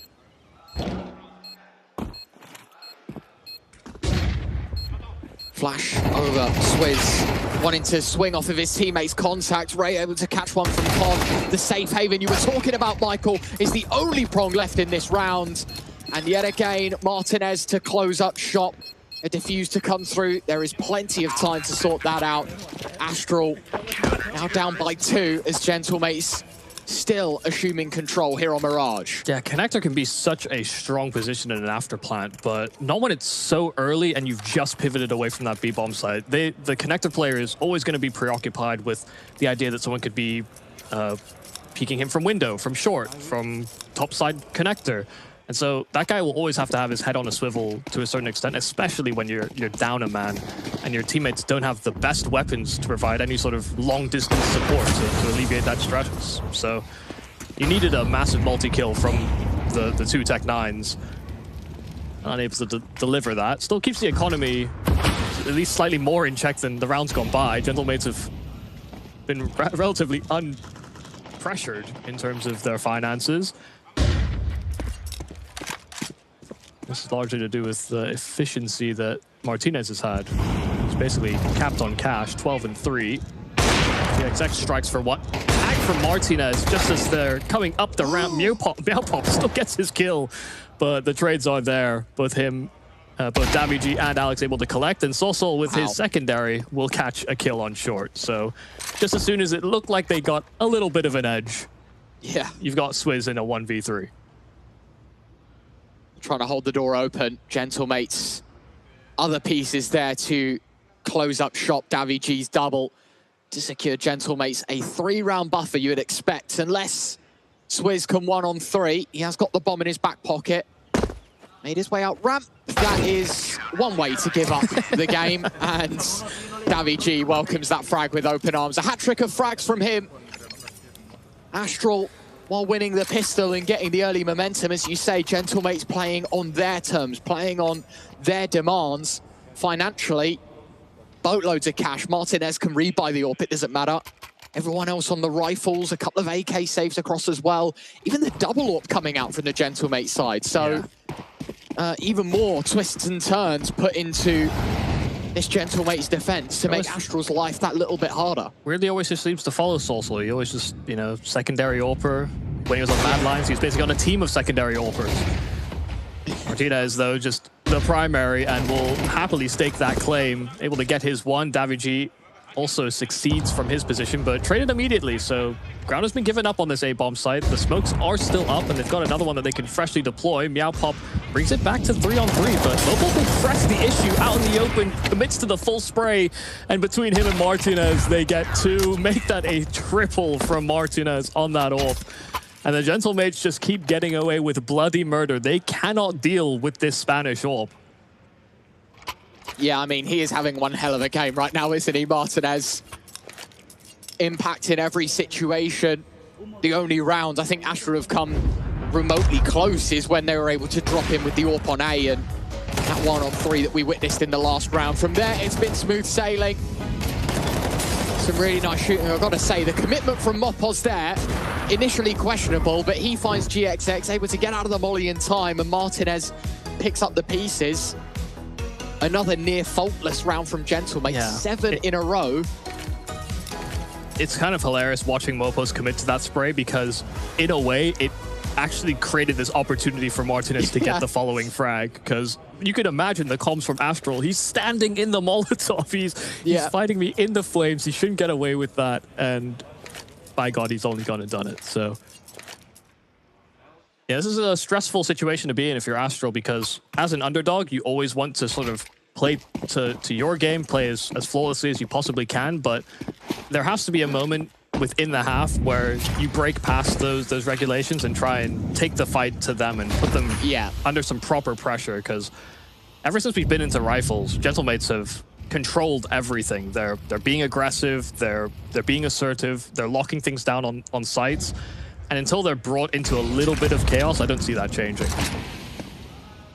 No, as you say, I think for the last 2 rounds of this first half, Astra have kind of got to wing it, play it by ear, rather than by the book. And you never really want to be in this position because you don't want to feel like you're rushing your circumstances or rushing your decision-making when you know that you're the team that can't afford the mistakes, but you got to be a little risky to reap a little reward sometimes. Util being shuffled out towards A. I think Astral looking to just try and dive this site and get a bomb down, have a little bit of success on the half-buy so that the last round can contain those bells and whistles to try and stop the Gentlemate side from being so far ahead. A miss there, smoke isn't going to help anyone. Martinez to move through, and it might actually play into his hands here on the AWP. Takes a shot, has to back away. No damage done by the T's either, so a stalemate as the site is taken. They want more though, and as you say, Astral now got to try and fight on their own terms, not Gentlemates. This flank from Alex, though, is very, very prompt. I mean, gets GXX before he can set up in his after-plant position. Ray 5 hitting a nice shot on the Deke, and this press into spawn. It's a triple peak. Davigi is pinned in position, but he's still staving them off. Even on the reload, he knows that he has 2 players full attention, and they're trying to back off just to maintain those numbers. Ray 5, another kill on the Deke, and he'll collect on a 3rd as well. A complete bounty hunter inside of spawn. 3 heads a pop, and that will put Astral on their 4th. It finally breaks that 7-round streak. Just needed some Deagle magic, eh? I mean, they did scream quite loud as if they'd won the match right after that got around, but you take the little wins. Yeah, I guess at this point, especially with the game state that we have currently, you know, 8-4, even if it does go Gentlemate's way, you know, you're a pistol away from bringing the scoreline a lot closer and giving us a lot more to talk about. So for Astral, I guess more a case of survival. You have got to think a little deeper, though. This is their selection in the BO3, Michael. This is their pick of the bunch. Traditionally, you probably want to see yourself as close, if not in front, at the end of the first set of 12. Looks like he's a dead man. He's trying to get out of the flames, but took so much damage to the spam. Not going to happen. Ops are still hitting here for Gentlemates, though, whether that's Martinez or Sosol on his secondary. He's sprung in for 2 kills as a counter. So just, again, as soon as they get a kill in their favor, losing bodies elsewhere on the map.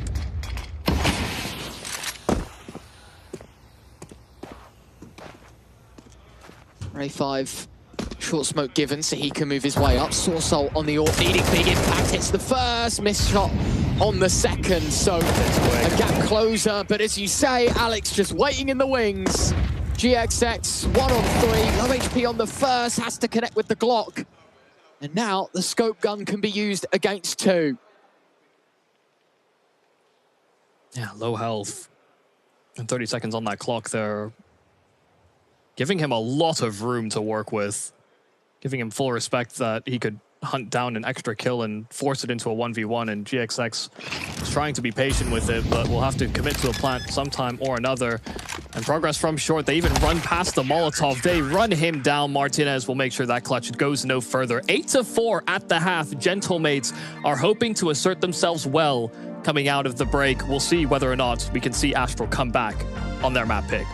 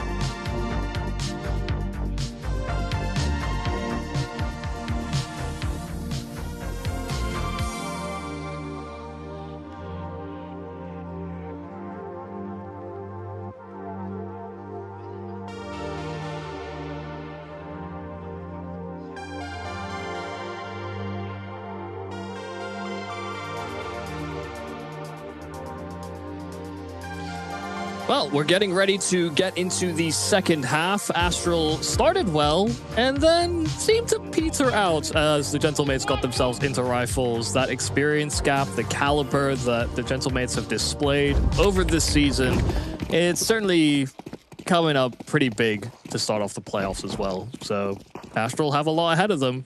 We'll see if their defense is better than their offense. And you got to say, Martinez turned up in spades for the first set of 12. Seeing if there is a repeat success, there might not be much of a T side to play should they win this pistol, but they're going to give it a go out towards A. All the util deployed, deep jungle smoke, so these Glocks looking to close the gap. GXX needing frags, will find 2. The USP converts a double, looking for a hat trick as GXX heads will roll. Astral 2 for 2 in the pistol department. The most ideal start to their CT side, and as you say, that gap can close. And maybe that petering, we're about to see second wind. Yeah, that's exactly what you want to see. I mean, whether it's Swizz or GXX, these newer additions that are supposed to reinforce the firepower that Astral bring to the table. Yeah, GXX displaying what he's made of. A player that always had my attention when he was on BNE. I thought mechanically he had some, cool moves, good movement, hit some dope flicks, some great clutches. As struggled in recent times. Ray 5, though, has been the one that's kind of shone weirdly quite bright, actually, for Astral. The 3 kills in the Deeg, and now 3 kills on an MP9. This one was just as hard fought as you would expect. Full eco kills, but he's happy he's got all that extra money. And once again, like you said, Astral not only getting the pistol, but then converting. Yeah, that gap is closing quite rapidly. They will only hope that they get as cool or good a performance that Martinez put up on that CT side. Yeah. As you say, it kind of teased them off here if they win the rifle round to go 8-8. That gap that Gentlemates were able to stretch their legs with at the end of the first half. Banished. Let's see what they got in round 15. Nade into the smoke, GXX. Wanting that early mid information. Instead, it's Davy G. A quick kill, but traded out through under. A swing from middle. In fact, Astral now decide to be giving Gentlemates their terms on how they want to fight. 3-on-3. Mopos crept through towards A. Some time for the bomb to get around though, so some moves to be made. Mopos, I mean, that is a must-win fight, and now the scales tip heavily in favor of the Spanish side. Yeah, hell of a shot from Mopos. I mean, that's make or break as to whether they have an exit strategy and some safe haven to bring this bomb into. GXX is sliding his way back into that A bomb site, but player on short gets dealt with, and now a smoke deployed by GXX. They know exactly where he is, so now he is pressed between a rock and a hard place. The Gentlemates spring to action, and this is, again, one of those difficulties you will encounter. They fight, they take space in towards middle, and what that typically means is that one of the extremities is going to be slightly weakened, whether it's just an isolated player playing defensive positions or whether they're trying to support from connector. There will be a gap, and Mopos found that immediately and made Astral's opening gambit feel like a liability. Yeah, I mean, as you say, I feel like there's a plus and a minus to that round. Some really nice stuff towards middle and getting those early frags, but it peters out. I feel like a bit of a slow rotation. Oh, man. Could have cost them. And there's wall bangs everywhere right now. One through con, one through triple. GXX, a swing and a miss. And unfortunately for Astral, I think at this moment in time, they have indeed struck out of round 16. Gentlemates pushing towards double digits. And it's Soul Souls double. Much to be thankful for to get Gentlemates to that mark. Yeah, come on, man. At least give them a chance. Like, they're not even seeing these guys when they're dying. They've been shot through the connector wood, they've been shot through triple wood, and it's a pretty sad way to come into a round where you have committed so much and received so little in return. There was even the opportunity, really, that they were going to plant B. You know, Mopos was in B apartments with the bomb, and then realized that the steps were coming towards him instead of running away from him to try and retake the A bomb site. So they were really putting themselves into position to fully get into the heads of Astral. And I think they are there currently. You will feel kind of out of your depth with the way that the rounds are imploding. Yeah. You know, you get a nice opening set of kills. You're hoping to reset for a moment, set up a bit more standard, and then play from there, but then you're getting shot as you're making the rotate to reset. As you go through the tiers, the teams react faster. They make plays more intuitively. And you've got to be ready for that.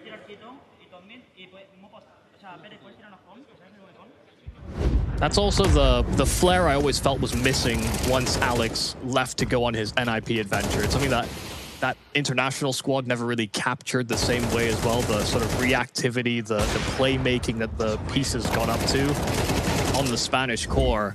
Yeah. Alex seems to reinvigorate the squad to go for plays like it. You know, you get emboldened plays like this. You know, Soulsoul against Pistols just fully giving it to them, but you know, they still have an AWP in play. He definitely could have gone down for free.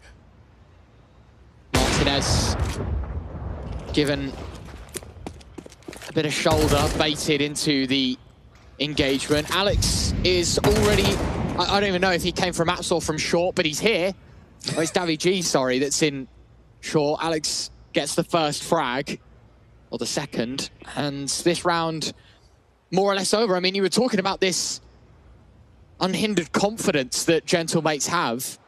We're what, 10 seconds in, there's already a ramp swing and a frag. We're now 30 seconds in, and we've got a T player all the way out short fighting into B site. I mean, you're never seeing that, as you say, from the more calculated approach. Some of the national teams elsewhere in Europe, you know, you think of your old VP, your calculated style of Counter-Strike, very much a current day Paravision, for example. Yeah, leaning into the mid and the late round rather than doing some crazy stuff at the beginning. Gentlemates caution to the wind in some respect. They knew that the weapons were pistols. It wasn't going to be too dangerous, but even then, this unwavered confidence is giving Gentlemates their second spike in this game. They lost both pistols, Michael. Bear that in mind. Losing both pistols, both conversions, well, second rounds, I should say.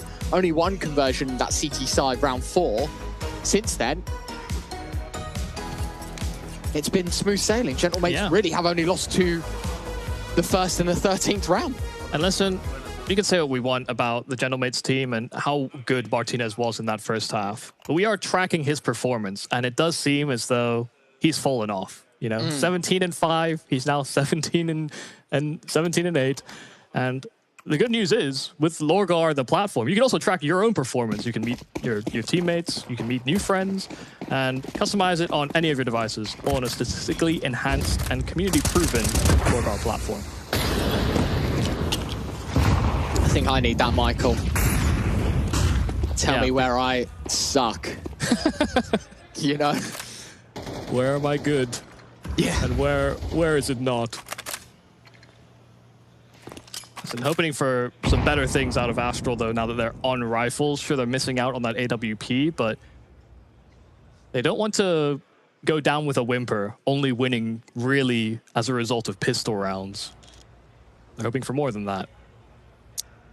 Yeah, I've got to say, I'm quite surprised that, as you say, a vacant spot for the AWP, and then also a real lack of utility from the CT side as well, right? Like, they lean into the 5 smokes, but beyond that, I think 3 flashbangs, 2 HEs in this round. Like, it really wasn't a lot. No mollies, no real nothing.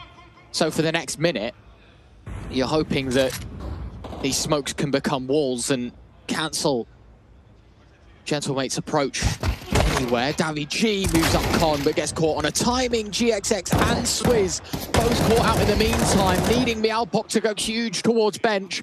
A whole lot of ammo expended out of the M4, but no frags to show for it. And he will be buried 6 feet under that way. Exactly. Bomb short, 25 seconds.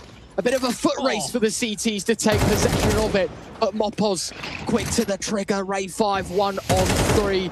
It's all gone a bit crazy in this one. 15 seconds. Ray 5 decides that repositioning is a bit better to try and catch this bomb plant because time is the biggest factor. Oh, he almost catches them on the cross, and he just cannot align his crosshair onto Sosol. If he had killed the bomb on the cross, that round feels like it may have just concluded. He could have escaped deep into market, recovery of that package to get the plant in, would have been pressed for time. It's a pretty heads-up play there from Ray 5, but just falling slightly short at the final wicket. Yeah, as much as it feels like a bit of an if-only moment for Ray 5, you've got to question Gentlemates in how late they leave that round, knowing that the bomb was on shore. There was no urgency to recover it until time was beyond a problem. Alex, daviG, both with kills, a 5-on-3 in round 19. Might just be our last here on Mirage. Sarsol getting caught out towards apartments. Still no urgency as the nade chipping away at daviG even more. 4-on-3, it's not all bad for Astral. But again, fighting with their backs against the wall for what could be the final time. Yeah, I mean, we simply haven't seen enough. It's been a pretty baseline game plan that simply has not carried out. They have been outgunned in equal positions. And even when the Gentlemates seem like they're at a deficit, Swizz is in a decent spot with a low-health daviG leading the front side of the Gentlemates pack. And this off angle is quite significant. First kill is easy, but as he drops back into the site, they will try and chase him down, and he's encroached on from too many angles. Meowpop can provide no support. It's Ray 5 that finds his kill in middle. That's Martinez that gets dealt with on a lurking orb. And so now it's a 2-on-2 where health is in the advantage here of Astral, but they don't have kits, so they're pressed for time. Smoke goes up as well. Astral going to try and move through it. Flashbang towards the door. Alex now clears it, but it's all in the hands of Alex. A European stint, hoping that his experience could come up spades. Instead, Astral cling on. And they pull around from the jaws of defeat. 12-7. Still got to look at the bigger picture though, Michael, and that is that even after a win here, they need 5 in a row for a chance at winning this game. It is far from over if you're in that Astral camp. Yeah, I mean, every round matters, and every round is going to feel like you're getting yourself slightly further into the game, but there are certain bad positions that teams can be in where it charges you up. You know, you're thinking a 1v3 or a really, really tense 2v2 where timing on a Molotov or timing on a defuse is so important. Those are the types of rounds that you can tell there are morale hits and gains that come from it. That 2v2 didn't really feel like it had that energy or air about it. Astral were full clutch, I think, throughout the entire thing. So I don't think it's done much to alleviate the pressure they're under. But again, you start with each and every round. This might not be the break point. It could be the start. Go from Neki. The double up in con is difficult. Short swing coming in as well. Neutered. Martinez one with the AWP. Meowpop trades. Bit of a switch of place within this smoke. Alex has found his way into underpass. And I mean, while B is open and Astral will know that technically there could be someone in apps walking out right now, this exact move... A breached window. Completely under the nose. And as you say, it's so unexpected. Sarsol good for one. Mopos will trade. Ray 5, bomb in hand, 1-on-2. You talk about a high energy moment to keep you in the game. This is it. Ray 5, not only to keep them in it, but for a real boost of confidence. Swings out. It's so messy. Low HP, but can't convert. Gentlemates, 1-up on Mirage. Yeah, I mean, they take the map that Astral veto into them, and you could tell that the confidence was brimming, especially with such a hot start from Martinez on that AWP. It provided so much of an extra safety net to all the riflers, and when it came into that T side, that's where the riflers really took that fight to those Astral members.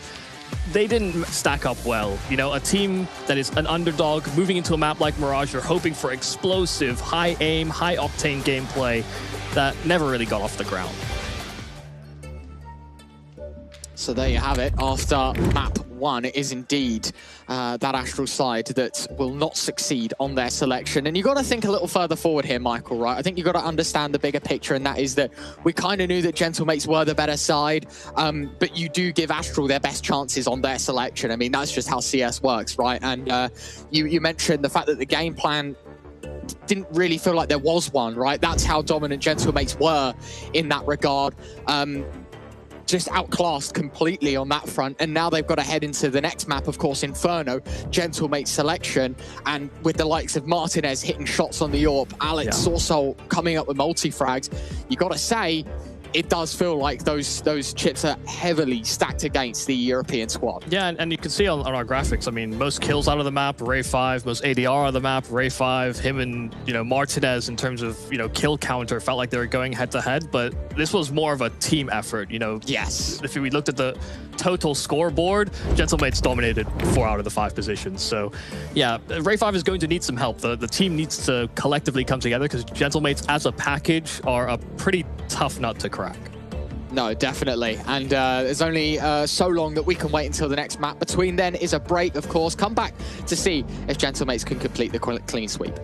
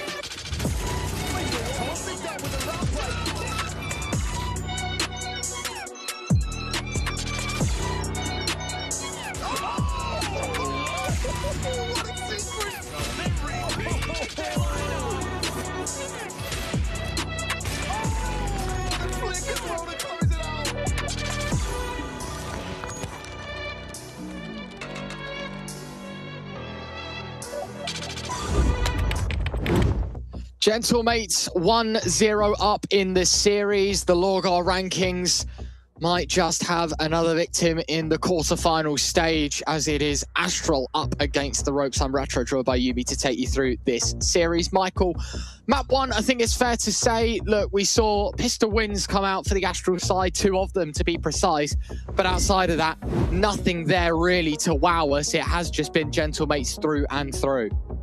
Yeah, I mean, they tried to play a standard game. They tried to work the map and play it slowly, come to conclusions, and have a nice little bow tied on the end of rounds. But they never got to that stage. They never got past the buying of the presents phase. They couldn't think about bows being tied on top. Gentlemates took control from pretty much every single gun round. So it was probably a bit of a learned lesson here for Astral, playing up against someone of this caliber. So far, all of our close qualifier teams have failed to meet the expectations of the high-seeded VRS invite opponents that they face, and it is a pretty daunting task. I won't pretend like this is supposed to be easy for any of them. There are massive challenges ahead for many of them on their journey as they hope to continue that climb, but it does certainly cement for us the distinction between teams that sit outside of that conversation, outside of the top 50, that are hoping to battle upwards.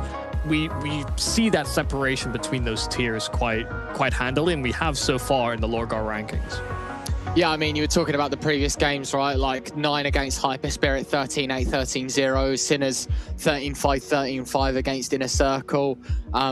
It has been pretty clear-cut that these VRS teams have been better, and an expected result, as you said, I think for Astral's sake, hoping to put up a fight, at least put pen to paper here on Inferno. Not too long until we get started, but it does feel like now it is Gentlemates' game to lose. You know, they are the team fully in control. They are the ones to beat. And in the current VRS landscape, we have a lot of smaller tier LANs and opportunities, but this is probably one of the best ones that you will have as a newer up-and-comer, because, you know, as we look further and further grassroots, there's more BYOCs, which you have to bring your own computer to. There's more variance in terms of the amount of equipment or what caliber of equipment you get. You know, as you scale up into higher and higher tier tournaments, all of that becomes far more uniform and far more high standard. And here at the LORGAR rankings, they do have that high standard of what you would expect to see at tier 1 caliber tournaments. And that prepares these younger players, these ones that are on the climb, quite substantially, and will put them ahead of some of the teams that are a little bit, you know, more grungy and having to fight through all the variables that you have at some of these BYOCs or smaller LANs. Time for talking is up.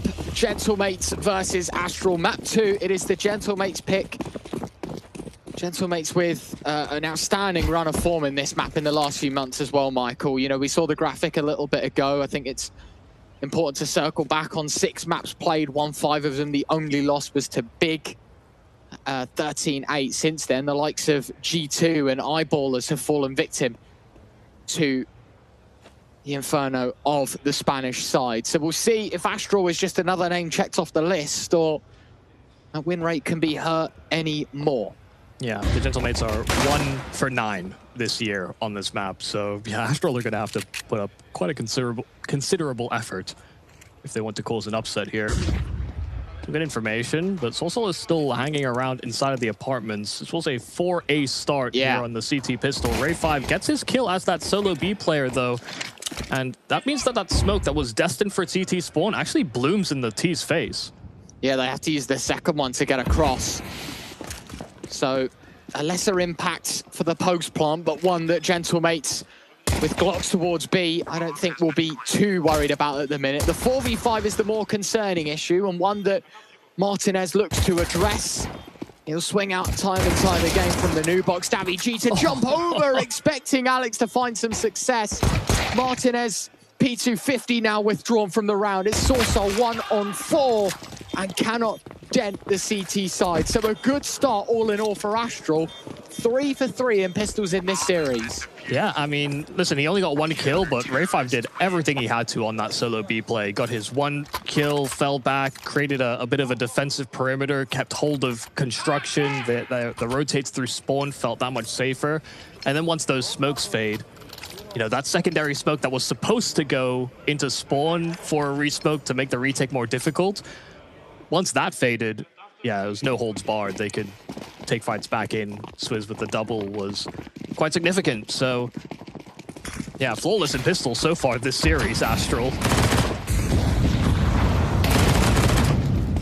Swizz giving Gentlemates a bit of a taste of their own medicine. Running right up middle with the MP9. Takes a couple of kills. Mopos finding only the single.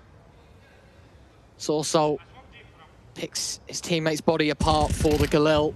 Alex removed as a swing from GXX out in balcony. Now sets him alone again. A 1-on-4 in the pistol and converted. A 1-on-4 in the second, I think will fall in the same fate. Yeah, it looks like timing's going to be against Sorsol here. Backing up. Oh, actually, he turns in time, and so there's an upgrade to an M4. No bomb. Yeah, no bomb, but doesn't have a fresh magazine. Still has a minute on the clock, though, so that bomb's not really a factor just yet. If he claws back another kill, he will likely consider this for a clutch. Kill on the balcony needed. We'll find it. Loses half his health in the meantime. Ray has to run away, and as you can understand, I think he knew that initially a trade would have been good, but now just have to play for time. A dink. Unfortunate, the head armor saving grace for Ray5. Astral 2 for 2. An M4 and a Galil save, but definitely could have been more dominant in the outcome of this round for the CTs. Yeah, I mean, considering they start as a 4v1, for them to only survive with 2 players, considering they want to be on rifles and make sure that everyone's up to that economic standard. Yeah, it's good damage for Gentlemates. It certainly keeps Astral humble.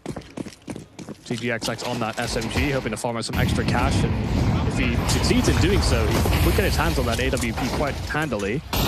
That's a fairly big risk to take, and one with no rewards. Peeked past the smoke at car, and that's a rifle that can be recovered, salvaged, and that puts them in a dangerous position. Look at this counterplay, though, from the CTs. They're using this smoke to their advantage, and they're trying to just fight back and make sure it's not comfortable. I love this choice. They just take the fight straight to them. GXX closing that gap, and he'll get 2 on the SMG, fighting from close range. They get scrappy, but Astral will convert on a 3rd.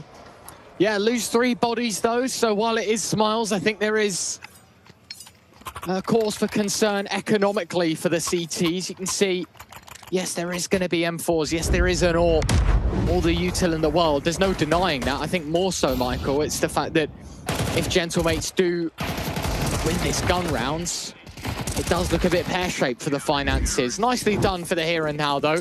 Let's not get caught too much into the future. 3 from 3. Yeah, we'll have to keep our eye on it because gun rounds is where they struggled last map. Well, that's hardly the best way to start.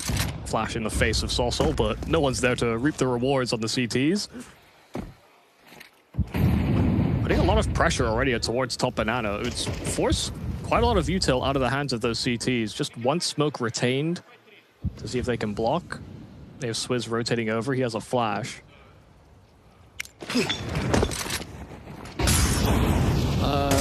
That's a missed Molotov. That's... Yeah.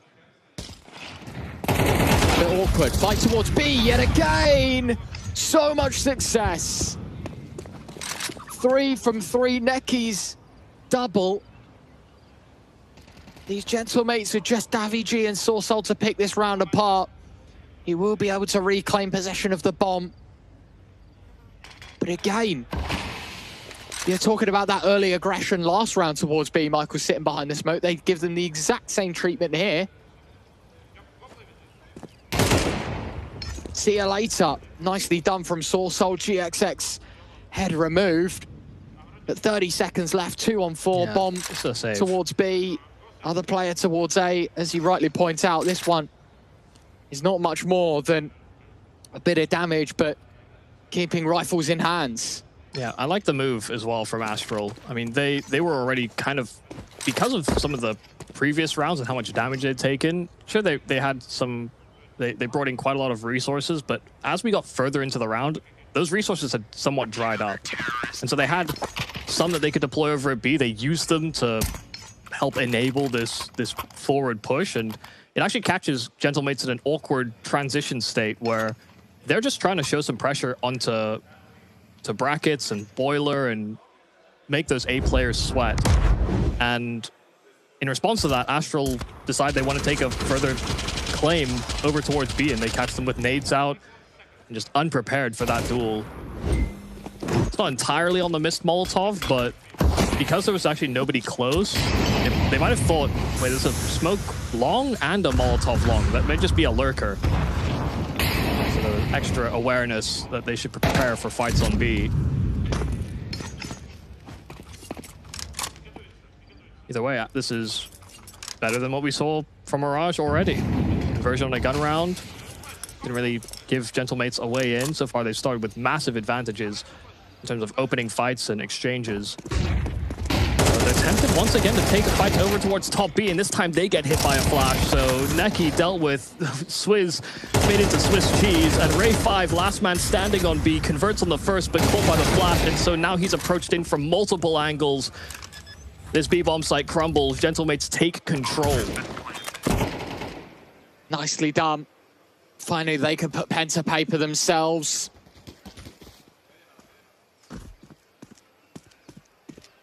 That will be all she wrote for round number 5.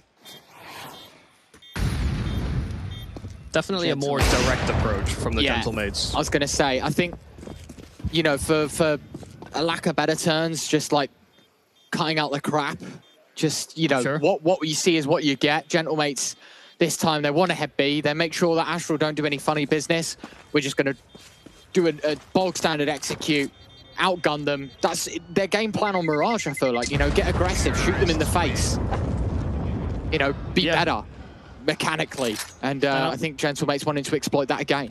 And if it happened again, you know, Inferno is definitely more of a map where it is far more classic, and you see teams at all levels do this sort of ping-ponging between the two bomb sites in terms of what utility they use to show presence.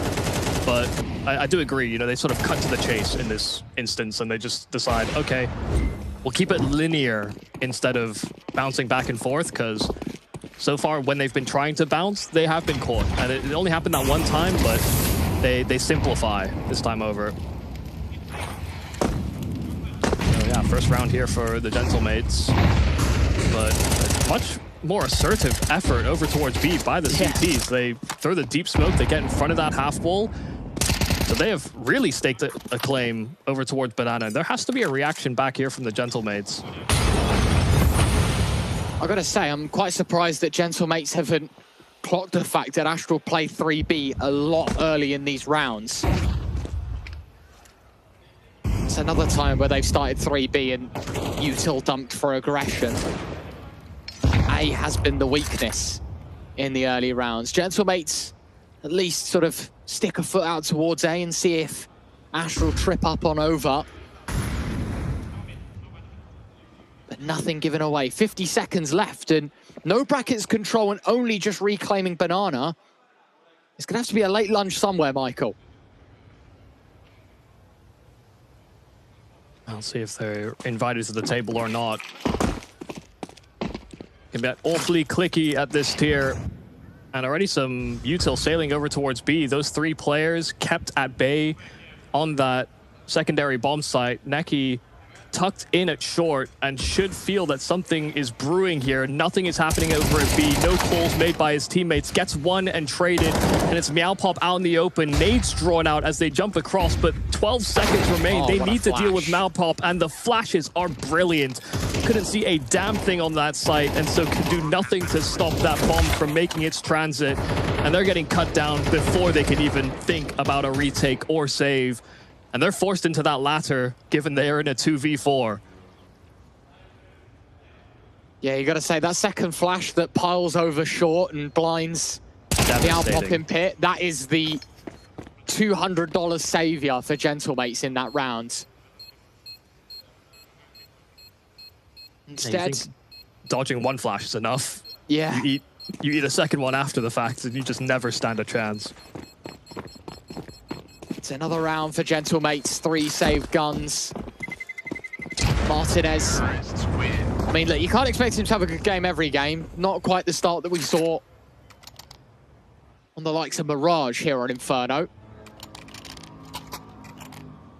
Yeah, much different as well when you're on that T side. And yeah, they haven't necessarily always been the one that have been setting the tempo. So far, we've seen some good stuff out of Astral, being a bit dynamic and trying to add some variation to how they're approaching that B side of the map. And there's so many angles that you want to take up as an AWP that either get Molotoved off at the start or smoked, or you'll get flashed, and it is very annoying on that T side. Nothing more annoying though than getting tagged and then fragged by an HE. So that's gonna suck. It is the worst way to go. Because you just know there's nothing you can do. The nade coming in. No matter where I move.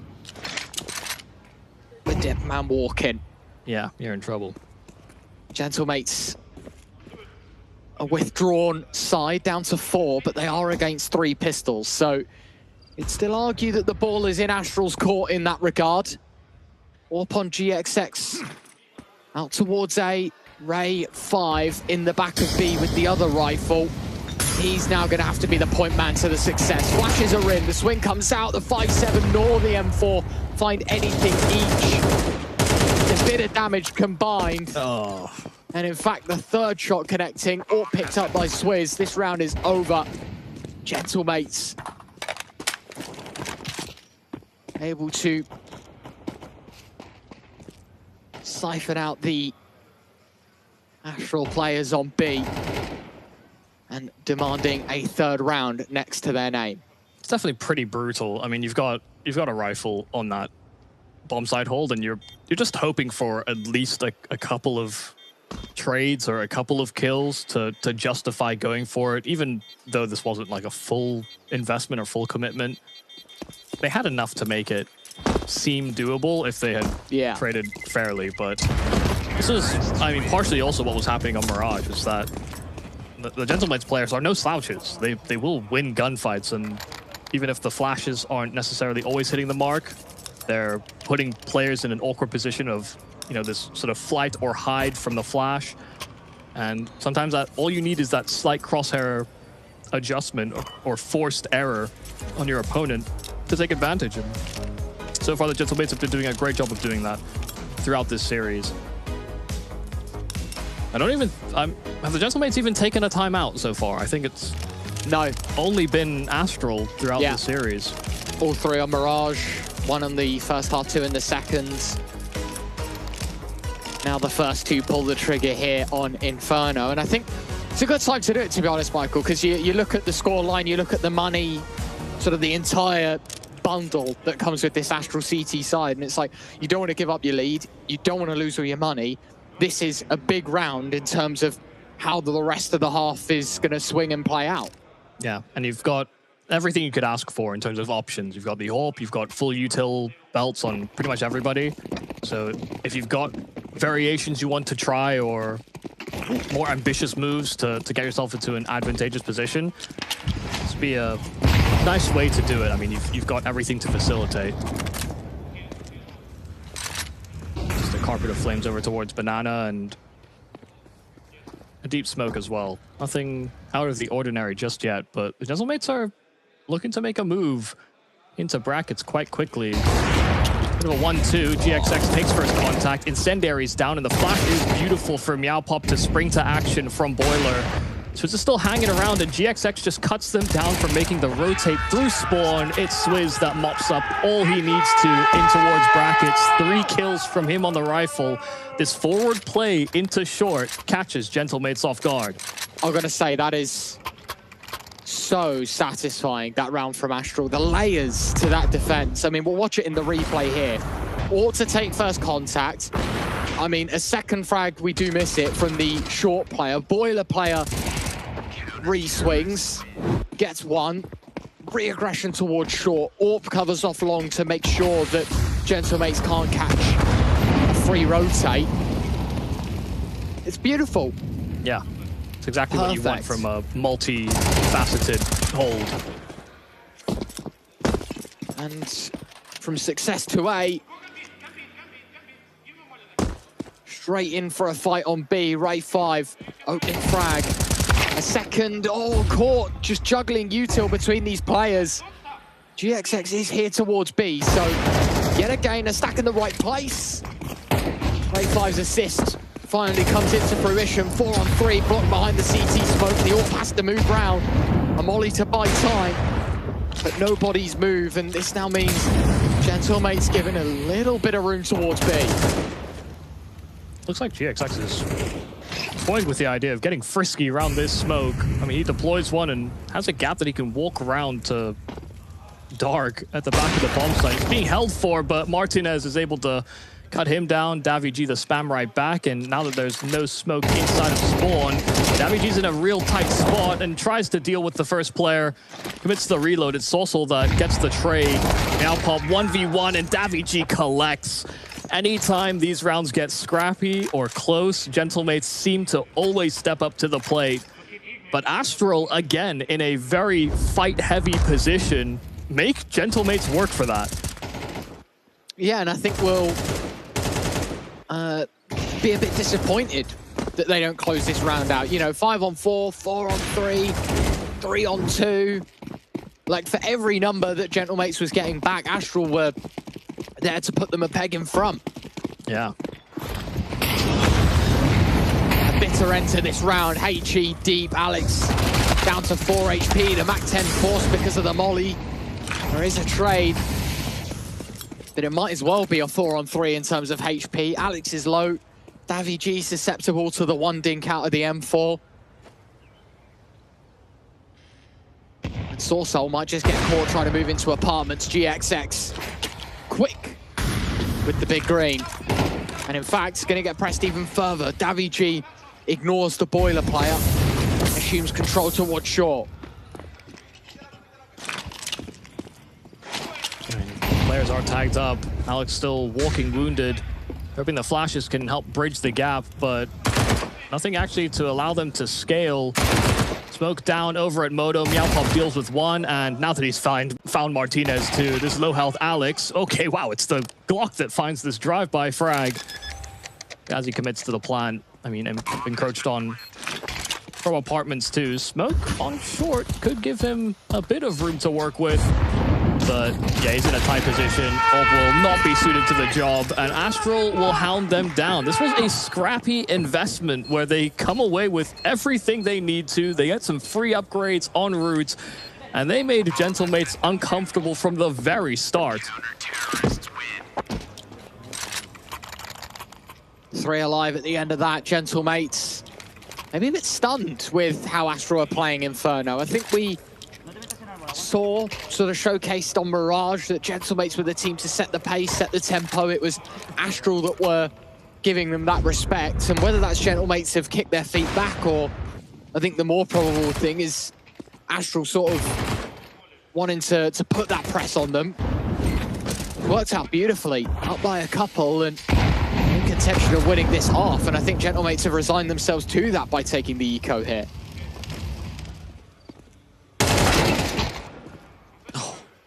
The audacity of Neki to just keep on taking fights, as Ray5 right behind him, and he has looked a little shakier, perhaps, versus his performance on map 1.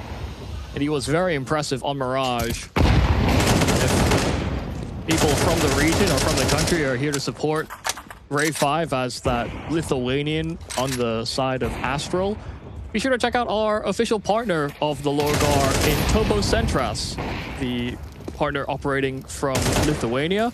Click the banner below the screen to advantage of an exclusive offer for viewers of this tournament. Also thought he had a good offer on hand. Rifle just at the last second, and then it's stripped away from him. So I don't think Tobo Centras will do that to you. 7-4. It goes from, you know, a little bit comedic that Astral win another pistol and convert and whatever else, you know, get the early lead again, to actually this is much more serious. Yeah. More of a threat on Inferno than that on Mirage. 1 round to play out. Gentlemates hoping to claw back a 5th. Their T side, they're flat-footed, hoping that they can repeat some success towards B. The molly's not burning at all. Martinez, oh, it's beautiful. A gorgeous frag from Martinez. He just doesn't stop. Putting matters into his own hands. Neki, Ray5 given the exact same treatment. Couple of bullets out the end of the barrel of the AK. Both shown the door in round number 12. B site taken for free. This round all but over. Yeah, this deep smoke is so annoying to deal with as well. Flash is hoping to keep them at bay. Incendiary landing on the feet of Davy, but Martinez, as he started the round, is hoping to conclude it all by his lonesome. They line up for him past the smoke, and it's 4 for Martinez. A fantastic collection, a guaranteed 5th here for the Spaniards, as Martinez looks forward to that CT side where he's hoping that Mirage can continue. He finds some form towards the end of T side regulation, and so it will be a 7-5 half. Astral battling back on the Gentlemates map pick. We'll see how things conclude after the break.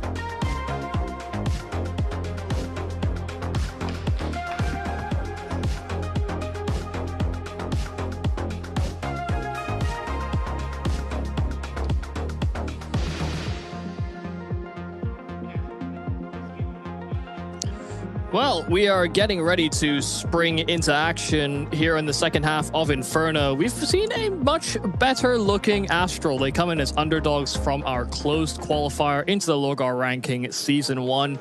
And they have a pretty tall task ahead of them. Gentlemates, they were assertive on Mirage, the first map in the series.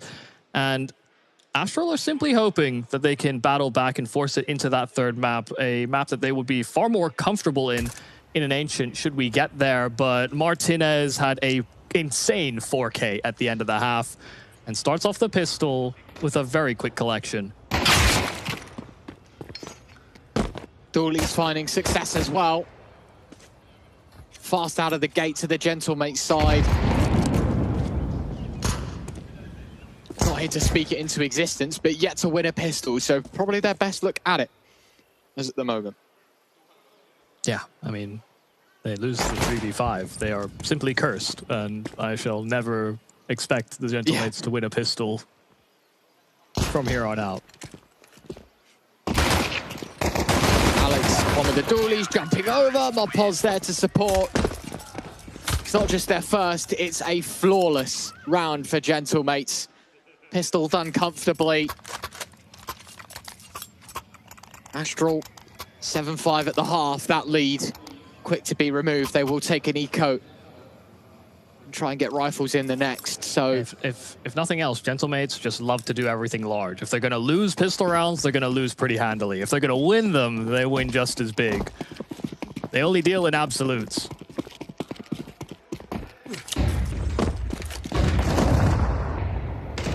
This one should also be an absolute win. Lack of investment here from Astral. Davigi dumping his util so that his teammates can use it, because he's going on a run to get some cash. Quick trip down to the bank, him and Davigi making collections, but rather Davigi and Mopos making collections in through T steps.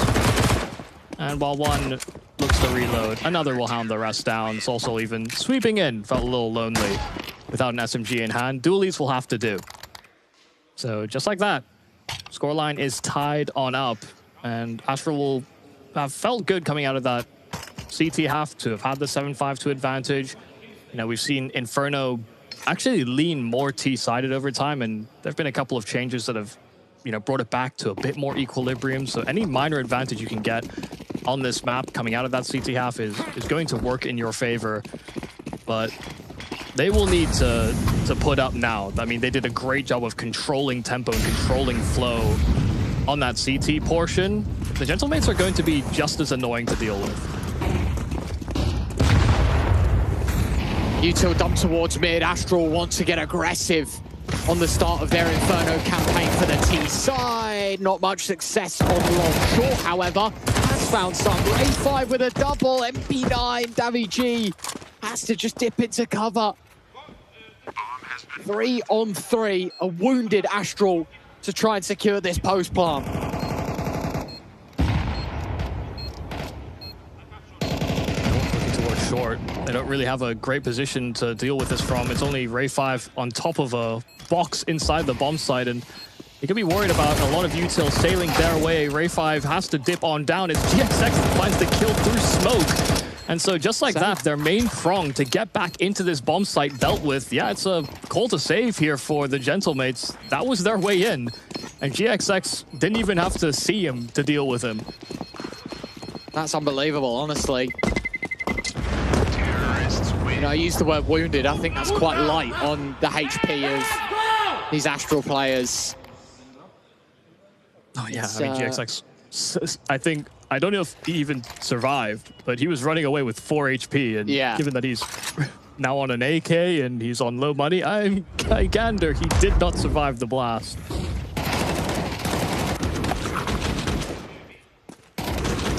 Beautifully done. Ray 5's double, clawing them back into the round. That's how Mopos died, and yeah, I mean, you'd be quite infuriated as well, because as you said, Michael, he was kind of the player to tee up this entire retake. He gets up short, the long players can close in. They have no chance. Yeah, and Ray 5 had a few panicked looking moments on that CT side, but you know, you mentioned to me in the break, he has been looking good so far this series, and you know, another important round where he's come away with a double, and it's massively influenced the success of Astral.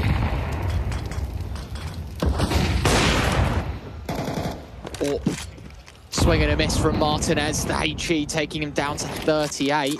Hit onto the corner. Martinez tagged even lower. I don't even know if that was the team nade, maybe. I don't know how he lost that HP looking at the map. 8 points of health is all that he's left with. Regardless, he's heavily neutered. That nade does quite well onto Mopoj. And as he falls back, he's hoping to make enough sound cues that they get distracted from fully clearing out the sandbag. Fresh smoke at the mouth of B. They're really trying to sell that Alex is in here. But are Astral buying? I mean... Oh, it's looking like they're buying. Oh, bro, they've gone all in. They have no clue. Oh, dude, it's so smart, Alex! And the double, triple kill from Alex. The M4 single-handedly taking away Astral's chances. 2 on 4. Now pop in middle, nice shot onto Sorsol. Yeah, but 5 seconds left. There is no time to make amends for that colossal oversight from the T side. Astral caught out by 1. Unbelievable stuff. Gentlemates get away with murder in that round. Yeah. This is the thing as well. People will know this even playing, you know, high-level pugs. When you're against higher-level players, every little bit of information they're giving away, almost always there's a reason for it, or it's, you know, it's a calculated in some capacity. It's not always, you know, I'd say 9 out of 10 times there is a consideration, but in that 1 in 10 you're hoping that you find a gap. That Astral thought that was the 1 in 10, and that was just simply not the case. Nice Great shot opener from Martinez. Yeah, Meowpup actually found the kill on his teammate right behind Martinez, so it's a needed trade really for the CTs to stay equal. Eye for an eye. Another deep smoke towards B. This time it's Gentlemates being assertive. Astral left to recoup their thoughts out towards A.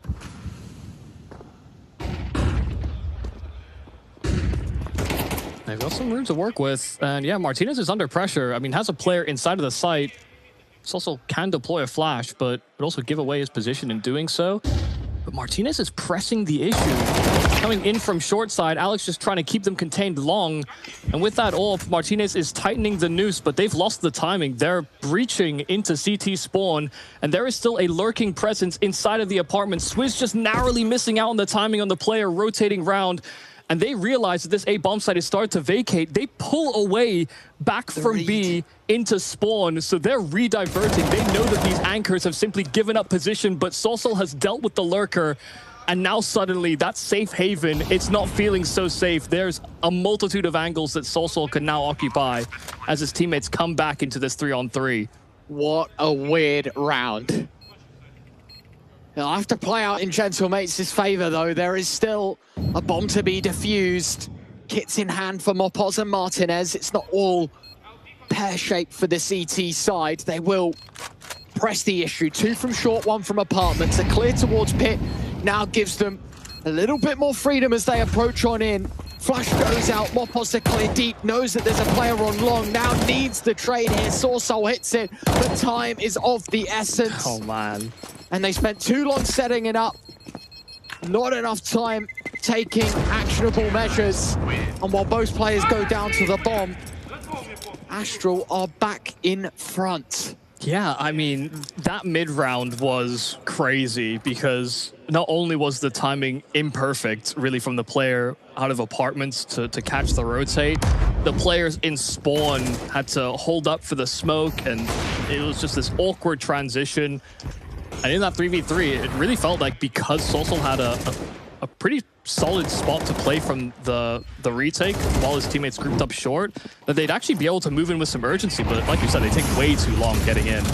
Great double nade at the start of this over towards Banana, and they're trying to really press the attack towards the top side of B.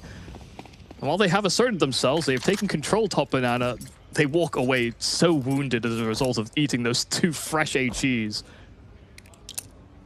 And some panic from Gentlemates. Quite uncommon, but 2 smokes burnt out towards B because of that Molotov. And you can see now with the weaker util sets, yeah, they just want to take fights. Alex takes one back. Neki trying to give Gentlemates the same treatment. It's so odd to leave the AWP as the solo operator on that A-bomb side as well, because if it was a rush in any circumstance, he has no chance.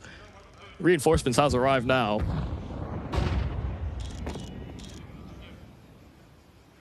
Martinez posted up on the angle. Flash goes out. Neki spotted and gives an audio cue as well. But with 40 seconds left, B is simply just the decoy. It's A that they want to press. Martinez still holding short, but bodies flooding in from long. He's got to be careful because he is just showing out in the open, wide ready. Nice shot from Sorsol. Davi G falls in the smoke. Martinez now stuck in the sight. Missed first shot. He falls as well. And the AWP anchor, admittedly, in slightly better shape, the A site.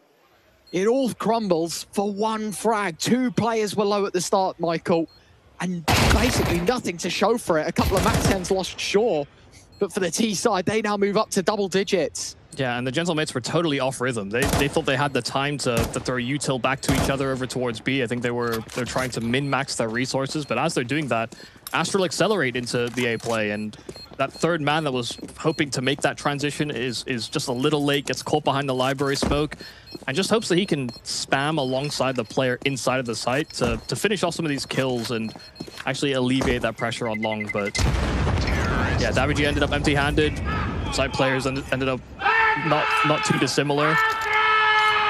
It simply wasn't enough from that position, and you can tell they are loving the fact that they're actually in a commanding position now. They got given the business end of the stick on Mirage, but they've really made Gentlemates quite upset with some of the ways these rounds have come through, whether it's the late spawn rotates or this fast arches play. They're expecting more out of those situations. Astrals don't let them. Yeah, I think that there's 2 parts to the screaming, right? One is just to try and get in the Gentlemate's head. It's another, the fact that they're 3 deep in the A site. They've got so many bodies between them and the round. Yeah. Yet somehow, Astral are able to walk away with it. And now there is an element of seriousness to this map because Gentlemates, you know, maybe after Mirage, as I say, a more laxed feel on Inferno, couldn't quite get the first half under wraps, and now here in the second, sure, they come out of the gate swinging, but since then, it's been Astral that have been winning these very big, important swing rounds. Yeah, and from some pretty solid just communication, I think, as to how they're going to approach those rounds. They're playing as a pack. They're not overcomplicating things. You know, maybe that A-CT spawn call is a bit weird and wacky, but whatever they're doing, they're committing as a squad. They're not leaving lingering pieces to further punish rotates. So these are all nice things to see. Now, this is just a FAMAS and an MP9. Everything else is just USP, so the fact they've come away with 3 opening kills is abhorrent. It's only USPs that sit in defense of this A-bomb site now, but they have to clear absolutely everything if they don't want to get sidelined, shot in the side by silenced pistols. This is ridiculous if this falls away, because Astral will have just felt like they had command of this game. They'll know the economy is not in a great spot. It's only these 2 saved weapons from the round gone by. Now pop out towards long, has to hit shots, hits the first. Davi G in the corner, straight dink. GXX 1-on-4 converts and takes the AK, half HP, 30 seconds. The smoke will start to dissipate on short, so it does give him some time to move on in, but only for 1. It's messy, it's good, it's great from Gentlemates, in fact. I mean, you can see that even Alex there, visibly, like a sigh of relief, knowing that they just got away with murder. He finds the first frag, backs off. The switch is perfect as Mopos finds 2. And just like that, 2-on-5, Astral. A bit of damage against pistols. Yeah, I mean, it's just an incredibly depressing way to lose a round. And you know, they've gotten away with some of these closer rounds economically. They're losing 2-3 players in their successes, but they're not in a great economic spot to reinvest, and so it's extra painful knowing that you just lost to essentially a full save on just these 2 salvaged weapons. And now you're in dire straits yourself. So this was a great opportunity for Gentlemates to equalize. Absolute bloody murder between Alex and Mopoj. Yeah, I mean, I was talking about, you know, Astral winning the big swing rounds and they were the team in front. Now, off the back of what just felt like a cut and dry win for Astral, that might just be the biggest swing round of the lot. It gives a massive boost, not just financially, but mentally for this Gentlemates side. They've got all the bells and whistles. Mopos falls, but all in all, you know, a pretty simple, set, straightforward round. Missed on the AWP, hits the USP. That is just Counter-Strike. Yeah. I think as well, the biggest heartbreak here for Astral is that, you know, coming into this map, it almost felt like they were playing with nothing to lose. Yeah. The Mirage didn't go their way. They were definitely playing a little timid, a little standard, and weren't necessarily playing with the fire or flair that you want from an underdog coming into a matchup.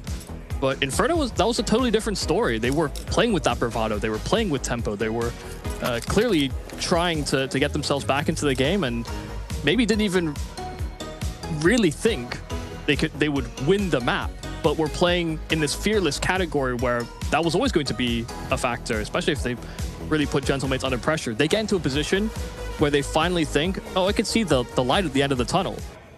And, you know, just before you finish the race, you know, just before you see that finish line, you're not supposed to slow down because you give an opportunity for someone to creep up on you. And Gentlemates were right behind them that entire time.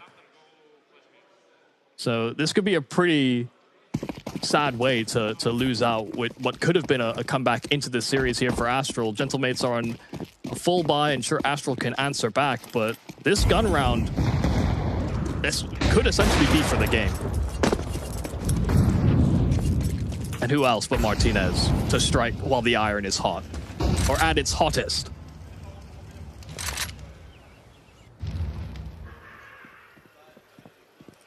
Nicely done. As you say, Martinez, a sledgehammer on Mirage, hoping to bust more walls down here on Inferno.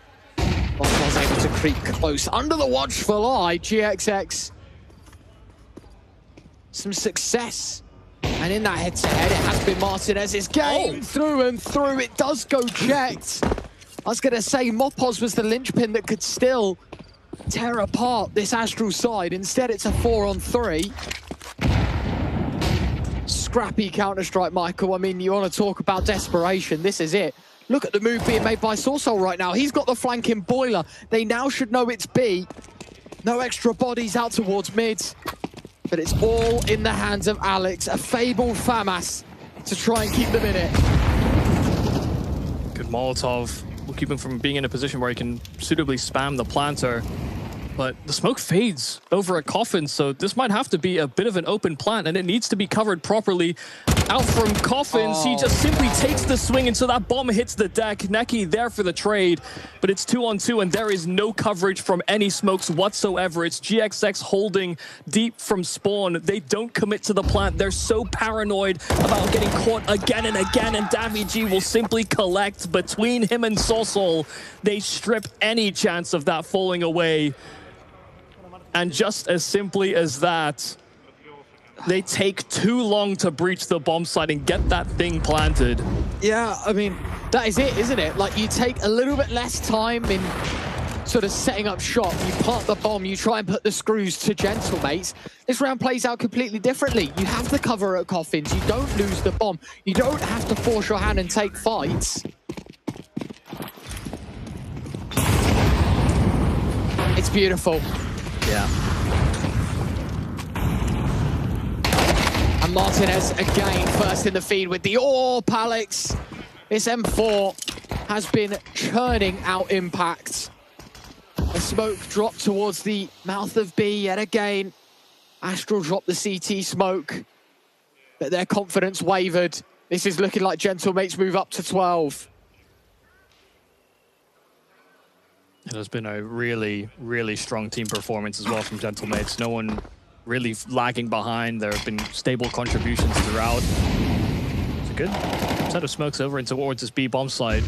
No chance for Alex to displace them with his body or try and disrupt, but there's suitable utility and great positions still maintained. Ray 5 punching in those digits. Nade lands on his head. Alex doesn't go for the spam. They will simply wait these smokes out before further committing. Ray 5 doesn't even get a chance to play. Nade lands right on his position. Even after the smokes were breached and GXX gets plucked out of the sky. Gentlemates in a commanding position. Another map where, I mean, definitely our closest map so far in the LORGAR Rankings Season 1. As we enter these playoffs, it seemed like Astral came close. I don't want to put words in people's mouths, but I'm pretty sure I just heard, guys, I can't hear you from the Gentlemates side. And to be fair, rightly so, because the game was in the palm of their hands. You go back, they were put it in rewinds just a few moments ago. 3 USPs, an MP9 and a FAMAS. That's basically what has stopped Astral from seeing out a third map here, Michael. At least the initial chance. They now need to win 2 in a row. But same conditions as Mirage, you know, even if you do make the comeback, it's only for OT. Gentlemates far and clear ahead. 2 mistakes needed, or at least 2 massive moments from Astral. Yeah, total heartbreak. And absolute total heartbreak if they lose out in this fashion, because they know the game, or this map, was in the palm of their hand.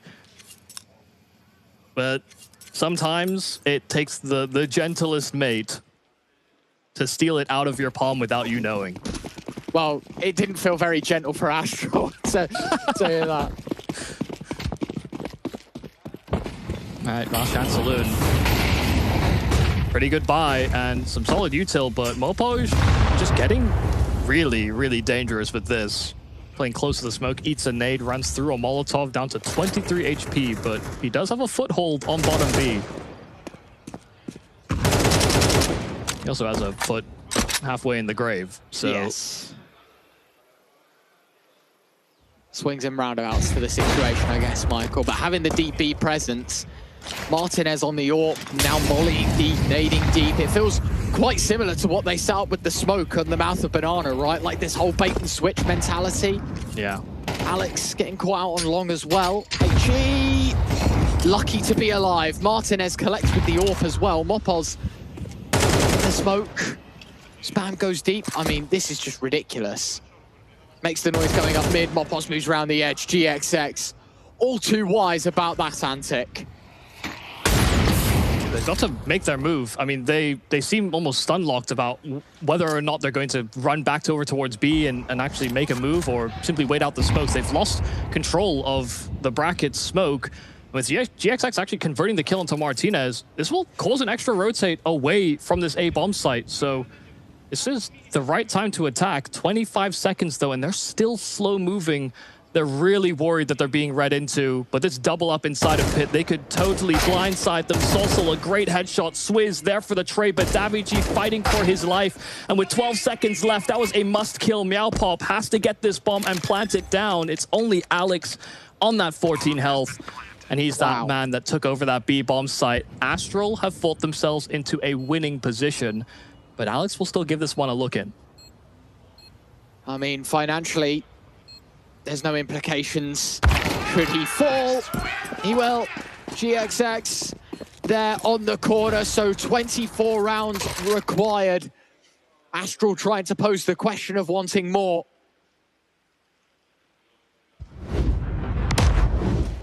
Watch this round back yet again. I mean, nice shot from Martinez. This, I don't like it. I don't hate it. I think low HP it is a bit tricky.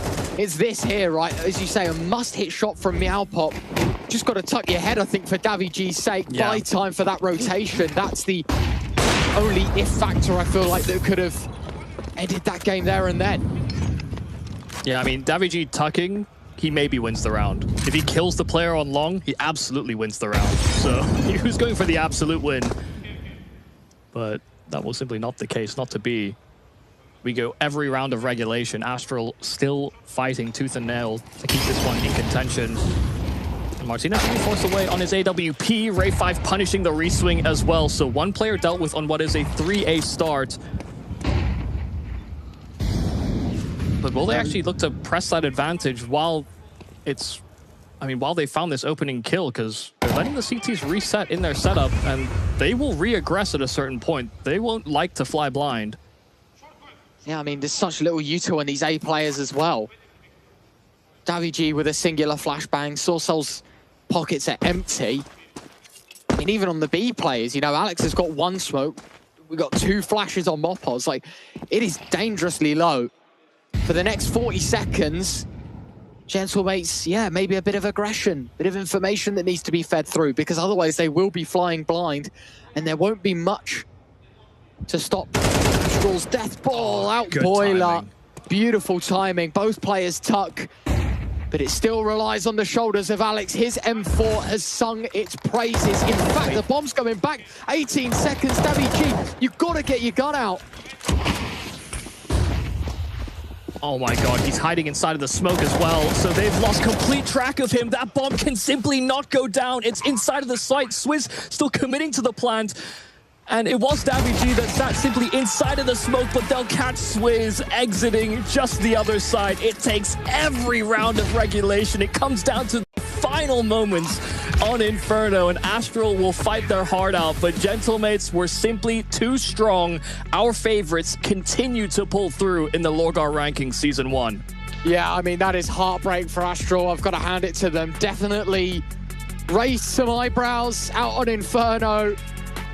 One smoke, the difference maker that Davy G able to weasel his way around and deliver good news. It's by the skin of their teeth on Inferno, but a 2-0 overall. Gentlemates indeed get the better of another close quad team. Yeah, I mean, all the games so far in these playoffs have been 2-0, but this was definitely our closest map so far. The Gentlemates putting themselves in position to fight against 9 in the semifinals, further on into the tournament, and for them, they're probably just glad they kind of dodged the bullet of drawing this out much further, because you could tell the Astral side had a bit more to them that they just simply didn't display on the first map in the series. We got to see better variations, some more mid-rounding, some greater trust in their ability to get into these more chaotic situations. But yeah, there were a few moments down the stretch where, you know, the Gentlemates are not incapable of pulling through on rounds like that themselves. And you touched upon it. We both talked about it. That MP9 FAMAS round is the most egregious of the lot, because without that, this is probably a 1 map for Astral. Yeah, I think, as you say, we'd be here talking about the 3rd map, what's coming next, right? 2 huge rounds. I do believe Stiko down on the ground for an interview. Yes, indeed. Alex is here with me, and I do have a question. It was pretty close on the 2nd map, so what are your thoughts as an IGL? What has been happening? Is it like the annoying style to play against, or what was in the waters for Inferno? I don't know. I think it kind of reminds me the game we play against VIG, where they were doing nothing, and I think we were like making mistakes on the second steps, I would say. So yeah, it was like kind of shaky. I also want to ask about your recent changes or the news in the lineup. Obviously, the coach has been benched after your IEM Rio endeavor. What changes for you as an IGL to play without the coach? Or I mean, right now it's analyst right behind you. So how are the dynamics changing in the Gentlemates camp? I mean, not much, to be honest. I think we are like keep working the same way as we did before. I think like the only thing is that I need to prep for myself, but that's why is our analyst here helping us. So yeah, I think it's kind of the same. Can you tell us a little bit about the state that your team is in? Obviously, you did not make the major, and also the season is also coming to an end for you. So I wanted to ask if, you know, this is kind of a tournament to win for you. Are you just trying to gain your confidence back, or is this kind of like a stepping stone for better Gentlemates in the future? Yeah, I would say like we have no expectations since like recently the games that we lost. So I think we are like just playing, trying to find our game again, and trying like to gain confidence game by game. So yeah, I mean, we are not putting pressure on us. I think we don't know yet how to play with the, or how to handle the pressure, I would say. So yeah, step by step. Step by step indeed, and for tomorrow it's 9, and they actually beat you, I believe, 3 weeks ago in this very studio. Any plan for revenge in that kind of a matchup, without revealing too much, obviously? I mean, I don't know. I haven't think about them yet. We are just go game by game, but yeah, I mean, we want the revenge for sure. Game by game it is, and thank you for this interview. And now, Ryan and Michael, over to you. Thank you very much. Thank you very much, Stiko. Look, I think it's fair to say, Michael, that with the times that Gentlemate's currently in, obviously the removal of the coach and things like that, it's never going to be easy stuff, right? And obviously Alex saying himself, you know, it's me that has to do the prep. Analyst is here to give a helping hand. You know, you are going to see some bumps in the road, but by and large, I've got to say, Martinez hitting shots on the AWP. I feel like every other player on that Gentlemate side, AWPing, rifling, whatever, you know, everyone had their impact. Everyone set their part, did their job, and fair enough to them. 2-0 through and out of the quarterfinal. Yeah, and you can definitely tell that, you know, it's not necessarily having an effect on them currently with the change in coaching staff. Is that, you know, you see just how collective this body of Gentlemates can feel. Like there's an autonomy to the players. There's a reactiveness that is going to come with extra time, and as they get into maybe a different coach or different analyst and some of that pressure is alleviated from Alex in terms of prep work, maybe they can continue to scale up and actually see those players thrive in a way that we haven't seen for maybe a couple of years. So yeah, it's been nice to catch this Gentlemates at a good time. They didn't face their toughest opponent, but, you know, Stiko alluded to it, that rematch against 9 after some 3 weeks since their last encounter, that will be a very tough test for Gentlemates, who are looking for that extra confidence. They come in with no expectations, but winning the thing, winning the tournament, beating 9, those would all be nice bonuses. Yes, of course, we're not done just yet. Still one more game to go. Focus up next, playing KOLESIE, another team through that closed qualifier, playing that European side. We'll see if it does reign supreme, this superstition that the VRS invites can keep trumping those who come through the grind. We'll see after the break. Don't go anywhere.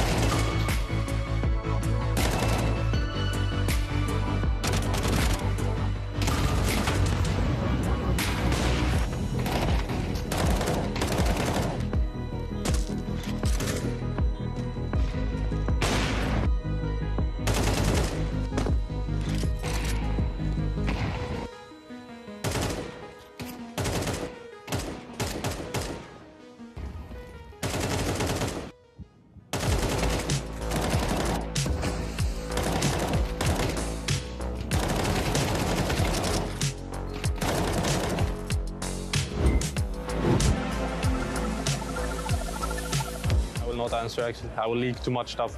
I have a good answer, but yeah, I'm not gonna say. You're gonna do that this tournament? Yeah, for sure. You will see. Good looking. We pretty often have win rate on just playing Glocks on Ancient. Yeah. And we just full eco, and we just wait a little bit at the door, and then we just rush. City does jumping up cat, and then we just rush banana. We won this game, I mean this round, a couple of times at least. Of course, I wouldn't like to tell our best tactics that can work versus opens, but it might be something like fast rounds. It's always look crazy on the high tier events, because if you rush fast, you cannot rule all the way around. So some fast rounds are usually the craziest one. I would say the most simple round is like just contacting sites without anything. Something, I mean, lately nothing is working. But yeah, like before that, I think like maybe some reactions, like depending on if you get the entry or not. I think that's the most safe call we have. I think it's just a default fake B-rush and Ancient, and then we're just flashing out mid on good timing. Yeah, I mean, it's been working great. I don't think we have any, to be honest. I don't think we have any things that look actually insane on the broadcast. We are just doing basic stuff.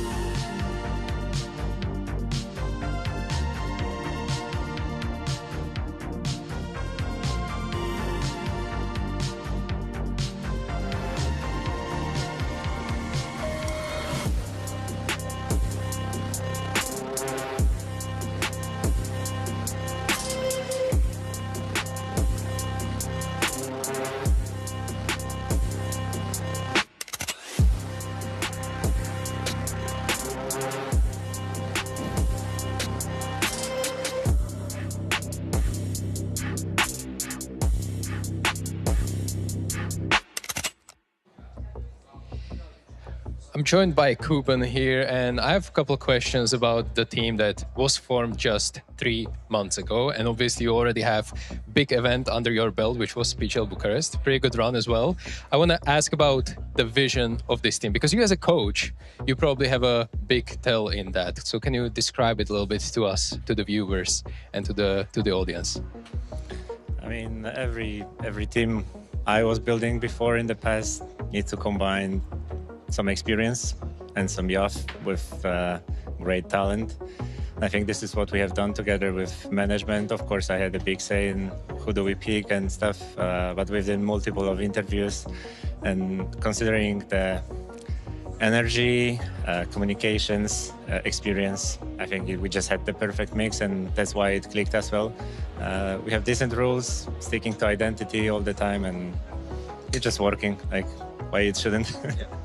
It makes perfect sense, but for the viewers that is going to see play FOKUS for the first time, what should they expect on the server? Are you like this fast rushing team, or are you like more structured? What should we expect? I mean, the thing is, we don't always know what should we expect from ourselves, because from the first day, I was already kind of teaching players that we cannot have one basic, simple play style. We are combining all the play styles. I think we are difficult to read, and you know, like you were my player before as well, that I don't like to stick to one play style. We simply switch from one game to another. We never repeat many rounds, and we are just unpredictable. So yeah, we play off the feeling, and players have a lot to say during the rounds of how we want to finish them. How do you think is the team evolving? How much time do you need basically to hit your, let's say, A game consistently in these tournaments? Because still a young team and young players behind you, so obviously it's a difficult process, right? I would say we just need some more experience. I think we are on the rise all the time. Even though we lost some games in Bucharest, we should have won more. Definitely we threw away some really solid leads. Yeah, I expect us to be like top 15 team by the end of the year at least, and playing another major, the one in Singapore. Yeah, I'm happy with the progress. Just looking forward to one game at the time, basically. We made sure that the tables are of the best quality here because we heard Jorko is coming. So right now it's just, you know, I could talk to you for a lot longer, forever, but you have a game to play, and I wish you good luck and see you on the server. Now, Ted and Pavlos, take it away. Thank you very much. Good luck.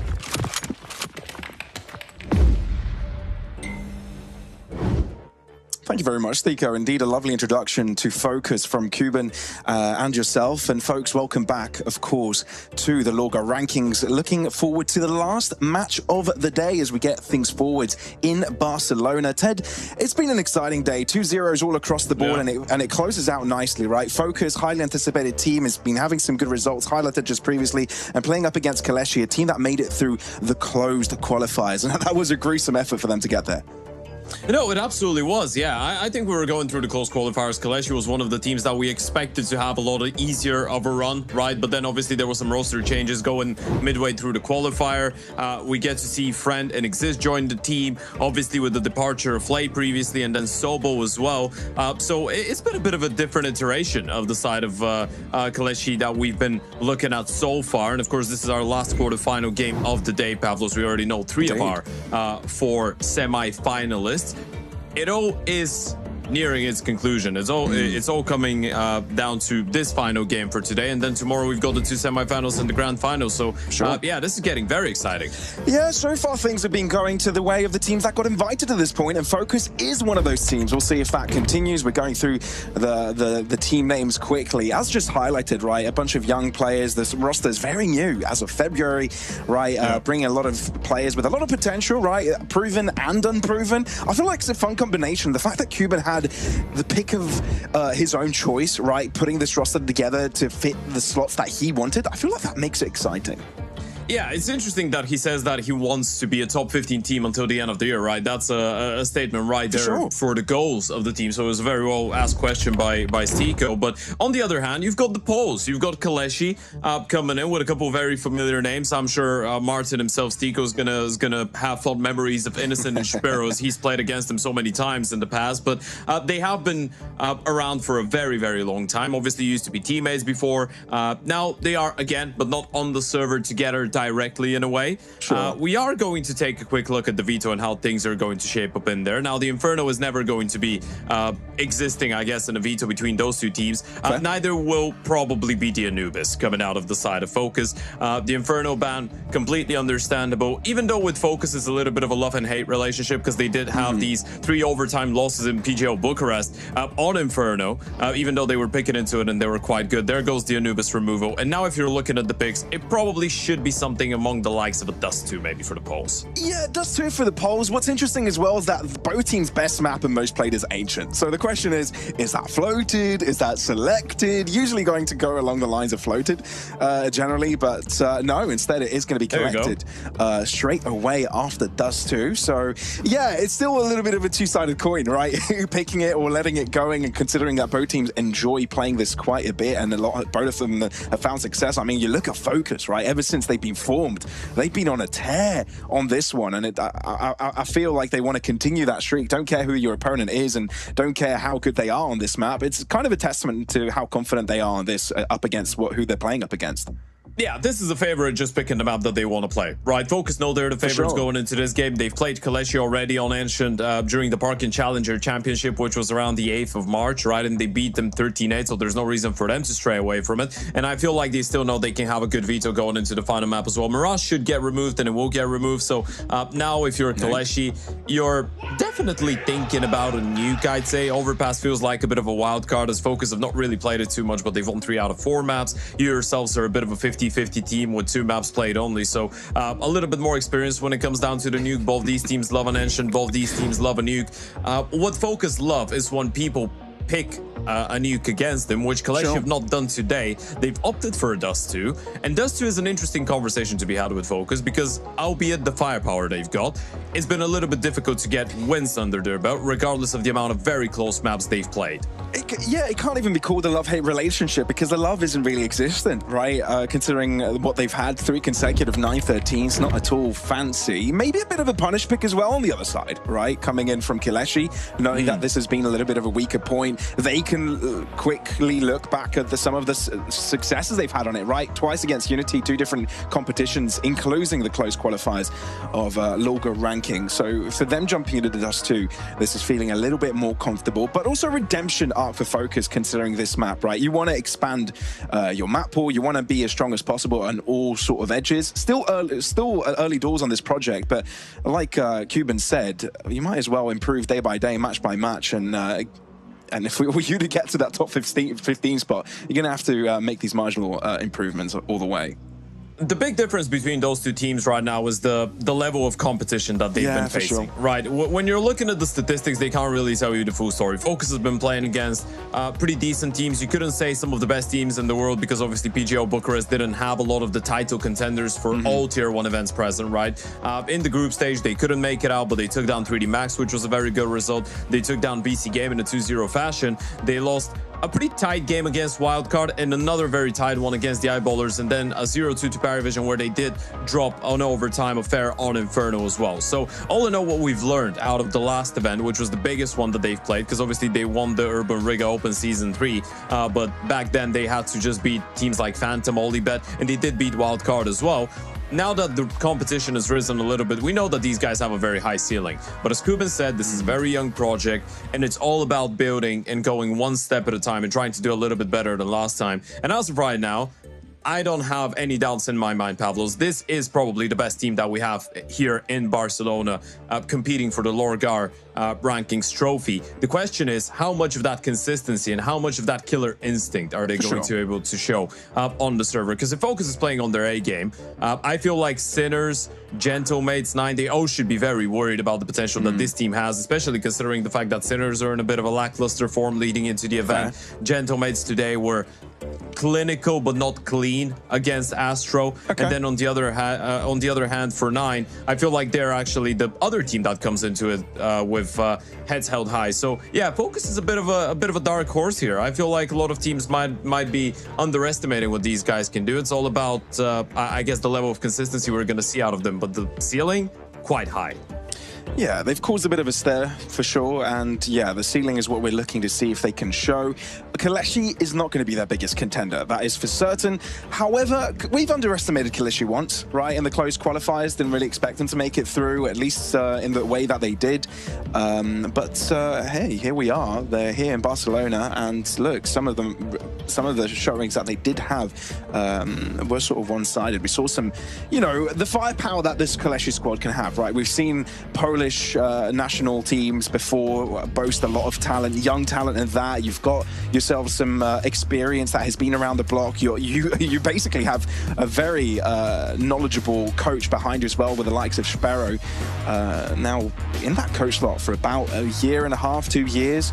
So yeah, I feel like KOLESIE are in good hands, and this is some good experience they're gaining on LAN.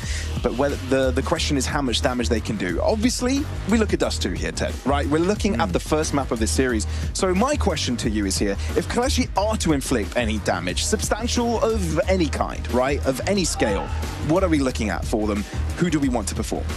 We're just looking at the Oper. We're looking at Friend. We were talking about Wildcard, mentioning the name of the team because obviously the side of FOKUS played them in Bucharest just around a couple of weeks ago. This is where Friend arrived from on this team replacing Flay, right? And a couple of weeks ago in the group stage, we do remember that massive performance he had on Dust 2 and the way that he was able to single-handedly power through for the side of KOLESIE. So you're going to be looking at the Opers, you're going to be looking at some of the star players. Exist, also a bit of a newcomer to this team, highest rated player since he's arrived. So you're probably looking at the new names. So that being said, the stage is set. The final quarterfinal of this LORGAR Rankings Season 1 LAN event, and it's a CT side start for FOKUS. A bit of an A pistol. ZTR still hiding in towards Gandalf, waiting for his teammates to take the attention away. Yeah, he's just waiting for the rest of the cavalry to arrive. He's spotted out ahead on car. Can't quite get the shot there quickly. Bialani able to shut down Volt, and there's a quick attention from FOKUS to turn around into the mid side to see if there's anybody there. But now they're moving it together, and they're moving it in numbers. Glocksu, not tested just yet, but Exist continues to cause problems. 2 kills to his name. Glocksu finally shows his ground, but doesn't last too long. Matheus lands some screamer headshots, but KOLESIE through it all are the ones to stay on top. It's a massive triple kill coming out of Exist there towards the back of the bomb side. It's such a difficult crossfire to break through as well. One player on the back of the bomb side in default, just jiggle peeking on the headshot angle and crouching back. One in towards the ramp, another one in towards the goose, and one car. There's so many angles, so many people that can just peek into your screen and then disappear. If you're coming in as a CT trying to retake the bomb side, look at Exist. He's just waiting for his teammates to get into a fight, then he pops up. Gets a kill, hides back in. Good effort coming out of Matheus, but the pistol round will go in favor of the T's. This is a failed corner smoke. Did they hear it? Do they realize? I think they do. Closer. Look, FOKUS, full spike, can find some damage here. A couple of MP9s, 5.7, scout onto Jorko. So, still potential for the FOKUS side to get something done here. KOLESIE obviously with fire supremacy, firepower advantage at that. Yeah. Looking like to be smoke might be a quick and simple solution. Meant to be play. Matheus is all alone. He needs a massive play. You can hear it approaching. At least there's no one close onto the apartment's exit, so he can get away just focusing on doors and window. One pick is all that he will find. And if you FOKUS here, you may want to limit your steps forwards. Maybe hold on to your ground, be happy with what you have, and see what you can do with it on the next one. It's about getting the exit kills in a way, just saving up. You get to replay this round and the next, right? In a round like this, especially when you're not given an early fight, an early man advantage in a 5v5, you have a big disadvantage when it comes down to the weaponry and the lack of utility. So you put all your eggs into one basket. If you turn out to be lucky, then the T's just run into you, get an opportunity. If not, if they go to the bomb side of Matheus, he gets a kill. He gets that bonus cash injection because of the kill on the MP9. You just lock them down, you hold on, you get to replay this same round in the next, basically. And especially with ZTR picking up the MAC-10, he should have an upgraded pistol to drop over. So Mathios is going to have something to work with as well. It's not too bad for Focus, but a good start for KOLESIE either way. They were able to avoid a stack, able to avoid disaster. And let's see how they get into this one. Jarko's got a scout as well. Sure. 17-year-old youngest player on the server. Talk about that. As Nico said earlier, we've got some good desk here brought to you by Lorgar. And look, they are your go-to place for gaming, sim racing, and streaming. But look, you're going to need it. Some heavy emotions maybe for punching as well. Exactly. I was about to mention that exact same thing. Oh, that's a bit of a denial. ZTR just jumping in. Mathios is just being held for by Innocent on the other side of the bomb side. So this is just going to open things up pretty nicely.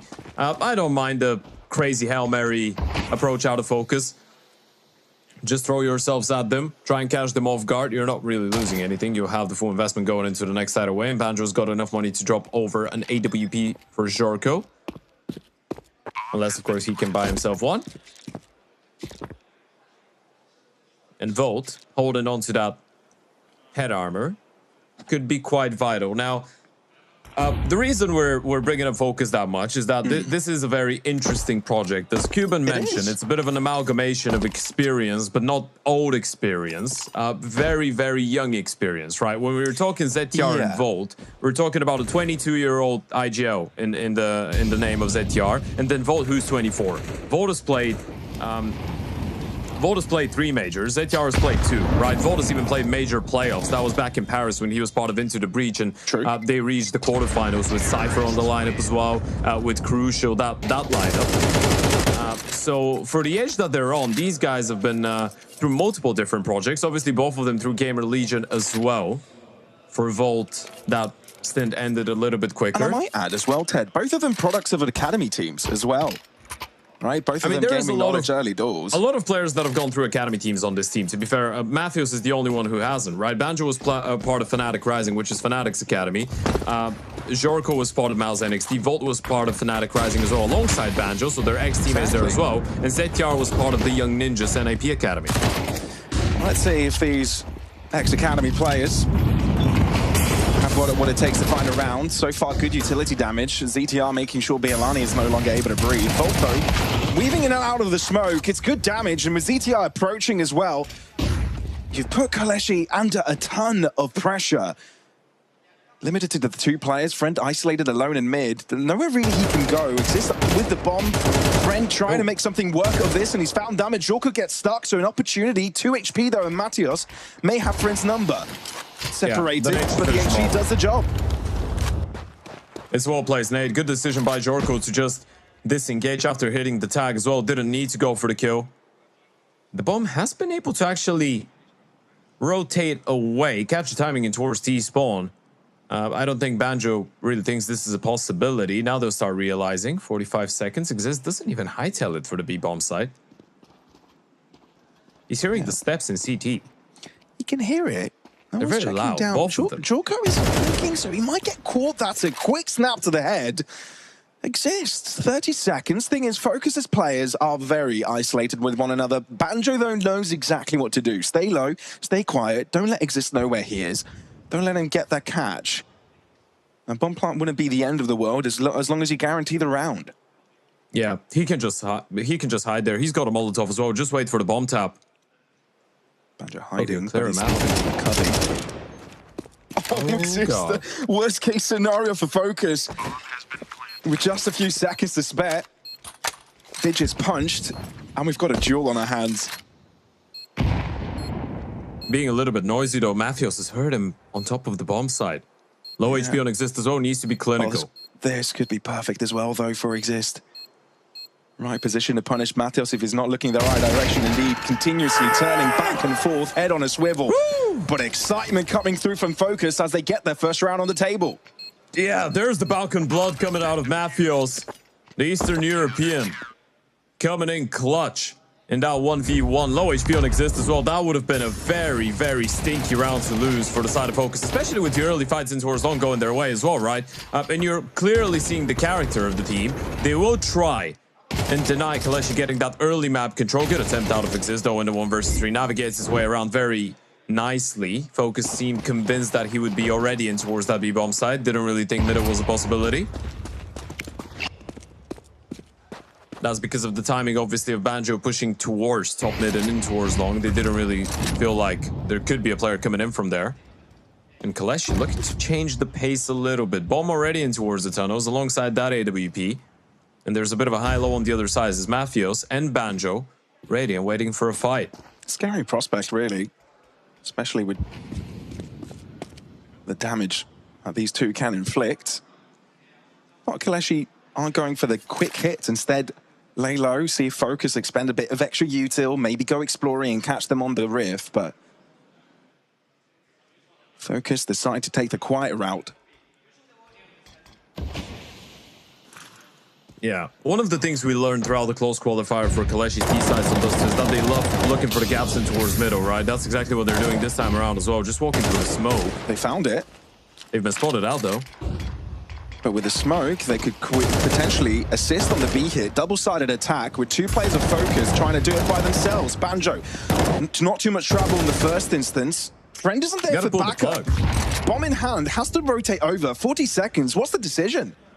The bomb is still in towards lower. If you want to go up short right now and rejoin with KOLESIE, who's in towards long, you need to go a little bit quicker about this. 30 seconds, and look at the setup in towards the A-bomb side. Volt and Goose, Jorko towards the ramp with the AWP. This is going to be very difficult. They need to make the most out of the Molotovs and the flashes. So another smoke alluding to a potential mid to B. It's a fake, but FOKUS aren't buying it. But they're fully happy to hold this triple stack into A. Jorko didn't connect on the first one, though, and now he's mollied KOLESIE from long. KOLESIE may have uncovered it. Found the solution.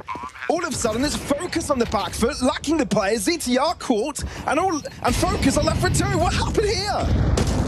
This one just collapsed. That was such a weird round from the perspective of the CTs, right? It's just that third player rotating away. The Oper not ready for that late of a long play, I guess. They thought there was a mid to B play going on all this time. It's all about KOLESIE being that patient. That was even more difficult for the T side. The moment that I said they need to make the most out of the Molotovs and the flashes, I realized KOLESIE was the one with the majority of the Uto, and he was on long, right? So all they had going out of short was one Molotov. That was about it. It could have easily been a different round, especially after Banjo gets that kill in towards the B tunnels. You're thinking it's probably going the way of FOKUS, but it's now KOLESIE up to 4. Winning the previous one doesn't really amend to a lot for FOKUS, as now the financial issues are going to catch up once again. It's been a great start for the Poles. Not bad. Even though the start looked pretty good from FOKUS, seemed to have it all under lock and key, have plenty of players available to the A-side defense, it all collapsed. To be fair, there was 10 seconds on the clock the moment that KOLESIE peaks long, right? So we can't even fault Jorko for not being able to read into that. For sure.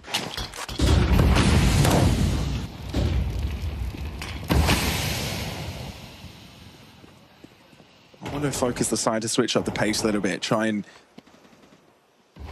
manhandle KOLESIE in a way. But no brute force effort for now from the European squad. All right, so lesson learned.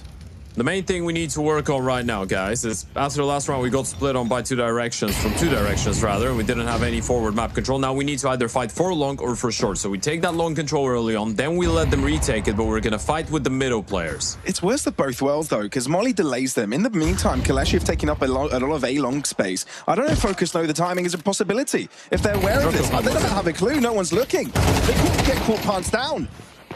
Matthews and ZTI are able to somehow salvage this. Bomb still needs to be collected. Friend doesn't have a smoke, so a lot still to do. But with Friend landing that far distance shot, maybe there's a chance. Bomb still dropped in the middle of nowhere, though. Innocent needs a little bit of help in order to cross. They've let him do that. ZTR has moved towards the bomb side, though. He's not ready. And Innocent didn't read it. Craps down ZTR. An absolute ninja. And that will be that. FOKUS bring it back, wipe their brow, avert the crisis. Yeah, it's just the willingness to go and play that high-paced Counter-Strike from FOKUS, right? The moment that stuff starts going down, they just go for the fights. They just swing. Great cohesion between Matthews and ZTR as well. on that double peek into our short the moment that Jorko gets caught off guard. And it's a bit of a wild play from KOLESIE, you might think, but they do know that the CTs didn't have money for an AWP, right? So going for that drive fight as their teammates are throwing utility in towards mid was not a bad play. Look at that, though. Look at the aggression in towards lower. First time we've seen this out of FOKUS. Yeah, a bit of a lower tunnel push, a bit of a mid-extremity push from Volt as well. And attempted boost heard by Matheos. He'll be there, ready to spray and pray. Just the one, though, and Jorko considering if he wants to hold his ground. Oh, the flick, the second one at least, is the one to connect. But Banjo is alerting the rest of the squad. He may be in trouble. Solo defend onto the B side, and he can smell chaos approaching. That's such an OP off angle, though. The Oper's not clearing that, not in a million years. You surely get at least one. Will they clear him before he gets to clear them? It's just the one-on-one. B-side takeover. The bomb can get down, no issue. 2v2 for the retake. This is doable. You've got a defuse kit on Jorko. You've got the double molly. You've got the smoke, the flashes. And a 2v1 in towards the tunnels. Bilani's walking in. Crouch walking at the start. Could have avoided the headshot level push, but Jorko gets there. Didn't see the second. Close. Do you know that he could be around like this? You wouldn't quite expect, but indeed unaware of the second's possibility. And doesn't quite know how to deal with that one there for FOKUS on that 2v1 by the end, able to unlock it and close up the distance. Yeah, Jorko's starting to show himself a little bit. He's coming online. That rephase in towards lower, landing the flick after missing the first one, that was a must-get kill. Banjo as well doing his part in towards the B side.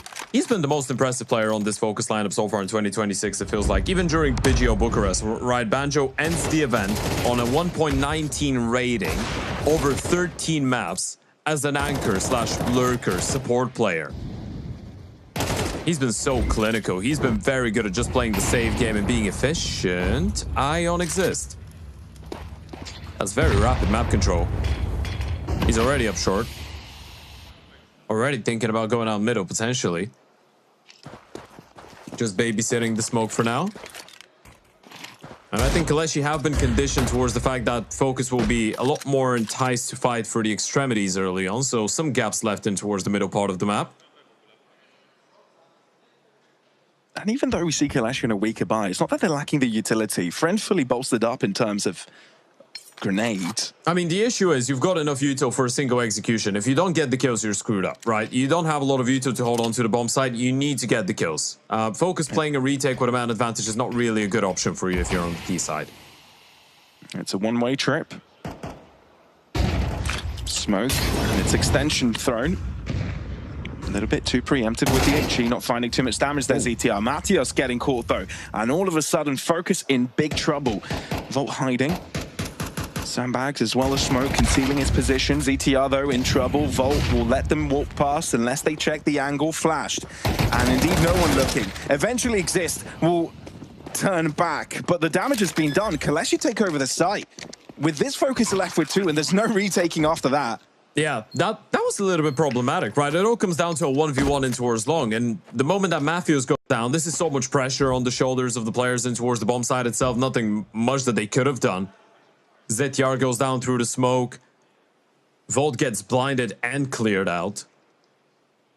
It's a key turnaround coming out of Exist, who's actually fit into this team like a glove, right? We had our concerns initially when they made the move, KOLESIE. Fair. Because for those of you that don't know, Exist came in to replace Sobo, right? And Sobo is one of the most experienced players on this level of Polish Counter-Strike. He's been part of teams like, obviously, Venom, Rebels, Enterprise, Anonymous, Honoris, Wisla Krakow. You get the point. He's been playing in the circuit since 2018.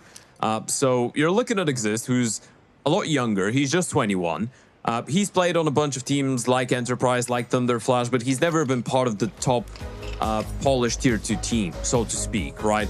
He's been around it about, but never been part of a serious project over a long period of time. So there was some concerns into what he's going to be able to bring to the table. So far, that's been a lot of firepower output, a lot of fragging output, and very consistently as well. That's very relaxing music for a tactical timeout. I like it's it. Chill. I was about to say, yeah, it's cheerful. Party vibes. Yeah.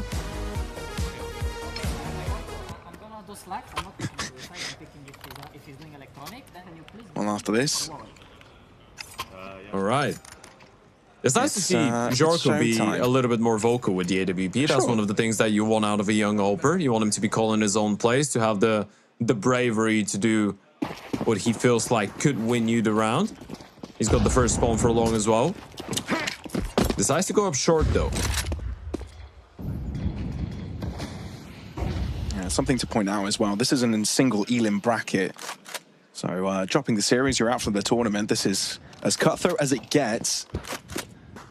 Flying over to Barcelona to try your luck in a tournament like this. Knocked out on the first go is far from ideal.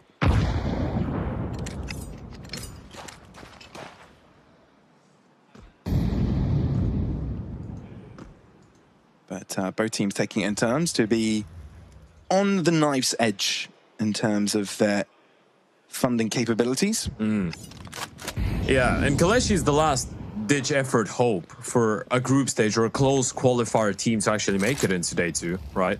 True. Sinners beat Inner Circle Academy, Gentlemates beat Astral 2-0, 9 beat HYPERSPIRIT 2-0. It's just been 2 ults for the invitees. Damn, exist. Goes again. It just wants you to highlight this guy over and over again. Yeah, deleted the AWP as well. Jorko was trying to catch them off guard with that elevated angle in towards the box. Exist. Keeps on putting a lot of pressure. That's a lovely flashbang. ZTR, nothing he could have done about it. Volt all alone. Couldn't even get a piece of the pie. Well, he got one, but not the one he was hoping for. Yeah, this is clean stuff from KOLESIE. Sure, some damage dealt now from Mathios on the fight back, but bomb is bounced over. Luxo won't be able to do it.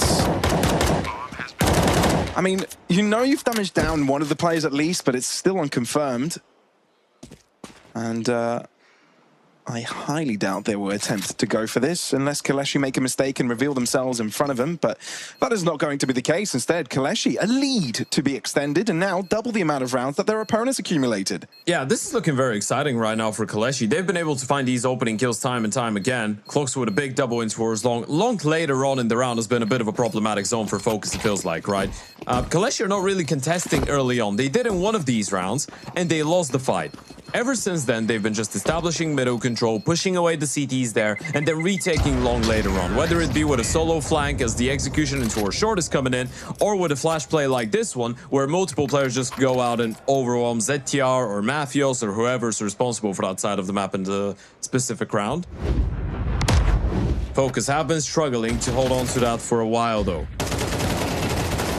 And you're gonna get not too many more chances to fight back on the CT side.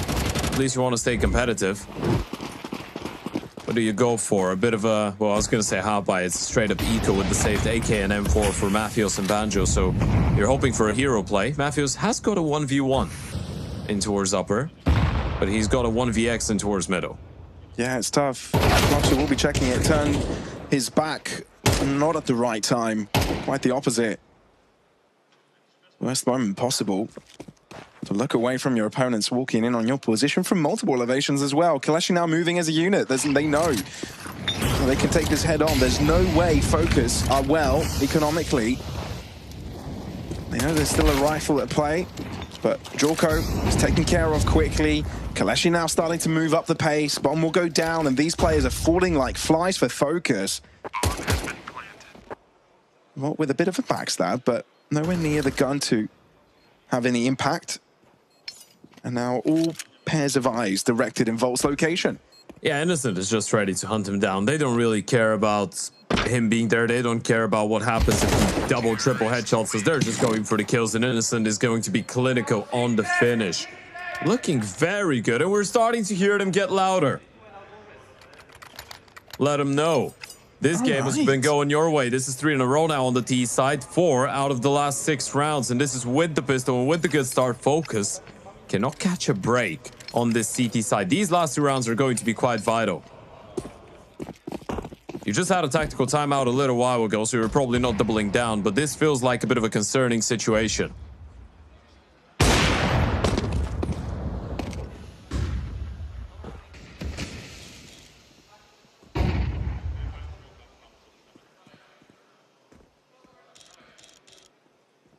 Jorko is going to hope he's not scoped out at the moment where his opponent swings. Got Mathios in mid to help out. They smoked both middle and Xbox. I wonder if that was a moment of miscommunication for the T side. Wasted a smoke. Another HE break, but again, like you said, double smoke means that it won't reveal anyone. Cross into catwalk.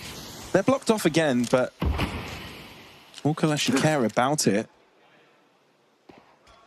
Yeah, Volt spotted the movement and decides to move away, not try and contest the fight. And KOLESIE actually explosive. Volt, he has a couple of players looking in this direction, still able to survive, especially with Jorko on the far distance to help out, but gets caught instead. Too many bodies and faces to try and take care of simultaneously. It's a bit too much to handle. KOLESIE focus on what's important, and that's the bomb part, but does it matter when Mateos comes in alive? French is somehow alive. He gets to look for another fight. Is he ready for ZTR? Answers yes, shot is wayward. Gets another one though, and doesn't miss this time around. Dancing around the box, finally taken down by Banjo. But Bellani's got a Molotov, and they don't have a smoke and a kit. And it's still doable, and that's the crazy part. Mateos trying to close up the distance, but Bialani realizes what the winning case scenarios for FOKUS is, which is why he drops back. The molly is crucial because Banjo can't get on the case of the C4 defusal. Mateos wins it though, and for that there is just enough time. Oh, you've left him hanging there, man. Mateos doesn't get his fist bump. Either way though, he'll get his defuse, and FOKUS get finally another dub. Yeah, I mean, you get the fist bump after you get the round, dude. Right? There we go. Yeah, stick in the defuse first, then you go for the fist bumps. We've learned as much from Summit 1G. You never celebrate before the round is over. Yeah. Very true. And not only by Summit, but a lot of people have given us examples. That was a much better call. I mean, it gets a little bit hairy towards the end there. Also, the fact that Mateos climbs on top of the new box, but one of these baskets actually protects Friend, allows him to go for another fight. If he's able to connect on that quick scope or no scope, then his teammates got a 1v1, and it's much more doable. But this round starts off very nicely. Oper able to get the opening. Mateos with a refrag, but Cloxer was already out, ready to get that 2-for-1. So for the first time in a while, KOLESIE challenged long early on, and it works out wonders.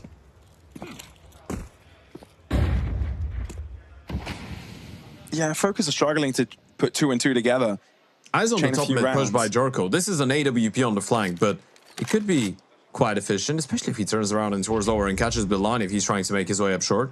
Volt know about the long push, trying to be a little bit creative about they have their hold, but 4 moves away, just as KOLESIE one player scrolls, able to get Glocksu into ramp. Oh, he's waiting for the second smoke. Now he plays. He's just going to try and get ahead of the timing. Surprise! He's damaged substantially, so needs to be careful. Saw the second player. Innocent catches his opponent on the cross. Volt, show us what you've got. A 1v2 required. Plenty of time remaining. Finds a dink, but it's an M4 headshot. Therefore, no cigar. There's backup there for KOLESIE. 8-4 half. How about that?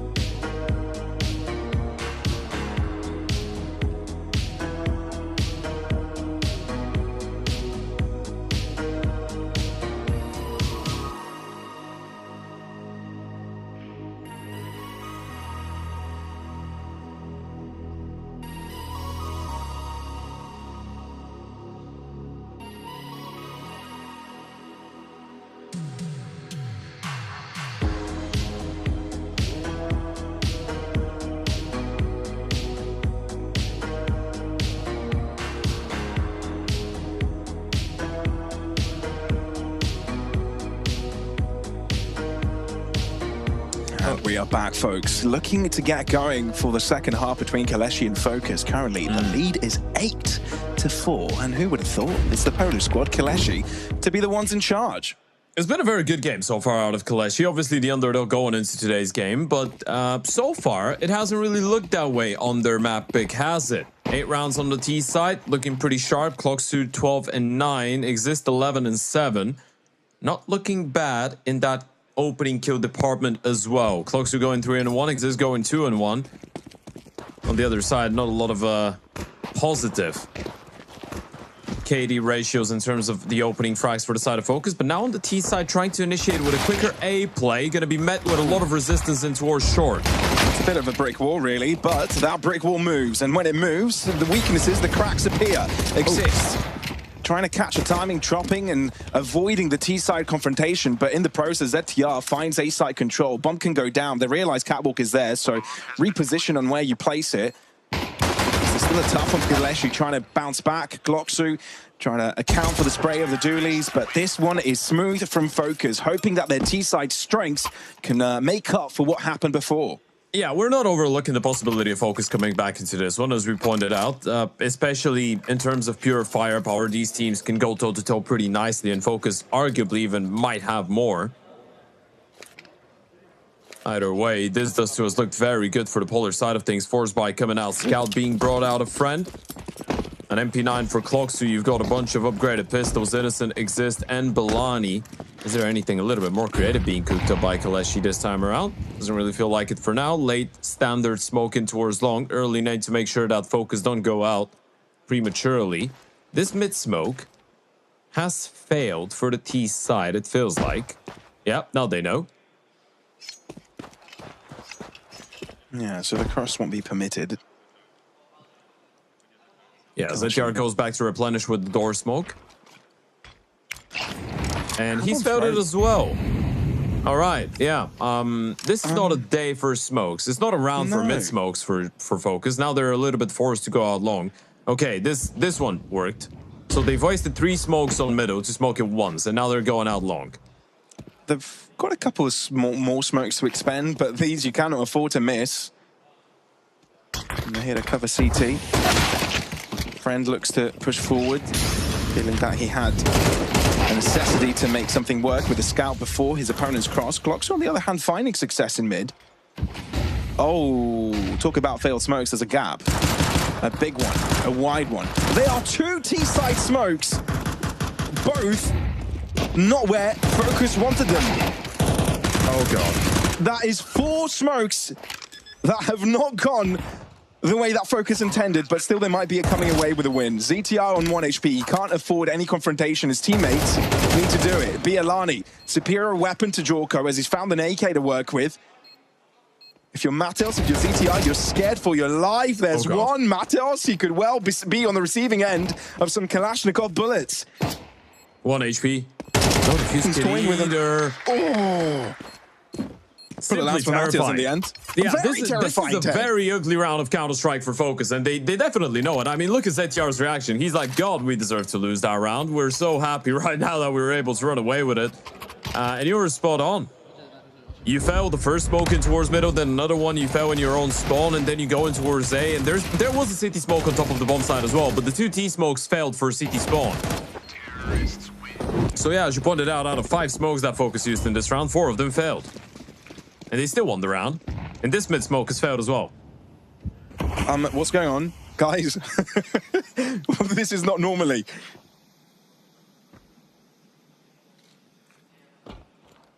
Yeah, utility not going where it's supposed to be. Round 2 for the smoke. I think this one might have worked out in towards middle. I think it has. Yeah, because Friends left. He had a bit of a gap. Going out towards long, though, Exist all This is alone. good. This is really good for Exist. Marvelous corner for the MP9. Banjo able to answer back, but damage expended. Down to 12 goes Banjo.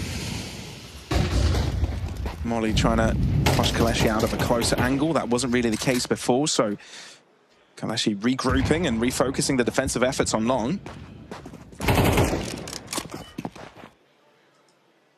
It's a nice pickup, but look at the tags. Look at the damage. ZTR down to 31, Banjo down to 12. That makes all these SMGs and the FAMAS very lethal. And that's exactly what Gloxu's Famas is, but he's taken down one of the healthier players. Still, 2v2, 40 seconds. Does FOKUS decide to keep going? I feel like they don't really have another choice. Some random spray shots coming in from Innocent. You surely realize he's baiting for something, right? You surely clear out the bomb side. You're going to be wary of Gandalf. Zorko needs to clear out Bilani. Yeah, he's keeping as big of a distance as possible. Bilani, what is that? A double out of thin air. That is absolute absurdity. Oh, this is going to be very, very difficult. A tough pill to swallow for FOKUS, definitely. And the start of this D side is anything but ideal. The previous round, you were able to get away with it. This time around, you just get punished. The MP9 of Bilani, the MP9 of Exist as well, getting not only the first kill, but the damage onto Banjo.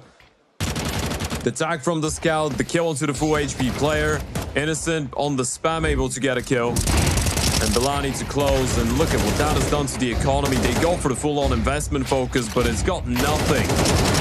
Yeah, they need something crazy to go their way here. They need some random shots to connect. Zorko is able to shut down the low HP of Innocent, but has to go down for the cause.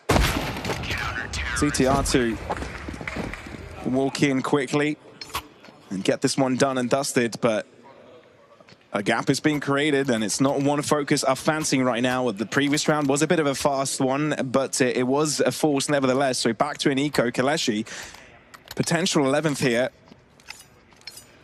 Now, I know we've not seen a singular proper buy round for FOKUS this half, right? True. But I'd really want to see a tactical timeout for Cuban before the next round, because this is going to be potentially a 6-11 deficit, right? So you're going to be 5 rounds behind with 1 buy round to work with. If you lose it, map's over. Map's done. You're thinking about the second one. Now, does that mean that FOKUS is losing the series? We're not going to get ahead of ourselves. This was the one map on which KOLESIE was supposed to have an opportunity, right? Both the second and the third map are very evenly matched up. But if you're focused and you want to get competitive here, it might be worth to try and kill the momentum, make sure that you have a proper buy round, you know everyone's on the same page, going into round number 18. Or you win the eco round here, but it just seems a little bit unlikely. Especially now. The ego out of the equation. ZTR's low. It's all about making it clean if you're KOLESIE. Again, grasping at straws if you're FOKUS here. And those are very specific coloured straws hidden in a haystack. Hidden in a haystack. Okay. Yeah, imagine trying to find straws in a haystack. Doesn't sound like a fun time, does it? No. Yeah. Not at all. I once played a sort of a game in a like haystack. That. Oh. Yeah. No, it was literally. I've played in a haystack before. You still my grandparents used to have a Yeah, farm. that's what I did. You get a little rock, like a pebble, and you throw it in a haystack, and then you just go and look for it. Obviously, you don't play it alone. It's kind of like a competition. Who's going to find it first? Out of a bunch of players, yeah. It sounds like the type of game parents make up for their kids to keep them busy for a while. Yeah, basically. It's a bit of a safe one to be playing unless you go into a fight, a bit of a brawl over who's going to find the pebble, but that rarely happened. All right, this time the mid-smoke lands first time, and there goes the buy round. A bit of an aggressive play coming out, though. Friend and Bilani. Zorko's got a good angle, but he's going to get spotted out. He should be ready for a secondary player now that he's seen the first one. You can see how careful he's being. He's got the supportive flash, so the Oper falls back.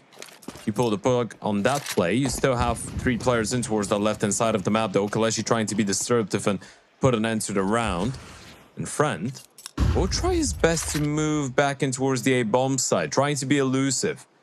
They've seen him on B, so they might not be ready for the Yope on A, but FOKUS are not overcomplicating stuff too much. ZTR lining up that mid to B smoke. And this is looking like a B recommit, and the Yoper has moved away from here. So, Gloxu, Bilani, what can you do as the rest of the team will be non-factors in this? You can see Innocent trying to close in and shut down the mid-fight. Doesn't go his way. So indeed it is up to Gloxu and Bilani to hold it on for KOLESIE. Gloxu thinks against playing up close personal. Waits to play onto the side, baits him into the sideline of Bilani. Instead, doesn't quite go to plan. Volt doubles up. Both defenders are on his belt. And with that, finally, Focus breaking the code. 5 players surviving by the end. They needed a little bit of this magic. You know what? I don't really mind that approach, right? Because the push comes in and towards the tunnels. Focus just say, hey, you know what? We're not going to overcomplicate things. Even if there's 3 people here, we're just going to throw a little bit of caution into the wind, show some presence in towards short and towards middle, get ZTR out so he can get off rotations. The moment that we get that kill, we know there's 2 more players on B tops. So we're just going to overwhelm these guys. Even with the util that they had, that was a great double entry out of Vault onto the bomb site. One of the players that have gone through the transition of fulfilling multiple different roles over the course of the last couple of years, Vault. When he was on Into the Breach, he was a bit of a support element. Then he went over to Gamer Legion to obviously replace Imma, who had moved over to Na'Vi after the Paris Major. So he had the task of trying to form himself into a bit of a star player. And I think a couple of years later now, he's at a sweet spot where he can take initiative at times, but you genuinely want to have Vault sometimes anchor a bomb site as well, even though he could be the guy to run him first into a bomb site. So he's a very versatile rifler. 24-year-old Sebastian. It looks like we have a bit of a technical timeout our way.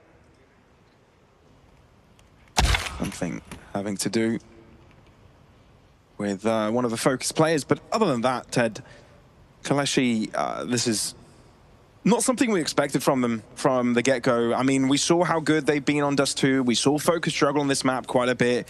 But again, we brought into the conversation the discrepancy, essentially, against the caliber of play that these 2 teams are accustomed to.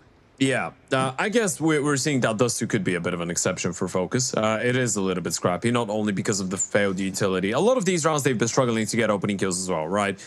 You're looking at it as of right now, at a 11-7 scoreline. Cloaksu is 3-1 in opening fights. Exist is 4-1 in opening fights. Belani is 2-2. The only negative player in terms of openings is Innocent on the CT side, and he's 1-2.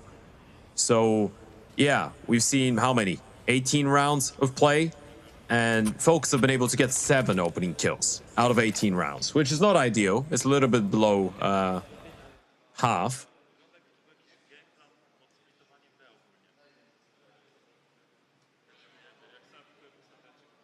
Back into the game now. It is funny. They've gotten as many opening kills as rounds. Yeah. So yeah, I guess we see a bit of a, recurring topic there. Oh, Jorko. A little bit wayward with the shot. Felt like that was a great opportunity for an opening kill. Yeah. You saw a pixel off the wall, off the door. You could have also probably connected onto the door and get some damage there, but didn't quite go to plan. Overcompensation maybe on this flick. But Focus once again bolstering up this B site attack. I wonder if they'll try and do something similar to the last time, where they managed to find 2 exits, 2 pressure points. Now, is that a double fake? That's the big question, because you've thrown a lot of util in towards the B-bomb side. You've left Jorko once again. I don't mind this. If he's able to catch someone, you spot out the Oper. Do you really feel like this is going to be a fake? Well, maybe not anymore. The bomb is still lingering around the tunnels. They still have plenty of time to work with, and enough utility to even back off towards A if they want to. And it feels like they might be going for that, a potential cross into catwalk. Or are they looking for a mid-explosion? Surely not, right? That's a bit weird. It's a very one-dimensional play. They'll try and keep a mid-player occupied, and this is going to be a short execute. Crisscross smokes in play. You're hoping that Innocent stays occupied in towards CT spawn as you go in towards that A-bomb side. HE breaks, smoke, no one spotted, so alerts the A-site defenders to hold their guns pointed in catwalk. Friend only able to find one before Banjo is able to rip his head off. Matos being a bit disruptive in mid as well, but the main fight is on the A site, and Focus have already gained ground. Crit coming through from Exist. Long position covered, Org in hand. And he's got Innocent to help up rampantly, moving up ramp. And with that, there it comes. KOLESIE with a beautiful retake, clean.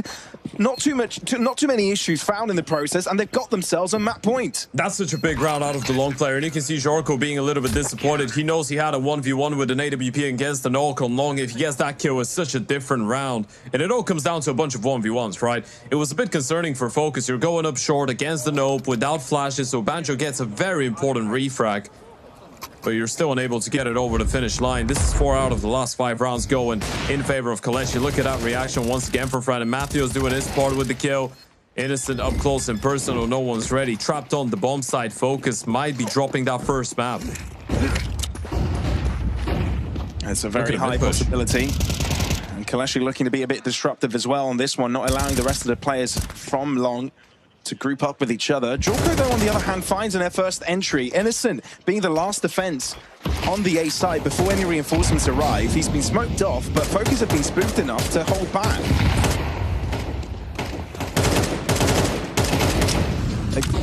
Well, reinforcements arriving. Exist has got Catwalk under control. And slowly Focus making their way onto the site. That molly will deny the plant going down anytime soon. They have a bunch. They have 2 more incendiaries and an HE. They cannot get the bomb planted. And Exist is hiding safely in the smoke. He can't be dealt with. Finally taken down. Banjo has dealt with him eventually, but what do you do? Because Innocent's closing in. You don't know where the other players are coming from. Jorko needs to try and isolate them. Bomb hasn't gone down, but at least you've got 50 seconds. Bialani with a chance to close up the gap, the distance. Now Jocko is preoccupied with the plant, but this could be a clutch to keep focus on the fight. He's ready. And he's looking in the right direction. Friend connects, but it's off the bag. And with that, the pistol will be the closer. KOLESIE, an upset off the rip. They're the first team of the squads that made it past the close qualifiers to take a map out of the invited ones. Yeah, and this is a real statement now. We've got a real game on our hands. All of the others coming out of the close quals came here to Barcelona and they just got dropped in a 0-2 fashion. KOLESIE says, hell no, we're here to rewrite our own fate and destiny up against Focus. We're here to put up a fight. A 13-7 is a statement and a half, especially with the denial of a clutch, especially with the level of comfortability that we saw throughout a lot of these rounds for the Poles. And they kept it simple. And look, we were already surprised with KOLESIE's performance in the closed qualifiers. Look, they come here and done it again, and I'm sure they'll want to continue doing it, right? Coming here, no pressure on their shoulders. They've got literally nothing to prove. On the other hand, though, Focus, maybe that pressure got to them a little bit. Still early doors. We already knew Dust 2 was a hard one, but you've got to give kudos to KOLESIE for how smooth they were with their game plans. Yeah, absolutely. And I mean, this is the definition of team effort, right? Cloaksu, Friend, Exist, all 3 of them on 17 kills. They're just equally distributed all around the scoreboard for the side of KOLESIE in terms of the KDR, in terms of the damage, in terms of the kills. It didn't really feel like anyone was slacking, right? And this is kind of the exciting part about all of this. Even Innocent had his moments. I feel like for a guy like Innocent that has such a rich experience of playing high-level Counter-Strike, you go back to LAN, this is where he thrived years ago, right? This is how he was brought up to Counter-Strike, so you're getting to see the best out of him, you're getting to see the best out of the team in general. The vibes look very, very good. The atmosphere on the team was phenomenal. And in the end of the day, throughout this entire series and at the start before it even began, we were painting the picture of this Dust 2 being a must-win for KOLESIE. Well, now they've done it. That opens up the series in a whole different way. And we'll see if they're able to seal the deal on Ancient or if Focus are able to square things up. We'll be back after a short break, and when we're back, we'll be here for map number 2.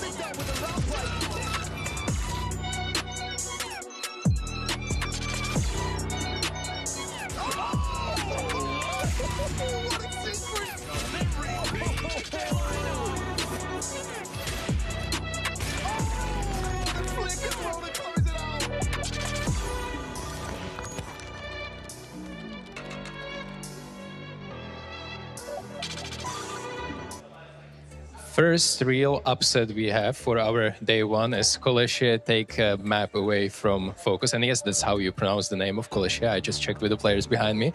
And I checked also with Spero before the map of Ancient. He said that most of the rounds went according to the game plan that he prepared. And he was actually surprised that FOKUS didn't really change too much. And it was kind of easy and comfortable to play against that. And also, it does help that individuals are stepping up and winning important duels.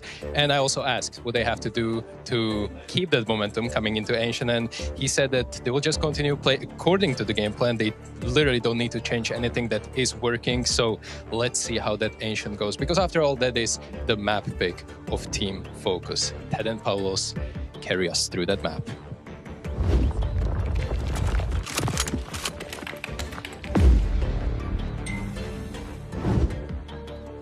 Thank you once again, Stiko. Indeed, Ancient is FOKUS' map, and I'm sure they'll want to refocus. I know, low-hanging fruit, apologies about that. About getting onto the server with a better form than they were previously, Ted.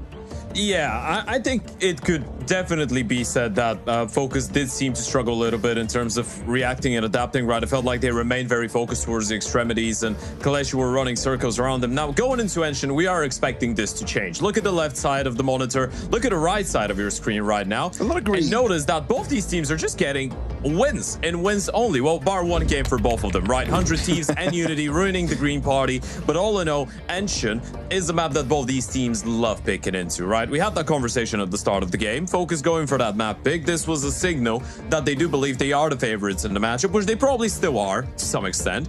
But what Stiko is speaking about right now, that he obviously discussed with Spero, I think that's pretty interesting to dissect to some extent. We are expecting FOKUS to be a little bit more reactive. We are expecting him to have some more ideas. Now, obviously, what did happen on Dust 2 could be just about Dust 2, right? And the fact that ZTR wasn't able to come up with any alternative solutions, or the individuals were getting outshined in some senses, doesn't necessarily mean this is going to be the case going into the second or the third map. In that sense, it is good that we do have that bonus experience on the side of FOKUS, regardless of this being a very young team. ZTR has been in these positions before. Cuban as a coach has definitely been in these positions before with multiple teams. We're not even talking about that initial stint that he had with Virtus Pro between 2015 and 2019, but even in recent years with teams like ENCE, like Apex, even before that with Mad Lions and Envy, and Vote has been in these situations as well. So they should know how to bounce back, especially on such a comfortable map.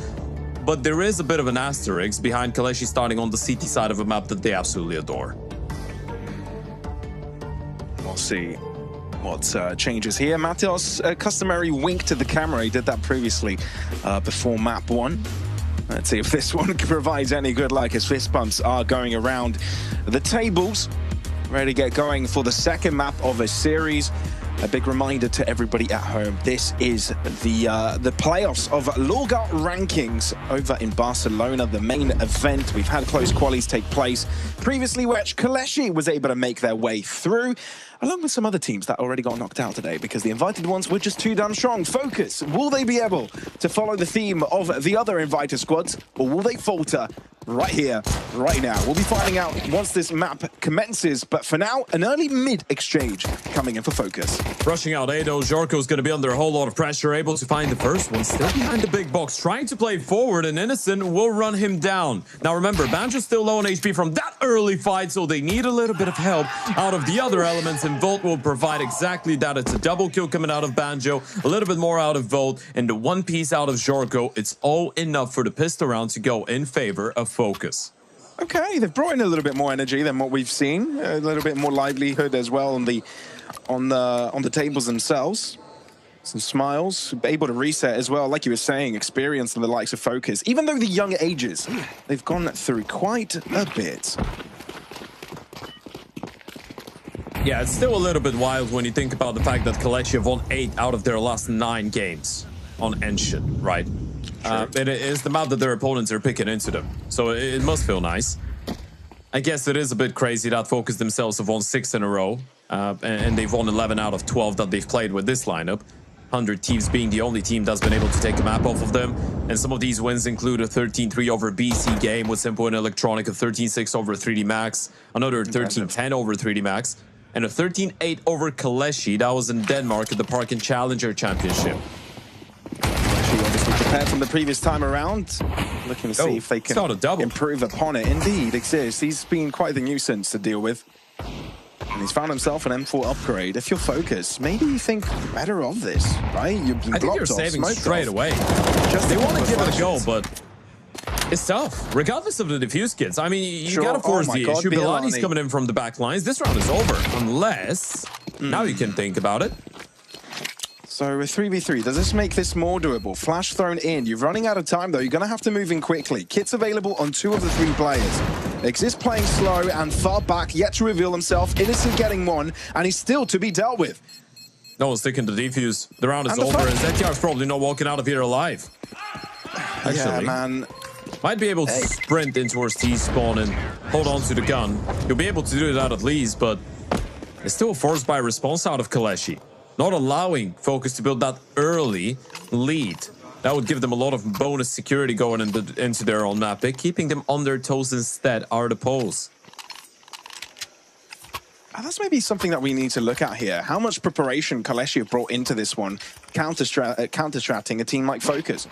Obviously, they come into this one, realize that, okay, this is a chance of a lifetime, get to play at a LAN at very early stages for some of these players' careers. FOKUS, on the other hand, they're here to focus on their own game, right? 2 months into the lifespan of this team, they're looking at growth. They're looking at, you know, a lot of other tournaments with bigger, better teams, at least on paper, right? But, you know, the gravitas KOLESIE will put into preparation on this is completely different to what FOKUS have. Yeah. Also, a quick reminder to everyone watching from home, make sure you go and check out LORGAR, as well as the platform, obviously. LORGAR ready to play, but all the different products. You've got PCs, you've got everything for gaming, you've got racing cockpits, which is particularly my favorite. Not really applicable to Counter-Strike, but hey, there's a lot of things that are applicable to Counter-Strike as well, so make sure you go and click the banner below the stream, go and check it out. There's a couple commands in the chat as well.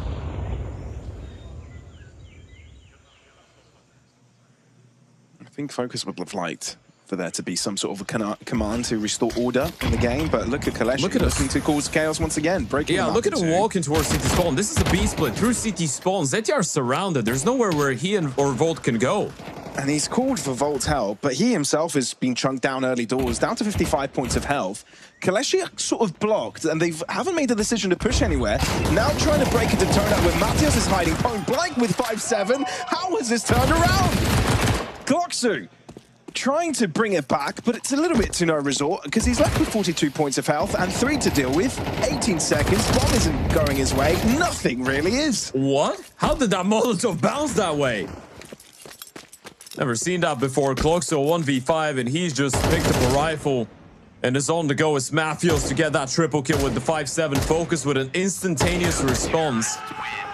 I wonder if that was the fact that they spotted multiple players down towards the back of square once they stepped in towards CT, right? So they thought there might have been a third player.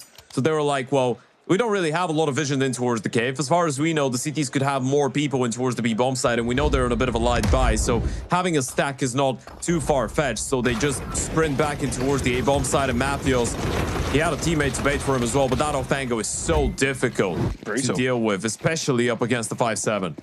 So now it's KOLESIE's turn to be on the back foot in terms of economy.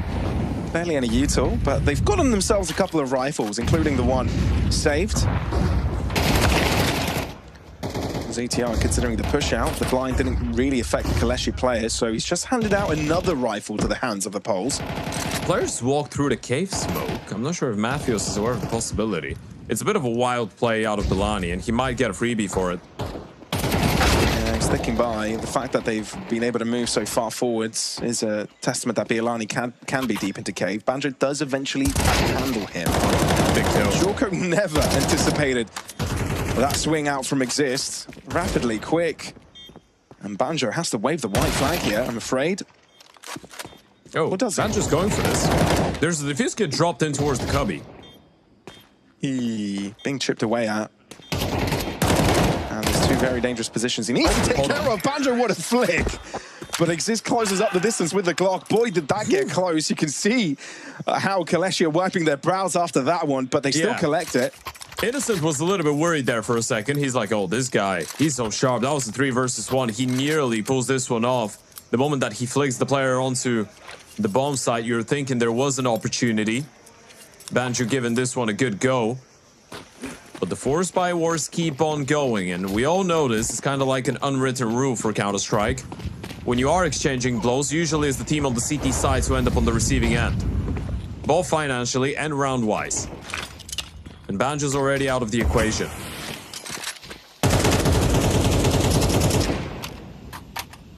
That's one of the main things you need to keep your eyes on when you're watching KOLESIE play Engine, right? It's Polish Counter-Strike, so you're going to see a lot of fast map control. It's basically the same thing that we did see on Dust 2, whereas on Dust 2, though, it was a lot more focused in towards the middle part of the map rather than the extremities, which is what a lot of teams do. Here, it's all around the map. But Polish Counter-Strike did come up with, let's say, the way that you can PK from minute 45, but coming out of heaven, not coming out of lane.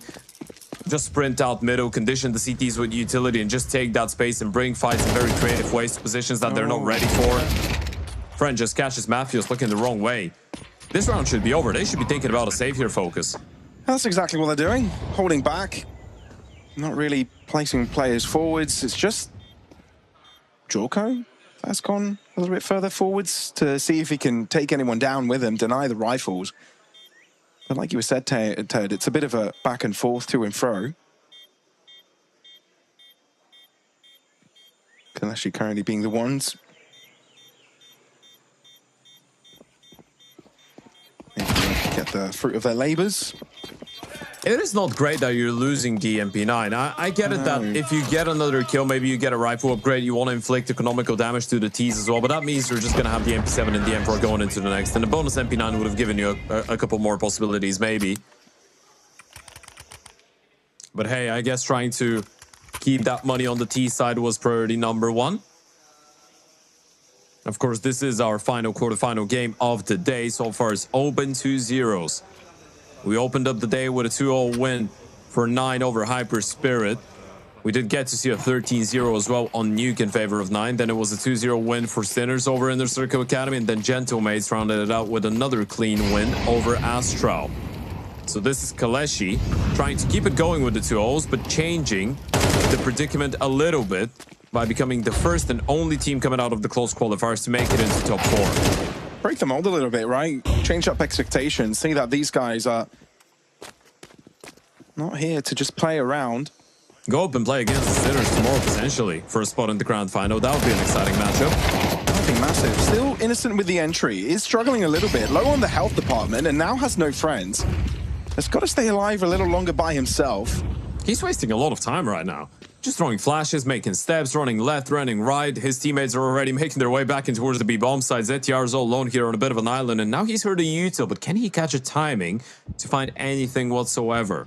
If he does catch a timing, it's on Friend, because the other two have already made it onto site. He closes up the distance, and indeed, Friend is no more. Banjo shutting down Innocent gives FOKUS the numbers. AK upgrade, and can FOKUS finally get this retake going their way. No flashes, just pure firepower. And right now, Bialani denies ZTR the possibility to be part of it. No defuse kit, no utility as well. 10-second defuse. Banjo doesn't even have armor on him. KOLESIE to fight back, no info. Exist could get anxious. And Bialani now knows that the first bomb defusal point wasn't true, but this one was. Now knows that he's got a little bit extra time. This is crucial for Bialani. Goes in for the spray and catches both off guard. That is ridiculous. The discipline for Bialani. And FOKUS denied yet another retake. It's such a patient play. I know it's a very difficult retake to pull off if you're FOKUS, and this is just an eco round, right? They do have another buy coming up, and they make it expensive. But you're on the T side, for goodness sake. It's all about putting the rounds on the board. Good effort coming out of Banjo. ZTR doing a whole lot of work. Volt getting that double headshot through the floor. Felt like it might have been enough, but Bialani just sneaks his way out. Able to get both these kills. Another buy coming up. This is the first proper investment, and they're hitting them with a B-rush. Look at this, switching things up. Volt is very surprised. Wasn't ready with the HE at the right point. Gets the one, but traded instantly. And KOLESIE have scored this B-side as their own. There's a KOLESIE flag in the middle of it. Banjo trying to catch up. But this is Exist playing aggressively once again. KOLESIE setting the game on their own terms. No bomb plant yet, though. Innocent coming in a little bit late. Matthews is ready. So Bialani saved the day previously, but he had the bomb planted and was against 2. Now against 3 and having the duties of punching the C4 into the ground. Not going to happen. So Focus ready for it and handling the rush from KOLESIE valiantly. Yeah, they were ready for the speed. I mean, initially not, but the reaction was very good, right? You could see that Volt was honestly surprised. He was just deploying a little bit of util, playing very relaxing in towards long, and then he sees them run up the ramp. He's still able to get a kill, which is massive. Then the Cave player is able to stay alive and hold on to his position for a little bit longer. Banjo rotates and gets a kill. Jorko comes in and gets a refrag. No one falls down without getting a kill here for the side of Focus. And that was another fast push in towards the back lines as well. Mafios ready for that final player of Innocent to come in later on from T-spawn. So this is Focus getting another one. Now, the issue so far has been the lack of consecutive rounds on the CT side. This is what's making it difficult for them to build up a sustainable amount of money. Bit of the case on Dust 2 as well, don't you think? Yeah.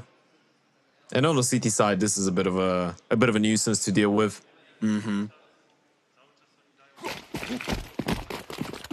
Because more often than not, if KOLESIE win a round, they'll win the next one as well.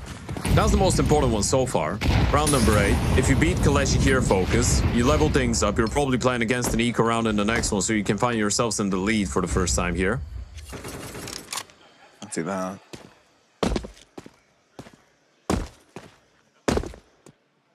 But is KOLESIE playing the quiet game for now? Good nade. Hunting on Volt, 30 HP taken away from him, not bad. One in return. And it's better, 43 damage inflicted.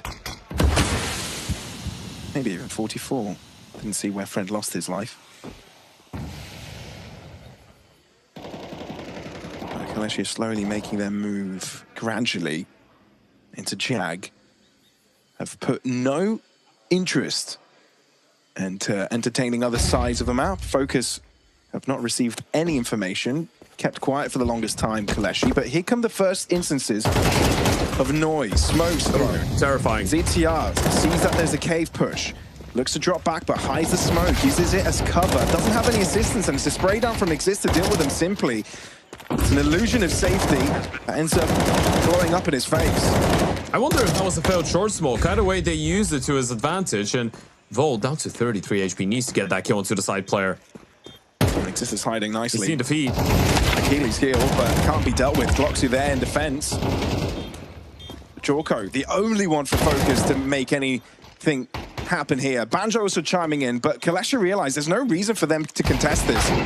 Balls and Focus is caught, and they just cannot get things across the line. It felt like Focus were ready for it, right? KOLESIE just didn't rush into anything. They wanted to go for the B play. They deployed the first line of nades, and then they were like, you know what? If they have the balls to push towards the other side of the map, that's on them. Good for them. We're not going to rush into anything. We're just going to wait. Go for the recommitment, walk up the round. The utility comes in a little bit later. They can pick up the fight. Short smoke doesn't really land properly. It might have been what they wanted out of it. It's a bit difficult to say. I would put my money on the smoke just failing, but they do turn it into a successful one in the end. And we're talking about the financial situation for Focus. Now, this has been put in a bit of a disarray. You've got the double smoke on Volt and ZTR that are going to be trying to play a bit more passively and just block over in towards that B-bomb side. But as of right now on A, you're just putting all your eggs into the basket of Banjo on the boost. Oh. Terrifying. Very. Okay. The pistols Banjo's got an AK. But the fact that Volt isn't able to convert and continue the chaos means that KOLESIE should have this under control, but you're right, that AK in May is a bit disruptive. Bialani is able to get there on time, though. Yeah, it's the aim punch. Didn't have armor. The moment that one bullet connects, his crosshair is just doing the Macarena. A Macarena, Macarena, Macarena. ZTR finds an AK. But instead, spin onto the ground. I was expecting a rhyme there. Yeah, same. Yeah. I couldn't quite find it there. My bad. Not many English words that rhyme with Macarena. No, not really. Yeah, you got that one right. I could think of Greek words, but I don't think anybody would understand. Yeah, no, maybe a little, maybe a couple of people. We don't really know who's watching. You know. True. could be an international stream. Balani tanking a decent amount of utility damage in towards B. That must have been a Molotov and an HE falling right on top of him as he was making his way up towards the cave from lane. An ADM response. Trajectory of the smoke should give it away that FOKUS do have that one player of ZTR still playing inside of the cave. But again, FOKUS have been pushed away from middle in a very normal fashion from the side of KOLESIE. It feels very comfortable for them to just clear out the entire map and have everything on their disposal to pose. If they go for a B play right now, Volt is alone. He's got just one smoke. He's got the right timing to deploy that, but if they decide to challenge and go through, he could be in a lot of trouble. Yeah, it could be painful. Look at a quad push middle. And it's discovered by KOLESIE. Glocksif deals with one, but can you anticipate more jumping in quickly? Glocksif, if he's not careful, he can get knocked off his feet. And that's exactly what happens. BLN is the one to drop. Glocksif is in no man's land with the bomb. He needs assistance and he needs it quick, but no one's around to help him. He just needs to hide. He needs to pretend he's not there. Just turn into a ghost. Friend's been dropped in towards middle. What can KOLESIE do here? Oh, Matheus seems to know there might be someone stuck in cubby, and that's exactly right. KOLESIE can only account for some damage as FOKUS are able to find the antidote to the poison that has been KOLESIE this T side. See, it has been a little bit more difficult to hold on to the bomb sides when you're just playing passive Counter-Strike. I like the switch up from FOKUS. Try something a bit more creative, especially with the early presence in towards B. Leave Volt with another smoke on the bomb side. He's got enough utility to replenish and delay. He can play on a retake. You've got the quad push down middle. KOLESIE were never going to be reading into a play like this. Exist the only one to survive, holding on to the AK-47. The difference now just 2 rounds between FOKUS and KOLESIE. But again, the same issue stands. FOKUS unable to chain up consecutive rounds. You can see it on the bar at the bottom of the screen. They won the pistol, they won a force buy after the fact. They've won 2 more buy rounds, but that's about it.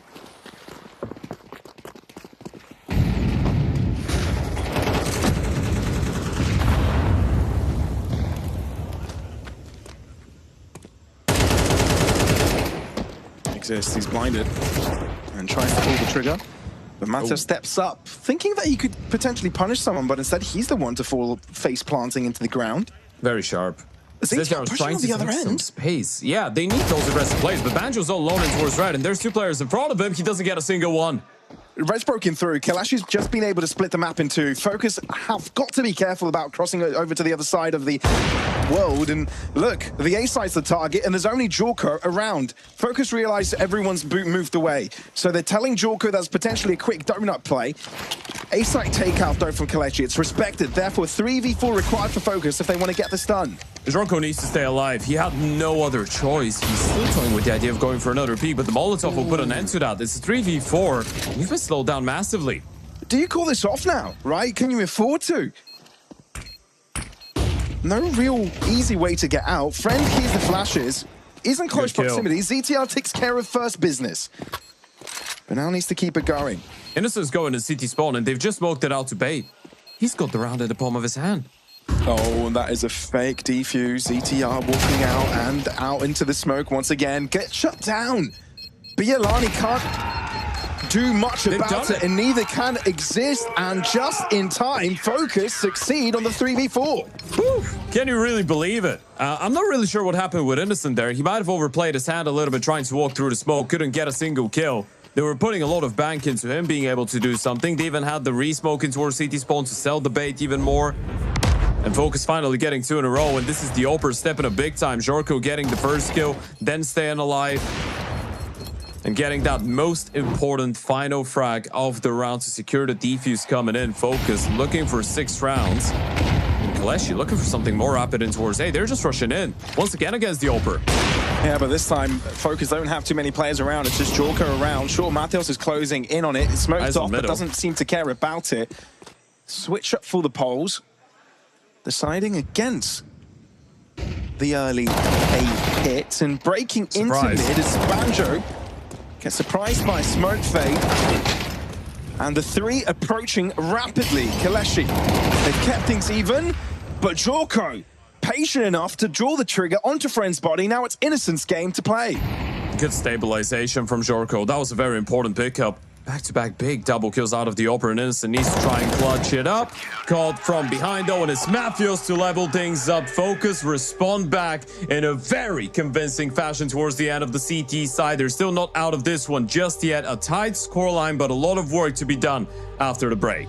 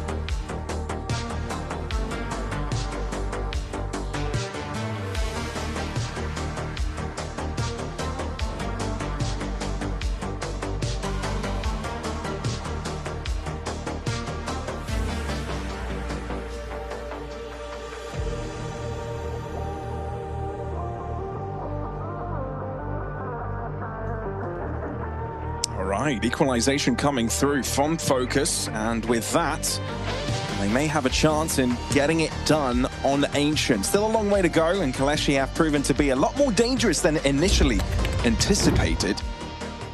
And on we go on the switch of sides. Focus now, the ones to aggress, and KOLESIE to see how they respond. Very important pistol round. Going in towards the B-bomb side, you've got the double smoke, double flash, single Molotov. So a lot of ways you can play this one out. Basic way would be smoke short, smoke long, molly cubby, and the bomb side. Make your way out of cave. And then you've got the flashes over. That's going to be Jorko responsible for all of these. It's a bit of a split. And Foxu's all alone, but he's got that Molotov, that defensive Molotov. He's going to get up close and personal with the drop dualies. He just want to let them on the bomb side. It's ETR, first blood going to him. The smokes are blocking KOLESIE out of this, so Focus have some space to get the bomb down, but Innocent making sure it's a little bit more difficult with the pot shots through the smoke. They do have the defuse kit. Still a difficult one to pull off, though. Looking to move in first. Team kill. Oh, dear. TKO, and with Focus lining up and playing this one a little bit more aggressively. Nice flashes coming in from Mathios as well to seal the deal for Focus. To be fair, I'm a little bit flabbergasted by the fact that the dual Berettas stay on the bomb side, and he's trying to force the issue and get something done, right? This is, especially with a diffuse kit, you can just let them onto the bomb side the moment that the util flies in, right? Just back off, let them get the bomb plant, play with your team. A 5v5 retake when you do have the kit on the B bomb side and they haven't gotten control of short or long and deep square is completely doable. Of course, by coming in for KOLESIE though, we are seeing the aggressive nature of the team. And a bit of a bait coming out of Volt in towards B. His entire team is just walking out A. It's just Cloxo and Friend in there, playing the double setup in towards Donut. Issue is one smoke or Molotov with a flash and swing, and they shouldn't really have a lot to say about this one, and they will get smoked off, presumably. But Friend has been warned early. Playing in front of a smoke, which Banjo anticipates and handles nicely. This is as free as it comes in terms of a site take for Focus. Some good chip damage on the nade, but if you're KOLESIE, you're probably thinking about keeping these weapons for the next. You know, you won't be investing on anything else. You do get the kill thanks to the flash in towards the temple, but yeah, you're spot on. The remaining of the players already on the other side of the map, trying to hold on. Innocent will join after getting that one kill, and that's going to be a little bit of residual cash for the MP7, but FOKUS getting up to 8 rounds, and this is consecutive ones. Once again into the T side. Exits here. Okay. Nothing quite working for Exist. Just the pistol overall. Yeah, I think he's over-aggressing a little bit here, right? Both his teammates are playing a bit more passively, and he's got, what, a smoke, a flash, and an HE in that situation, and he goes over to fight alone. Doesn't really need that too much, especially with the Uto. You are losing more than what you'd gain out of getting one kill in that type of a situation. Definitely not possible to get the kill, upgrade onto a rifle, and get out of there.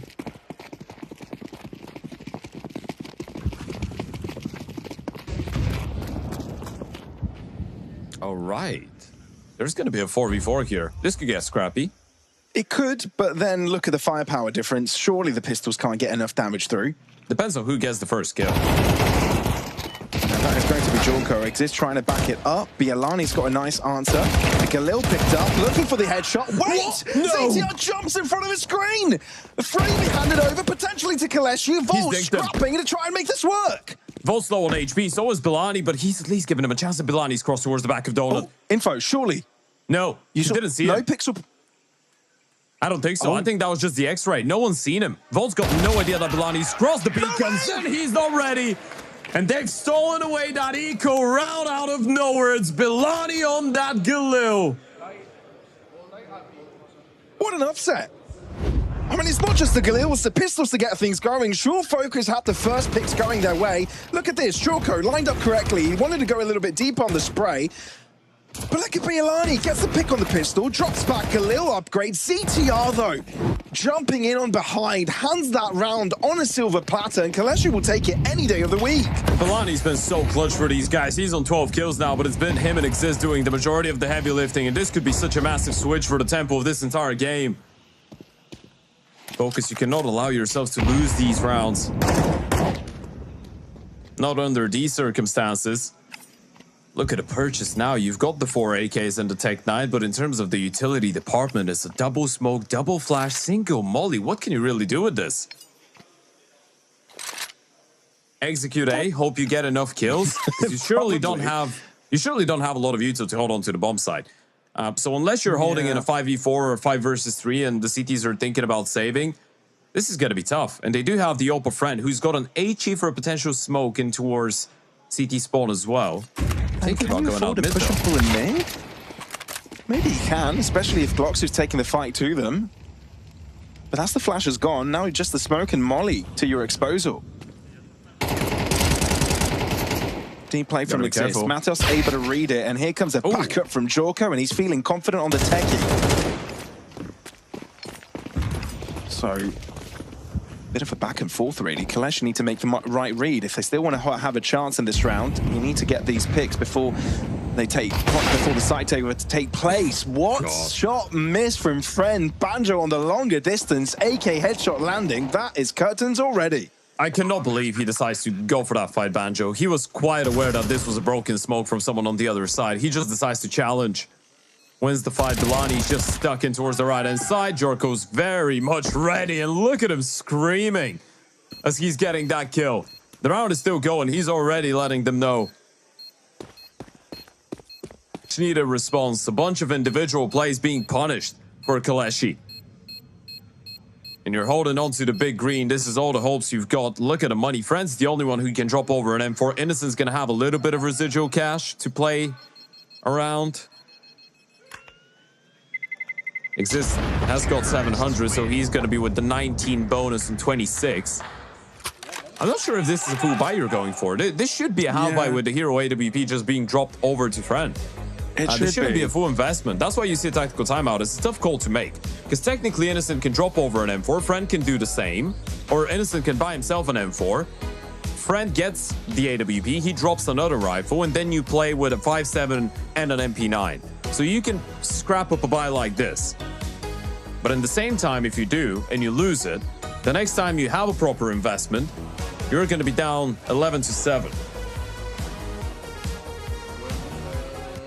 Yeah, you can see it's a little bit frustrating for KOLESIE because what you've been able to do on round number 2 of the half with your force buy has basically crumbled into pieces with FOKUS's own force attempt.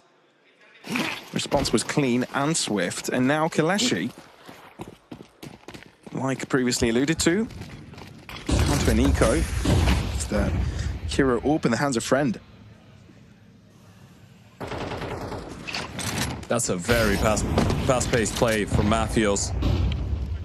Already making his way in towards red. Flash play lined up for KOLESIE. Is someone going to be inside of the cave to get caught by it? Answer is yes, but Jorko's got his IGO covered. Yeah, nice buddy system for a key position for FOKUS. Bomb holder as well. You don't want to afford to drop it. KOLESIE on the meantime, though, want to break through the middle of this map. Matthews has been left behind, so a bit of a double surprise in store. But no one from FOKUS is looking, so there is a chance to upset. Matthews has missed the timing. He's not seeing the players coming in from behind. Zetiar is dead. He's very dead. One. There you go. Jorko turns around on time, though, and Friend no longer has the element of surprise, or does he? Banjo's looking and has got the right angle to connect on the headshot. FOKUS, surely but slowly, are getting themselves closer to the score they need to close this out. I love the way that we're seeing some words being exchanged between the players. This is part of the elements of playing on LAN right next to each other, right? Especially for a team as young as flamboyant as FOKUS. We heard Astro and Gentlemates go at it earlier. Obviously didn't really work out for the Astro boys, unfortunately, but they were giving it their all. FOKUS, B-play coming up, might be rather quick. It is. It's pacey. GlockSu trying to interrupt it, but he's deep into the angle. Headshot lands, but Jorko finds a trade back. If it wasn't for Innocent, he would have been still alive and well. And Innocent wants round 2. Looking to get onto the backline, pushing through smoke. Look at the eagerness to go for this, and Bialani spray onto the smoke himself. He's caused FOKUS to struggle a little bit. Here comes Innocent. No one's looking. This is massive. Bomb plant denied. Sure, it ended up going down, but Banjo's left all by himself with no friends to help. AWP in hand, Glock as well. And it's just not enough. KOLESIE want to stay in the fight for Ancient.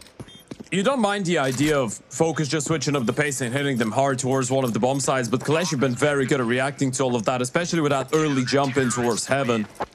GlockSu getting in a good position. You get the 1-for-1 onto the upper of Jorko. You see all the Yuto. You know exactly what's going on. Bilani deciding to cross towards the left-hand side as well. Get that kill through the smoke onto Volt. It was such an easy round, and Bilani even gets another one after the fact. Might sound like a bit of a broken record, but Bilani's impact throughout this entire game has been very much appreciated by his teammates, I'm sure. 24-year-old. Obviously, he used to play a little bit of international Counter-Strike himself on the Copenhagen Wolves last year. So he shared a server with some of the people that he's up against right now. Shared a server with Jorko, with Matthews, ex-teammates. Now he's stepping up. He used to be part of Big Academy as well for a short while in 2024 at the start. Looking very good indeed throughout this entire series, not only on Ancient. Sure. It's very fair to say. Just playing aggressive off the beat. Same can be said about GlockSu. Is there a flash? He's waiting for his cave teammate. Might not even need it, or should I say, should have needed it. Volt ends up collecting both lives, even if Innocent is able to take down one. ZTR, it is FOKUS with numbers and more cracks for KOLESIE to exploit. The friend AWP has not moved away from A though, so that could be interesting. They've not spotted more than Volt in towards the ramp, and Bilani's going to retake all of that map control. He's got a smoke. Does he want to risk to leave himself exposed to a timing? They're reading into this being an A play here, and you can't really fault him. Milani's left. He just feels too exposed over in towards that aggressive angle in towards heaven, so he's just playing on the sound cues right now. He might need another hero play if they are to win this round. His teammates are just so far away. But FOKUS aren't really moving into the B site on the direct route. Instead, into Bielani's hands they go. There's none. Volt Courts looking in the wrong direction. Matheus the trade back. He knew where to look, where to pre-fire. 30 seconds. Can KOLESIE get here quick enough? It looks like Friend has already arrived. Yoper's going to be able to hold the line. They don't have a smoke for him. Never mind. Lands. Just comes in. Chooses not to pull the trigger, though. Doesn't want to give off too much. Incendiary to deny the quick plant. A cheetah break. Glocksu assisted with potential push. Do you try and walk past it? This is so damn tough. Shulko scoped in. Matheus as well outside of cave looking. Glocksu survives the first confrontation and even takes one down with him. Now, can he distract long enough for Friend to arrive? Well, he does end up joining. But with Jorko closing in on the angle as well, the excitement is showing for FOKUS. They're closing in on the map win. And look at the energy coming out of the 17-year-old Bulgarian. We already did see that he's quite a passionate player throughout PGL Bucharest, didn't we? In both the good and the bad way at some source and in some moments. Good effort coming out of Glocksu, but this is Jorko stepping up towards the back of the bomb site, shutting down Friend, switches to the Glock, goes for the wide swing to finish this one off. They're very close right now, FOKUS. Very close to sending us to a third map, but Glocksu's not said his last words on Enshin. A bit of a boost going on towards the back of Donut as well. Banjo might not be ready. No. He's not ready indeed. Friend just walks out for a distraction to help the cave player to walk through. But it ends up netting KOLESIE the pick. Sure, there's an answer back from FOKUS, but they're playing off on a deficit right now. Oh, Jorko's a bit of a linchpin, isn't he? Oh, no. But missing that shot provides Friend, as well as the rest of KOLESIE, the entrance to the highway to victory on this round. FOKUS are given space to plant, but they need to account for a double per player on average. And Volt is able to get the first step in the right direction. Friend, though, scoped in correctly. ZTR to answer back. Now, needs two of his own. Glocksu shut down. But ZTR has got them all. Look at the captain step up when they need him the most. What a sequence out of ZTR. They just overlooked it. They underestimated the situation. Friend spotting him out, going for the rephase, and then the timing not being great, the spacing not being ideal. He was ready for that second player. And this should be enough to send him to a third map. This should be enough to guarantee a nuke. That should have been a CT side round every day of the week. Look at that from ZTR. First kill into the Oper, instant turnaround, ready for the heaven play out of Glocksu. And this is not the kill that's the most impressive, it's the final one. It's how he just runs forward, stops on the anti-short strafe, and gets that final headshot. It's a true beauty. Just taking fights in his own terms. He was the initiator in every single one of these. Maybe bar the one against the Oper. He wanted to go closer in towards the cave. He wanted to just run towards that final guy. Friend was the only one that decided he wants to go for the repeat. He got punished for it, and now they're looking to close with an A-rush. Yeah, one round away from seeing nuke here, well within reach. A fast play, which KOLESIE is able to punish a little bit, but is it enough given the A-side blocks have already come through? Exists. Considered the fast exit from Temple. Is that the right call, though? You've got plenty of eyes peeled in this direction. Exists, loses his teammate in the process as well. That HE is bound to hurt. But Bielani rips his Banjo out of existence and now has a 1v1 in his hands. He can just move away from the bomb side. He's been given a lot of space. Bielani doesn't have utility, doesn't have a defuse kit. Matheus can just play the time. How are these rounds so close, though? Bielani, can you close the distance? You've got to take the fight, and like you said, no time. You've got to move on fast. AK found, going for the deep angle, and succeeds. Does he have enough? Does he have the time to defuse? Doesn't look like it. I don't think he does. Essentially, white flag wave for KOLESIE. Giving this one over to FOKUS. Round win, map win, and Nuke now on the cards. And you can see, or rather hear, the scream coming out of Jorko, realizing this defuse is not coming, and we've leveled things up. A very competitive map of Counter-Strike, all things considered. But that 1 versus 3 clutch out of ZTR, that bailed him out big time. Focus not ready to go out and bomb out in a 0-2 fashion, and we do get our first 3-mapper of the day and our last quarterfinal game. Yeah, some cheeky smiles. They know what they got away with in a couple of occasions. You've got to give kudos to KOLESIE for keeping that one close. But yeah, Focus by the end. Like you were saying, Ted, if you start going round for round, there is a team that will slowly get a little bit more comfortable. And this time, that was Focus. I mean, it was the 1 versus 3 clutch out of ZTR in the end of the day, right? It was a much better performance coming out of Focus all in all, but it was a back and forth game. There was a lot of good moments coming out of the KOLESIE side of things. And I feel like a 13-8 doesn't quite represent how competitive it was, and still towards the end, especially on the T side, Focus was a lot more dominant. That was a great showing out of Jorko as well.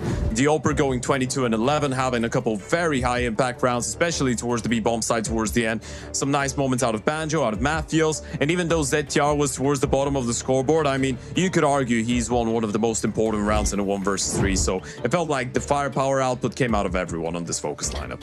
It really did. It really did. And that's what you really needed after the performance on Dust 2. A bit lackluster if you were going to consider coming into this one how heavy favorites they would be. But now, you know, the reverse sweep is halfway there, right? Only 1 map required, and that is Nuke. Now, things get more difficult there. Things get a lot more tough, complicated, and we'll see if KOLESIE have got what it takes to get back at Focus, or if we'll see Focus capitalize on that reverse sweep.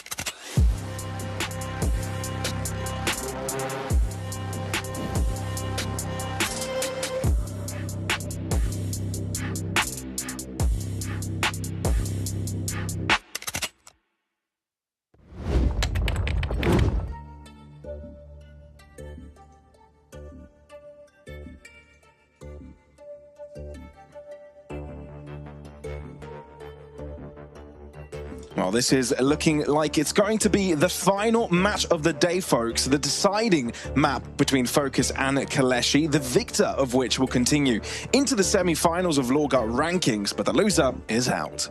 Yeah, it's been a very back and forth game so far. I mean, map number 1 did go in favor of KOLESIE. That was their map pick on Dust 2. Then Enshin was the response for FOKUS. A map that, as we said, both these teams absolutely adore usually. But FOKUS were able to clinch in a pretty convincing win towards the end, even though it required some individual heroics out of people like ZTR, out of guys like Jorko. They were able to get it down in a very convincing fashion, if you could call that a 13-8. Now we're moving into the third and final map. Now, I feel like we have returned back to normality here, Pavlos, to some extent. And once again, it feels like FOKUS are going into this third map in the role of the favorites. We have received our first 3-mapper, which is basically what we were after going into this game. KOLESIE did put up a very good fight, especially on the first map, and maybe to some extent up until the second half on the second map. But now you're going into a nuke which has looked pretty decent for the side of FOKUS lately, even against some of the bigger names that they've been facing off against. Very true, very true. And look, I want to get your thoughts a little bit on the nuke side of things, right? Because we saw that there are some similar maps in regards to play for both of these sides. Obviously, we're talking about two different levels of competition. But honestly, the types of wins that KOLESIE have been getting on nuke are making me think that this could actually be a closer map than expected, just like the series has been generally. Yeah, in general, KOLESIE is that type of a team that can always make you sweat a little bit when they are on the T side of nuke, right? So it's a bit dangerous that they are starting on the offense. Again, going back to the same conversation we had on Enshin, Polish teams on T sides of Enshin and nuke, very creative. You're going to see a lot of plays around the single smoke, the ROP smoke in towards Squeaky on the A-bomb side, and a lot of outside action as well, as this is looking like a bit of an A split. Well, I said an A split. They are thinking about going down the vent. The A-bomb side looking suspiciously empty, and they are right to assume so. There's no one on B. There's no one on B, there's no one on A. FOKUS are nowhere to be found. They were just grouping up and looking to be a quick response team, a 5v5 retake scenario. At least they have a defuse kit and a bunch of smokes and 2 flashes, but you need to get a couple kills. Losing ZTR is definitely not great news. Yeah, you lose one of the flashing players as well. So the last one is used by FOKUS as they're trying to break through, but they need to get picks, starting going their way. And KOLESIE are the ones hiding this time around. It's a game of hide and seek. And right now, KOLESIE are the ones doing the seeking, and they're succeeding at it. Jorko shutting one down before he falls, but that is smooth sailing for KOLESIE on the upbeat. Yeah, quick, fast-paced Counter-Strike. This is what KOLESIE are going to bring forward to the table, when FOKUS will need to really work hard if they want to make them respect that defense, right? KOLESIE is that type of a team. If you make them feel like they can disrespect you, they can just run through utility, they can abuse a lot of fast-paced plays, especially in towards outside, especially in towards that single door, as we pointed out, drop down the vent, run down secret. They're going to do all sorts of different shenanigans, basically. And this could be a very rapid T side. If it's up to KOLESIE, it would be a very fast one indeed. Yeah, Force by coming out of FOKUS. They're quick to Yeah, maneuver they are outside. going to smokes, and they've already made their way in towards garage. Surely you must anticipate something like this, right? ZTR gets caught, damage inflicted, exist. He can go quite far. He's got the backup to do so. That's the control we were talking about. Minute 25, you've already walked in towards hell and towards CT spawn. You know, you've got ZTR trapped in towards upper heaven. Thing is, FOKUS, you kind of want them to respond here, take some space of their own, but they don't really have the facilities to do that. ZTR should be very dead. Yeah, I don't know. Maybe there's a chance that a world where he connects the first headshot, and that's exactly what happens. But indeed, KOLESIE takes him down right after 50 seconds on the clock. FOKUS have only one player dedicated to this A-side defense, and that's Banjo, having his head tilted high. Needs a big performance. Nades fall right on top of him. That's going to chip away 15 HP. There goes the flash. This one gets dodged, and Volt is coming in from behind. Now, remember, you cannot go quickly up the ladder unless Banjo mows them down with a 5-7. And that's crazy. No business for Banjo to win that 1v2, especially when your opponents have rifles. Bit of a blunder. Well, KOLESIE trying to play catch-up. Isolating Mateos is the first step of that plan. And indeed, the bomb is nowhere near where Friend wants it to be. This round is for FOKUS. This is so weird. How does Banjo win that 1v2? Such an impactful one. Yeah, look at the bomb. It's right on the ledge, but it didn't fall into the bomb site. Good luck taking that one unless you've got the longest arms in the game. And Focus get away with a round. This is why everyone's been so hyped up about Banjo. He seems to be one of these anchor players that are just able to get a lot out of a nothing type of situation, right? Sure. He's always given himself an opportunity. He's very crisp. If you give him a chance to get a multi-go, he will do it. We did talk about his performance at PGL Bucharest, and he's without a doubt been the most consistent player on this Focus lineup since the start of the year. Obviously, after being on Fnatic Rising, he had a bunch of very weird years of his career where he went through Havu, and that was a little bit of a disaster as a project in general, not just him individually. And then on Fireflux towards 2025, he started picking up the slack, looking like one of the, I guess, statistically best players in Tier 2, Tier 3 Counter-Strike, regardless of being a lurk/anchor player. Yeah, he's been the standout. As you can see on your screens right now, LORGAR ready to play is the platform LORGAR have. Check the banners below for more information and all you can take advantage of in that regard. But KOLESIE, look at this. Aggressiveness coming out. A lot of players low, but they haven't lost a single player just yet. And that is about to change with Banjo and ZTR both winning on their fronts. But B-side takeover for KOLESIE is successful. This is a double retake. With existing KOLESIE being low on HP, they would just have to be very quick with this. And the issue is they want to be silent just to make sure they're not alerting anyone, but the T's are not really surprised by where the CTs might be coming from, right? Especially because of that outside player of Exist. Now, he's walking in towards Garage, so he's acting as if they've already made it abundantly clear that they're saving. He's going to be completely disconnected from this situation. Control player spotted. No smoke for the bomb, but they do have the flash. Shiz, a bit of a team flash coming out of Jorko for ZTR. And they need to get onto the bomb if they're going to go for the defuse. ZTR is looking for it, can't really seem to find it. No now way. he's on it, but team kill. Oh, he's defused it? What? He's defused it! What? What on earth happened, ZTR? The team kill saved him. One of KOLESIE's players is just swinging with the knife, and another one kills him with a Tech 9 as he's trying to take the defuse off. Yeah, look at the reaction of ZTR. He can't believe it himself. Yeah, Cuban instantly calls a timeout after that. Holy moly, that was not comfortable. But this is not the first time we see a Ninja defuse come for Focus. Oh my god. No, Exist takes down his own teammate. He was about to knife ZTR. That's exactly as you said, Ted. Oh my goodness. He protected Zit. Yeah, he just protected him. Ted. It wasn't even... that was just pure panic. It's not even like you don't know your teammate is there. You can literally see him walk into the stream of bullets. He's right in front of you. This is a massive blunder. That's a big blunder. Probably the blunder of the event. I don't know if we have that type of an award. Yeah, I don't think KOLESIE would like that award, Ted. I think they need the redemption arc of the event award, if that exists. Oh boy. Yeah, shove that under the rag, forget about it. Time to look forward to the next one, and they do have something that resembles a buy. I don't want to forget about it. 10. This could be possible. That was horrendous.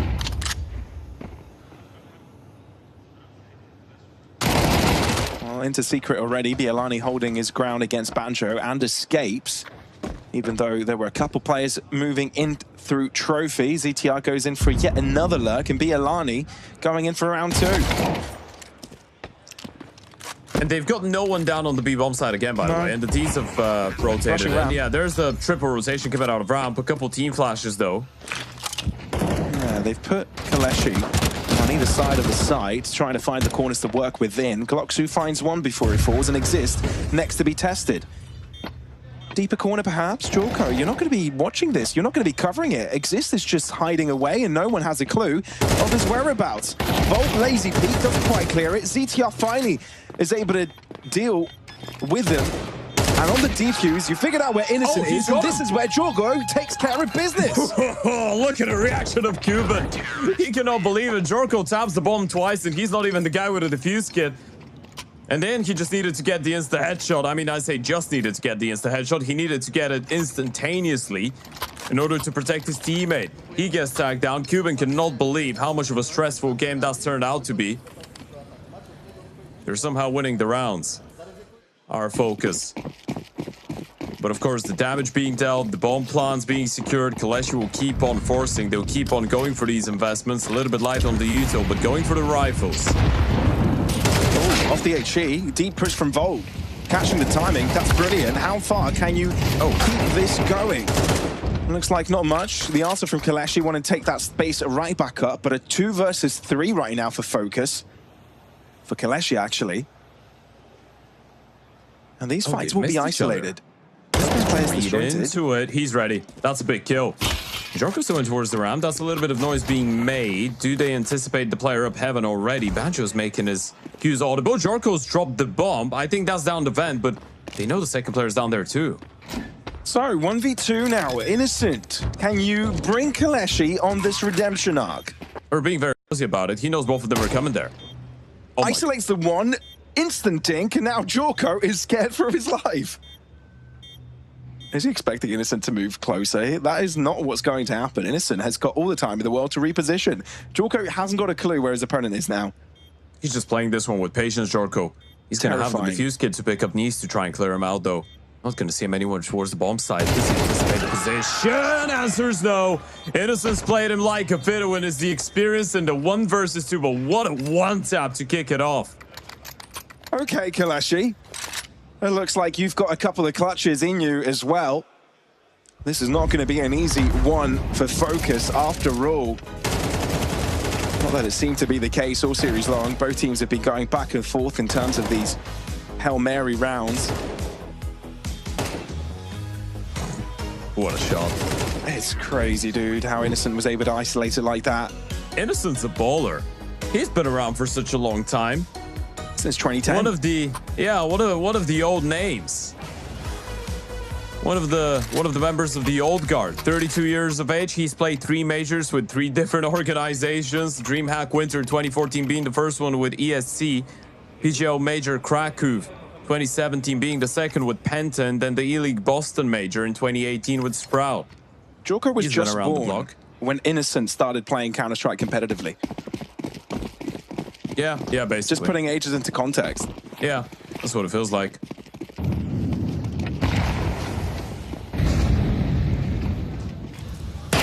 Eyes on the bush. Exist able to deal with the first one. Are you ready with the second player of Jorko? He's not been spotted out yet. Do they clear him out? Yeah, they do. So this is clean from KOLESIE. If they're able to avoid any more shenanigans, CTR, of course he's probably got a trick up his sleeve here. Especially with the bomb heading his direction. But the thing is, no backup, right? No smoke, no molly, no HE. Just him and his trustworthy 5-7. KOLESIE cut noise entirely, hoping that FOKUS are the ones to push forwards, make this one easy for him. Not the case. Here we go. ZTR now on the move. And Exist, patient as ever on the angle. Now also looking to take steps forwards. Job's done. Banjo last man standing. This should be a simple 1-2-3 step to the finish for KOLESIE. Yeah. And I'm pretty sure all Polish fans love it when KOLESIE 1-2 steps. And in that case, it's a 1-2-3. Shout out to everyone that got the reference. A banger song, that is. Hello Darkness, my old friend, is a bit of a team now for FOKUS on that CT side, unfortunately. Money is out. So it could be dirty cash as well. That's for KOLESIE. They've got all those lizards. Lizards? You've never heard that? What yeah. lizards? Yeah, dollars. Yeah, the greens, you know? The greens. It's been a while since I've heard that, to be fair. That did catch me off guard.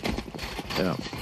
For anybody just joining us, though, this is the LORGAR rankings, right? This is a LAN taking place in Barcelona. We've had close qualifiers going on for a few weeks, and KOLESIE were one of the teams to make it through. FOKUS, one of the invited squads.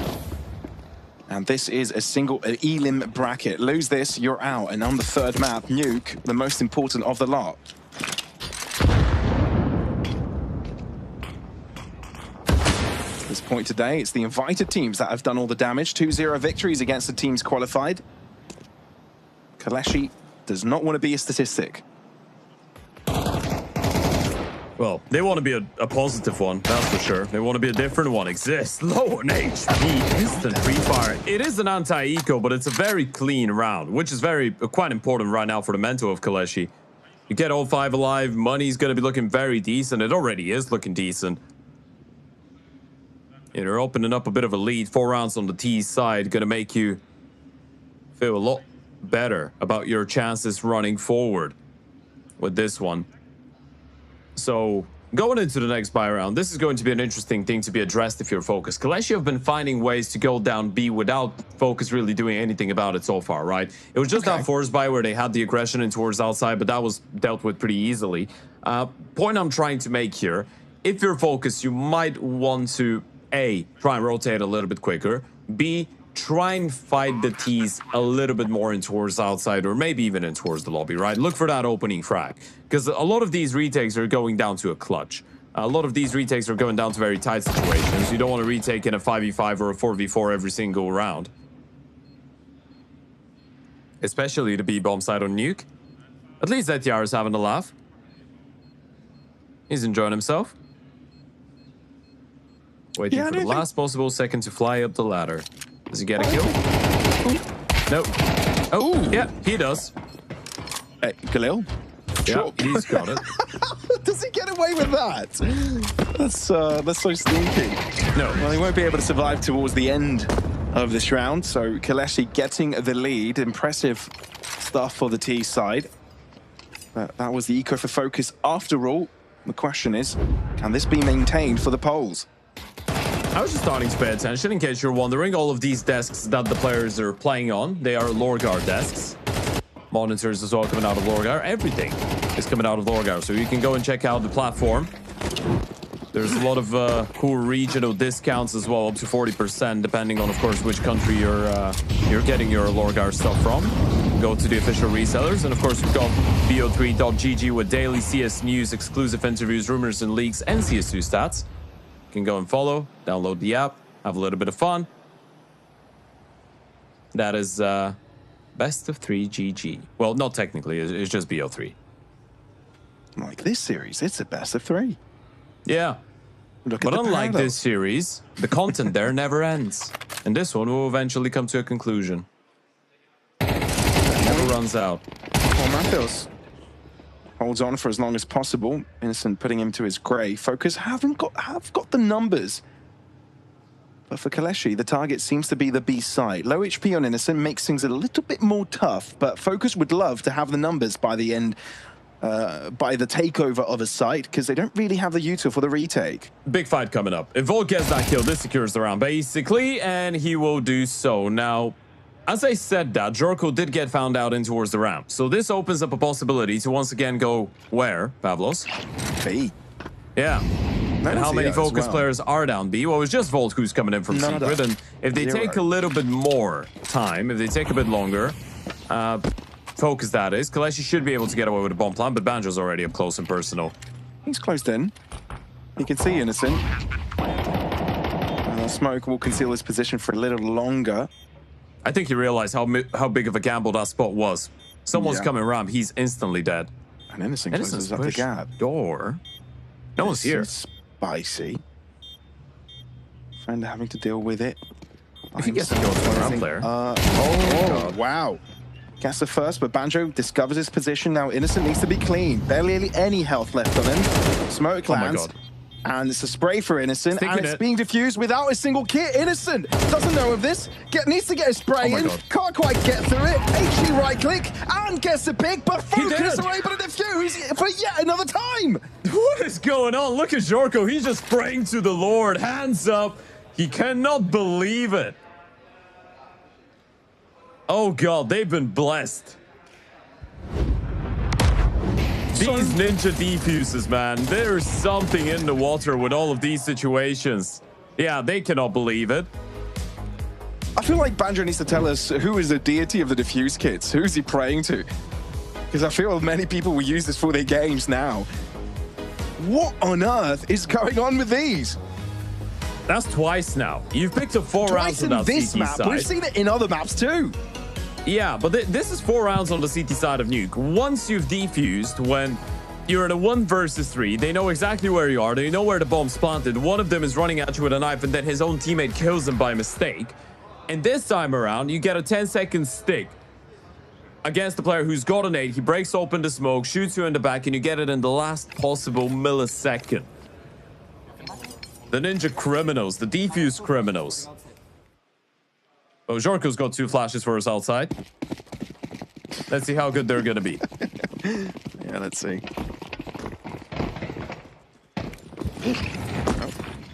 A little bit of traffic jam. Yeah.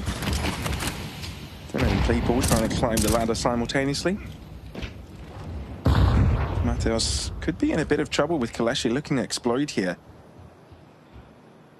Exist frontlining. Does he check that light left-hand side deep? Yes, he will, or should do. Doesn't eventually. Mateos takes care of business. FOKUS start things off with numbers.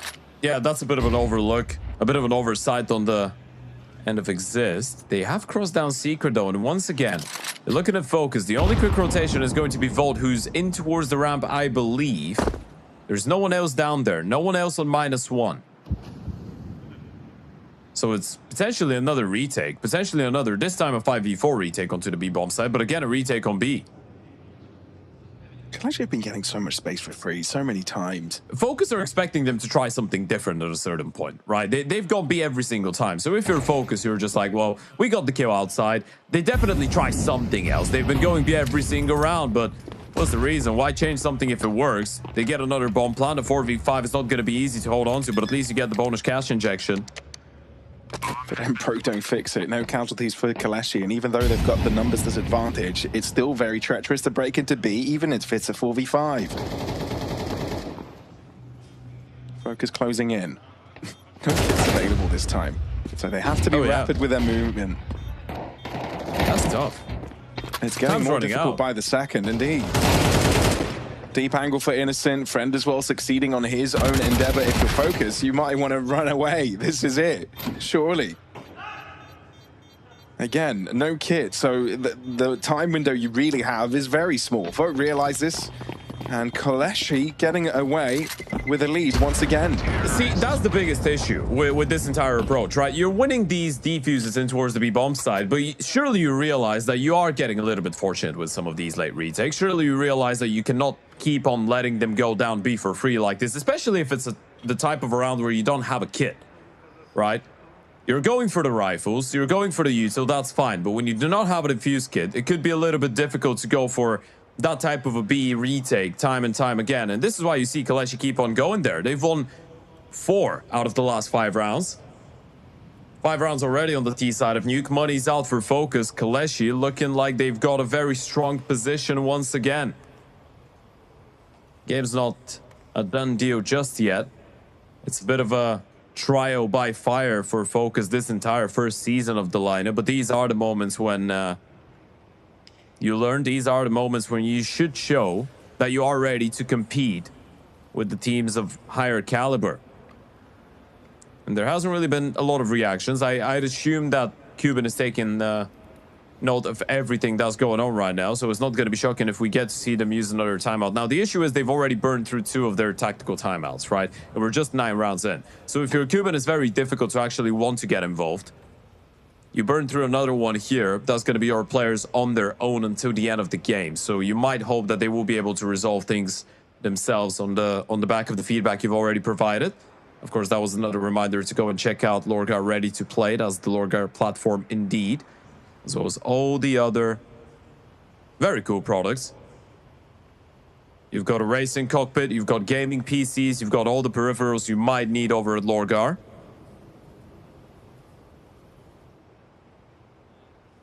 And you've got unbreakable desks. Well, hopefully Jorko doesn't test it, but yeah, don't get me on that. Yeah, don't quote me on that. I really want to see a massive stress test. No, they do look nice, but hopefully he stays relaxed. Clean. See, there's a wireless charger on them as well. That's pretty useful, pretty handy. Cable management holes on the desk as well. Look at us. Know what we like in terms of desks. Okay, seems like there's a tiny tech pause, so thank you for your patience, everybody, as we figure things out as we try and get back onto the server as quickly as possible. A bit of a a recap of what's happened so far, Ted, shall we? Given the first couple of maps, it was KOLESIE to get themselves a win on their own map pick. Dust 2 going their way. To big surprise of FOKUS, KOLESIE, a worthy opposition, right? A worthy opponent, able to, go toe-to-toe with them and be the difference by the end. FOKUS on the second one, however, that's when they started to step things up. Again, 13-8 might have not been indicative of how close that game was. And for a third time running, we have yet another situation of both of these teams going toe-to-toe. Yeah, it's been a much more competitive game in comparison to the first couple ones of today. Well, all of the other games of today. This is obviously the first out of 2 days here at the LORGAR Ranking Season 1 Finals in Barcelona, Spain. $50,000 on the line, as well as the trophy that we did catch a glimpse of. God, this round is going to haunt them. I do not want to see that one again. That was a little bit crazy. Well, but focusing on what happened already earlier today, we opened the day up with a pretty competitive Dust 2 between 9 and HYPERSPIRIT. That was the 13-8, followed by a 13-0 on Nuke. That saw 9 move over to the semi-finals, where they will be playing against Gentlemates tomorrow in our first semi-final game, which is going to be kicking things off around 1 p.m. Central European time. Gentlemates themselves did get a 2-0 win over Astral, 13-7 on Mirage, 13-11 on Inferno. And towards the top echelon of the bracket, or the top end of the bracket, the team that is waiting for the winner of this matchup is Sinners, who took down Inner Circle Academy 13-5, 13-5. Clean stuff on both Overpass and Nuke. And now you've got FOKUS and KOLESIE. Third and final map. The winner of this one goes into the semi-finals against Sinners tomorrow. Loser goes home after just one best of 3. This is how ferocious the double or the single win bracket is. Yeah, it's gruesome, isn't it? Imagine arriving to Barcelona, you're going to play your first best of 3, you lose it, you're out. Hurts. Gotta perform when it matters. And this is a realization kicking in for both of these teams. KOLESIE, off the back of the tech pause, have brought in a tactical pause of their own. So they've entered the tank. But in the meantime, it's not like FOKUS couldn't converse with Kuban. So both teams having a word with their coaches, Sparrow and Kuban both, giving their words of advice and wisdom. Let's see if it makes a difference in the game, as KOLESIE already on 5 on the T side of Nuke. It's impressive, and a very high potential for them to get a 6, given the economical scenario FOKUS have got themselves in. Yeah, Vol trying to get an elevated angle towards the top of the warehouse. Caught off guard, and for Matthews, good for 1. Refract comes in, and Existence there to double up and double down. Make it a triple up and triple down, actually, as he was the one to get the first kill as well. Look at the distribution of kills as well on the T side. Exist is on 11 and 5. Friend is on 10 and 6. Innocent on 11 and 4 is the in-game leader. Some big step-up moments out of the individual. Jorko will try and lay his hands on that M4. How much damage can you really do with that? Answer should probably be not a lot, not too much. He's lost his last teammate. Holding on to the rifle would be nice, but this is going to be 6 rounds on the board for KOLESIE. Now moving ever so closer to that line that you cross on the T side, and you just don't really care what's going on financially. You don't really care what's going on until the end of the half. You already have 6 rounds. You win the pistol in the second half. You get the momentum going your way, and FOKUS might be in deep trouble. But the trouble could start here. You get 7 or 8 rounds on the T side of Nuke. This instantly becomes a very much more difficult, nearly impossible task for FOKUS.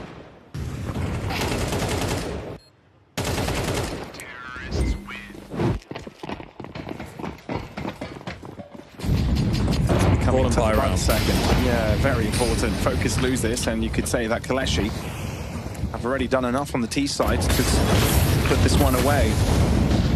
Manjo pressured, smoke by his feet to keep him alive, but KOLESIE very decisive with the first 2 entries.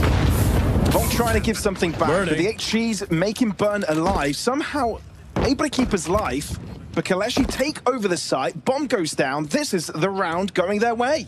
That's such a massive bother for FOKUS. It is so weird to play up against that type of a style. It's a great call out of Innocent, don't get me wrong. KOLESIE just recognize how important of a buy round that is. And they're like, well, you know what, guys? We're already happy with 6 rounds on the T side. Might as well just go for a hard hit onto a bomb site. Play rapid Counter-Strike. Test them out. See how ready they're going to be. The game has been a little bit slower in the last couple of rounds, and they might even lose all of the guns. Hope is out of the equation. Volt is low on HP. They're all hunting him down. As we said, they don't really care about the money at this point.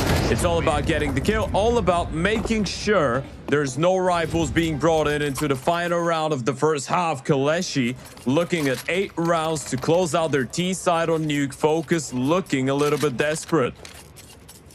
I think that's the right way to say. Focus can't get things going their way right now. KOLESIE besting them. Loving being in control of the pace, the tempo. Ted, if it wasn't for a couple of defuse rounds for Focus, Ninja defuses, KOLESIE would have already had 9. We'd be looking at a 9-2 score. Let that set in for a bit. It's been a demanding attacking side from KOLESIE.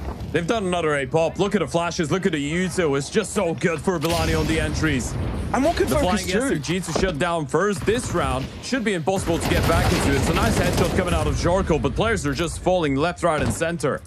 And as soon as Focus appear on one end, KOLESIE are able to pounce back with multiple players, bring volume to the fight. But there's no running back and saving this time. It's a must play for Focus. Last round of the half and KOLESIE threatening the 8th. Volt connects on the headshot of Exist. You know the whereabouts of one more, but Bialani set up for the drop, and there you have it. KOLESIE determined to disallow the reverse sweep. They want this map. They want to continue their way into the semi-finals.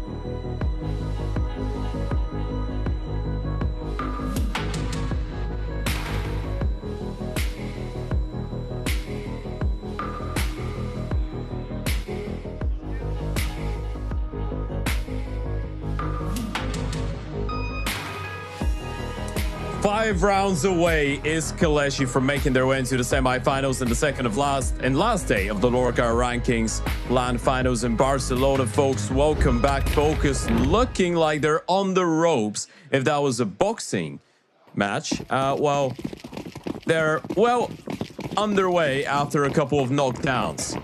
KOLESIE, the knockout could be that pistol round. This is a must-win for Focus. A long road to go on that T side, and it all has to start here. Yeah, you got to have the mindset that KOLESIE were able to do it, we should be able to do the same, maybe even better. Ooh, that's sneaky. Push out from Bialani. Volt having his awareness of this position. He and Mateos both win their individual fights, and Volt wants to take it a step further. Triple for Volt. That's what you needed, Focus. The best way forward into the T side. Yeah, this makes you, I guess, burst out with confidence. Volt, he's just got 3 1v1s going. One after the other, winning every single one of them. Double Gooses coming out of the Glock. Control the money game. Get as many rounds on the board before KOLESIE get the guns out. This is the name of the game right now. Look at the replay. Refrag attempts coming in. Vo just staying very calm, very cool, very collected. Speaking of collections, collecting every single one of these frags. Force bite coming out of KOLESIE though, regardless of not getting a single kill. Smoke could confirm it to some extent. Lining up for a flash through it. Vo, gotta be careful. There's the flash. Do they get blinded? Oh, no way. Oh, no way. They've got the bomb. KOLESIE's force is working out. The push is taking Focus by surprise. Malta's trying to save the day, but he's in a 1v2 scenario. Taking one down, but the isolation is highly possible. Friend shots him down. Quick answer from the Poles. Not letting go, whatever the scenario. It's the oldest trick in the book. It's a straight-up lobby crunch. One flash coming out of single door, another one coming out of the ramp. It was perfectly timed by KOLESIE, we have to say. It's very difficult to dodge all the flashes. They're just coming in from 2 different directions. Push is coming in from 3 different directions, and Cuban's reaction in the background says it all. They just thought they were on the right track to success, Focus, but this one might be even more devastating than losing the pistol in the first place. They've got a force by themselves. Hero AK in the hands of Matthews. He's had a bit of a worrisome performance so far, and Friend is already bringing up the fight towards outside. He wants to end it here. The scary thing is that KOLESIE are unafraid to get their hands dirty, Ted. And Friend is continuing to be quite the menace. This falls from Focus. Falling to the wayside.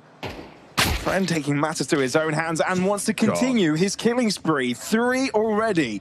Names to his belt. He's on 14 and 8, 13 and 7 for Innocent. The individuals are just not letting them catch a break. Look at the kill distribution. Clocksu's bottom fragging with 11 kills. Friend is top fragging with 14. Everyone's charming in for the side of KOLESIE. Focus, they've got 1 player on double-digit frags, and that's Volt. It's equal distribution for them as well, but just far from enough. And that was a force buy. That's a full investment. You're not clutching this one up in a 2v5. There's no way. There's absolutely no way back in. If you focus here, you start thinking about the next round, right? And a lot is on ZTR's shoulders. We were talking about how experienced he is, even at a young age of 22. And he needs to make that shine, rally the troops around him. He's able to find the one for now, so maybe there's a chance for a plant. But given the fact that KOLESIE have got 3 players to the lower level, makes those chances ever so slim. Going A. This is just the fake from Banjo. ZTR's going to try and get the bomb planted on the A bomb side. That might actually work out. The thing is, Exist has got the high ground. Yeah. So he's going to deny ZTR closing in, and we'll try and play a little bit more aggressive to deny the bomb plant. Is successful in that endeavor. Double digits for the Poles. KOLESIE shut down Focus's force. So the T's now have to just rely on the pistols. If you had this on your bingo card at the start of the day, I'd say you're lying. KOLESIE recovered in such a massive way into this series. I mean, not even recovered. They started it off well, but this third map, it's been very impressive. And this is the same team that did drop a game to HYPERSPIRIT in the close qualifier. That's why we were doubting them. They had a lot of issues closing out the series against Unity as well. It was far from ideal online in the close qualifier, but here on LAN, they've delivered in a very impressive fashion. You should be looking at 11-5, and make no mistake about it, that final last tactical timeout that Cubans got for Focus is coming in right after this eco round. Yeah, you can't lose your eyes off the ball, because we've seen Focus be able to do some crazy things to come back, but this is not going to be one of them. Glocksu dealing with 2 lower health players. And the rest will bring out the brooms and brushes, clean up what is left. A lot of bones, a lot of red on the ground. But it's KOLESIE 2 away from their ticket to the semis. Okay, it's a tactical timeout, but it comes in for KOLESIE. This is interesting. Now, apparently Focus don't really have a lot of stuff to talk about. Now, good news is that Cuban can use that tactical timeout and get into the conversation, but it's KOLESIE discussing how to close the game and end it here and now. Becoming the first team out of the close qualifier ones to make it into the semifinals. Well, first and only team. It was just invitees earlier today. KOLESIE not only becoming the first qualified to the LAN that wins the map, but now being just 2 rounds away from running away with it, and 2 rounds away on the CT side of Nuke, when you have the money, when you've got a couple bonus buys in the tank as well, a 6-round lead, it just feels like it's perfect. It's written in the stars for them to close this one out. Unless FOKUS have the comeback of the ages. We've seen worse comebacks than this. And when I say worse, you could also claim that they can be described as better. But yeah, KOLESIE have been in control, and nothing that FOKUS have done in this series have shown us otherwise. Just the Ninja Diffusers really have been going their way. Outside smokes in play. Exist just confirming that no one's crossing in towards mini as of right now. As far as they're concerned, FOKUS could be crossing down secret. How do you want to react to all of this though? No nades to break the smokes as of right now, so there should be a rotation coming in, presumably throughout the round, presumably Bilani. No one is going down B. No. They stay focused. If they get the kill onto ZTR, it's not going to be too bad of an ordeal. At least you get the man advantage. It's all about not letting him cross in towards the smokes, but he's going to try and make his way in towards the warehouse instead. It's just back credit for now. Exist has not seen ZTR. He's made his way up credit. Exist might not be aware. And Exist gets caught by Banjo. So ZTR has got a lot of space that's unaccounted for. If you go towards ramp, maybe you can give the rest of the FOKUS team a lot more comfort into pushing. Mateos plays aggressively. ZTR takes down Friend. A bit of a backstab in play as well. With this, FOKUS should secure this with ease. Yeah, they just lost track of outside. Exist didn't really realize what was going on. He gets shut down by the second player going in towards red. ZTR catches the perfect timing. They make their way down B untroubled and innocent. He's still trying to find ZTR, by the way, but he's been so elusive. Not able to spot him out. He should get a free kill onto the garage player. Actually, wants to get a little bit closer. MP7 on that range is not ideal. Yeah, I'm not a fan of the first shot accuracy from that distance. And indeed, ZTR spotted from above. We'll be able to guarantee a Gloxy to save at the M4. Or will attempt to. All right, the good news for KOLESIE is that they still have a decent amount of money, right? They can reinvest into the AWP, they can reinvest into the M4s. I wonder what the call was here. It was probably a little bit of a, what was the ante saying? And we are getting into another pause. Now, this is looking more like a technical for Matthews. I think Matthews was pointing at his headphones as well, not getting sound. That could be something along those lines. So we'll see if that is the case and how it can be resolved and how quickly it can be resolved. But for FOKUS, it's a good answer back, right? They've got their buy round going, making sure KOLESIE aren't going to run away with this, make this one a competitive one. But we were talking about how much of a buffer this is, right? On normal terms, getting so many rounds on the T side for KOLESIE is monstrous. Winning the pistol and follow-up, getting onto 11. It's not hard to imagine that you just need some time to buy up the economy and get 2 in a row. This has put FOKUS under so much stress. It really has. And I feel like tactically it's been a very interesting battle between the minds. We expected FOKUS to be a little bit more prepared. We expected KOLESIE to be the more loose team, the one that takes more chances. But you think about the amount of times they were able to cross down B in the first half and finesse FOKUS. You think about the amount of times on Dust 2 they were able to finesse them as well in towards middle. It's going to be interesting to see how they react now that FOKUS themselves have been able to go for that cross down to B bomb site without really getting spotted. How do KOLESIE want to react? They've been very demanding, very assertive around the map so far, showing that they are a team that loves having control of basically every single position around the map. Not quite the case in the previous round. How do you change that here? Secret start for Friend. This is how you do it. And now they've got all the bases covered. Clocks in towards mini, so even with the diagonals, Friend is in a prime spot to get a kill and get out of there. Oh, he's been seen.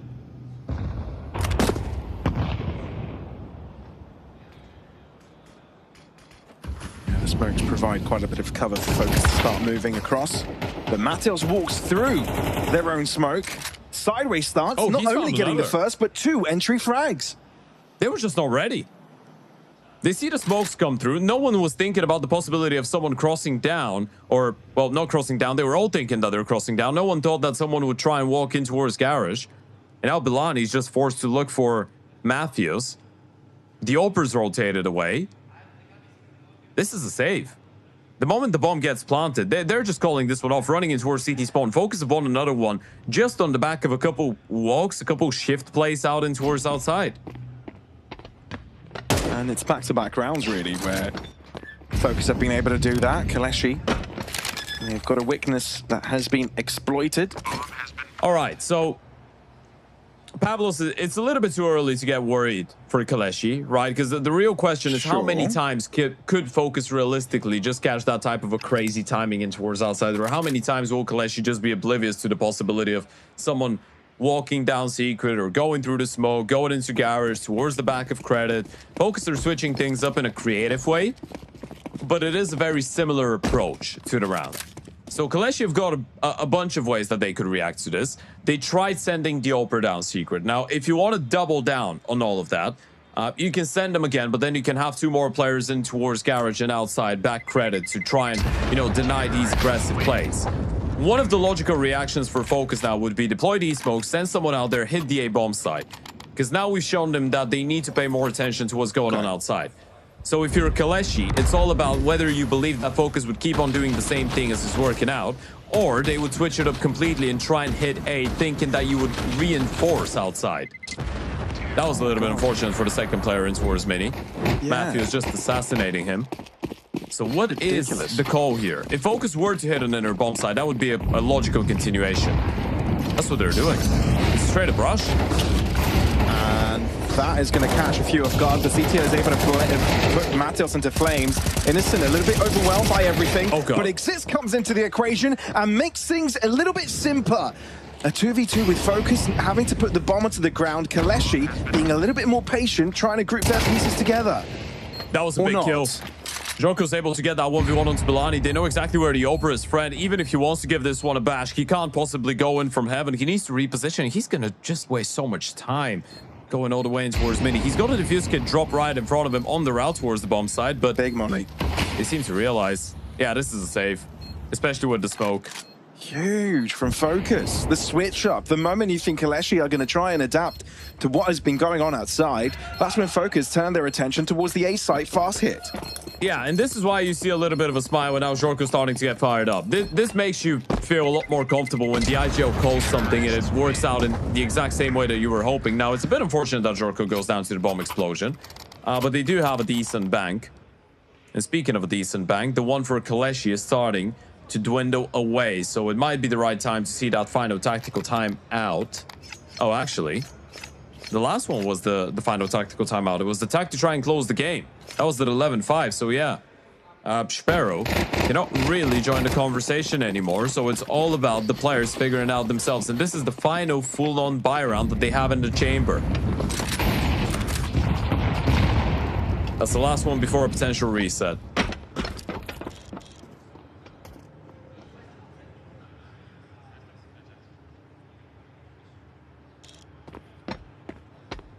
And it's also the conversation about KOLESIE unable to close a few games, at least easily, having some difficulty getting across the line on multiple occasions in the closed qualies. Now faced up against greater opposition, and this is on LAN.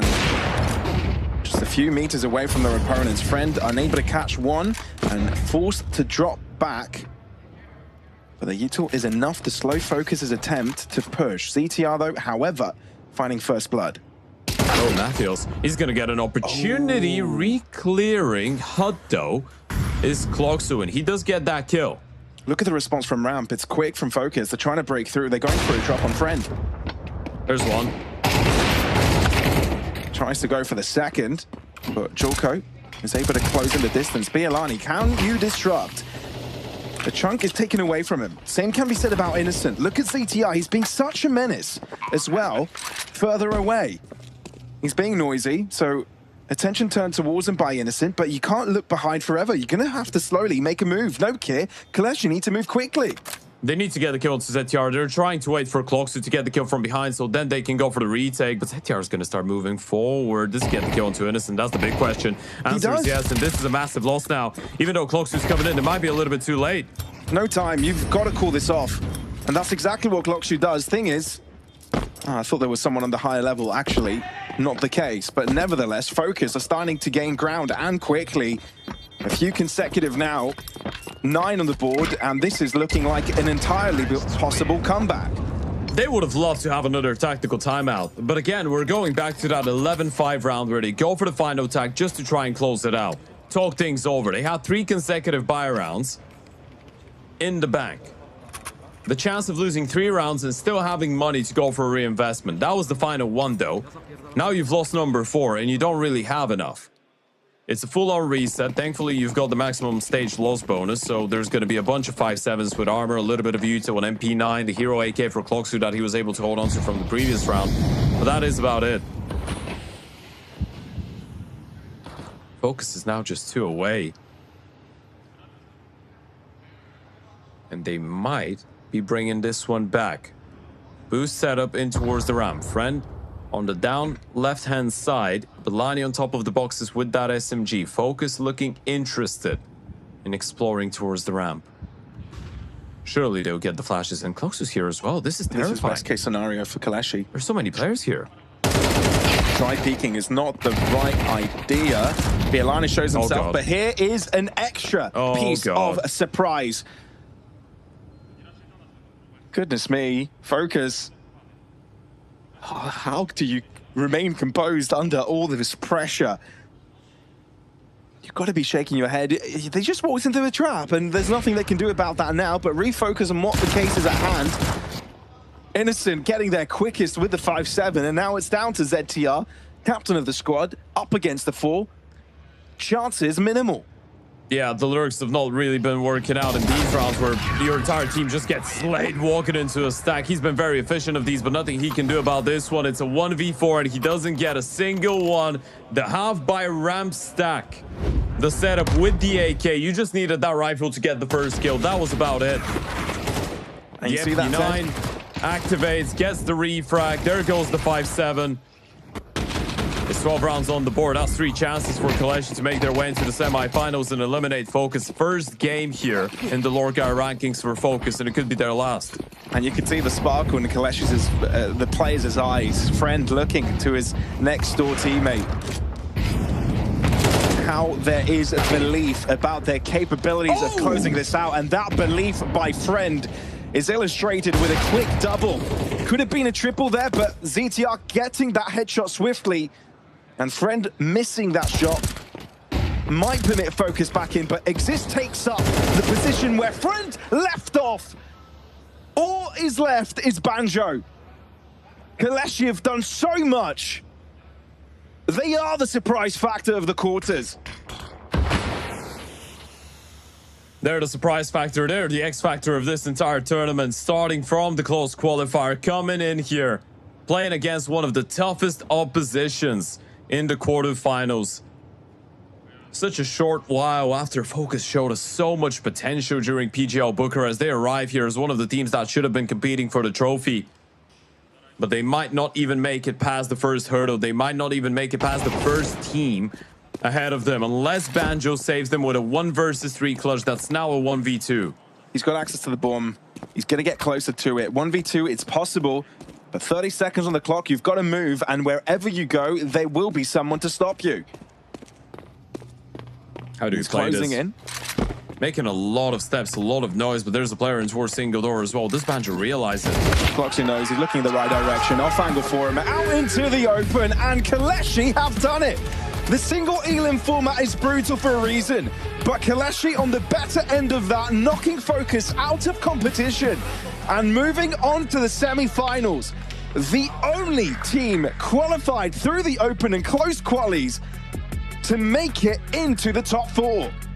That will be a banger of a matchup against Sinners tomorrow. This is such a great result for KOLESIE, and you can see that Focus are going to be a little bit devastated after this one. They probably came into this game thinking, well, boys, we just come in, we have a little bit of fun, we beat these guys, and the real event starts tomorrow. Not quite the case, though. Belani winning that ex-Copenhagen Wolves reunion against Matthews and Jorko. A great performance out of the polls, and it's back to the drawing board for Focus. Yeah, you can't help but feel FOKUS a little bit disheartened after that. I mean, they were on a good roll. I mean, you know, coming in with a positive tone into this tournament, we were considering FOKUS to be one of the teams that could inflict most damage, really, and one of the most, you know, prospective teams. You know, it's only been a team that has been going on for a couple of months, and they've shown some serious growth, played against some good teams, gotten some good wins, but today wasn't one of their days. Yeah, no, it definitely wasn't, right? And it's a little bit disappointing considering they had that 3-1 start. They had those defuses on the first half, so it didn't really feel like they had a lot of things going their way, a lot of stars aligning. But yeah, some slower reactions. I guess we're going back to what Spero was telling Stiko after the first map, the fact that they were surprised that FOKUS didn't really adapt. It felt like they were struggling to adapt on that third map as well to a lot of the things that KOLESIE were throwing their way. And speaking of Stiko, Pavlos, we've got him over in Barcelona on the stage speaking to the man himself, Spero, after that win. Yes, the coach of KOLESIE, Spero, is here with me, and you're the man of the only upset for today. Must feel pretty all right. Is that correct? Yes, of course. We saw the previous games, and I told them that every higher team won. So yeah, right now we need to break it and win. Makes complete sense, but for that nuke, it was a complete chaos of a map. It got very close to the end, but talk me through those 2 smoke diffuses that happened, because it kind of ruined the whole, I want to say like a momentum that you guys had, but it didn't ruin your mood in a way. You still felt like you're coming back, and 8 for half, despite those 2 smoke diffuses, is pretty good, right? Yes, we felt all the time really, really good in this game, in this BO3. And yeah, of course, that rounds are really tough, but we were prepared and we knew what we should do. And after all, we won the next some clutch. Innocent won 1v2. Yeah, the rounds were really, really weird, really crazy, but yeah, in the end we won, and yeah, we are really, really happy. Was this a little bit of a personal matchup as well, with Kuben coaching the other side to bring that Polish spice into the mix? Maybe a little bit, but of course we are good friends. Yeah, they are a good team, and we wanted to beat them. But tomorrow I think we play against Sinners, also our player who played with us before, Kiserek. It will be also really important game for us. It's a pretty good storyline to watch. And between the maps, after the map 1, when we spoke a bit, you told me about the situation of your team. Can you share a little bit more information about that, or not really? Yes, first of all, we had some changes with our lineup, and we finally also found some sponsors, like you can see it here. And we finally could practice, because the last months were really tough for us, because we didn't know that we'll play or not.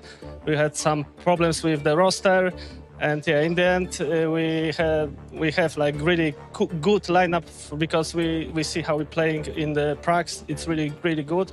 We are improving every day, and yeah, I know that we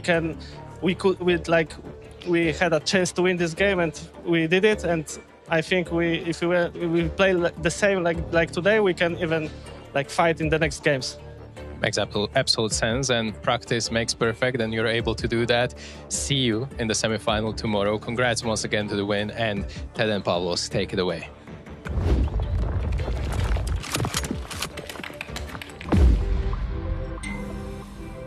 Thank you, Stiko. And words from the heart from Spero there. And you know how much this means to them coming into LAN, the difficulties that they faced, and they get away with the first upset of the tourney. It's got to feel good.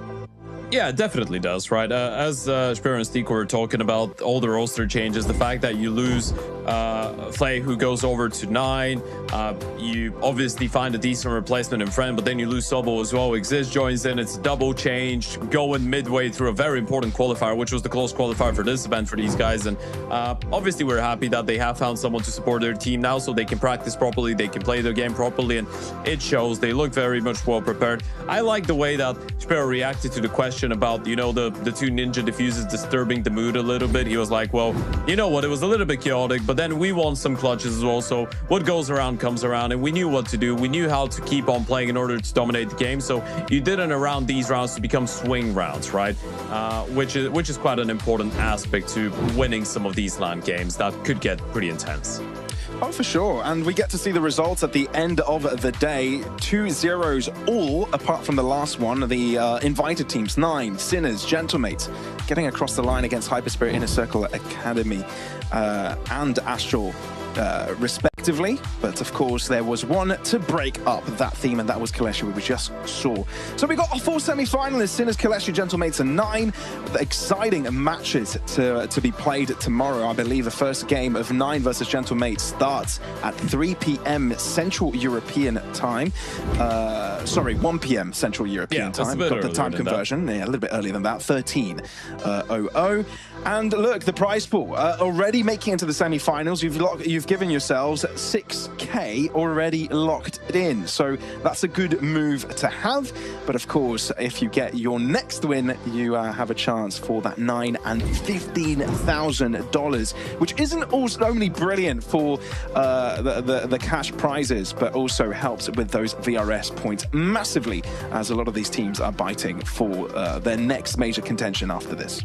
Yeah, absolutely. Especially for teams like KOLESIE, like 9, like Gentlemates. I mean, Sinners are in a bit of a better spot when it comes down to the VRS, right?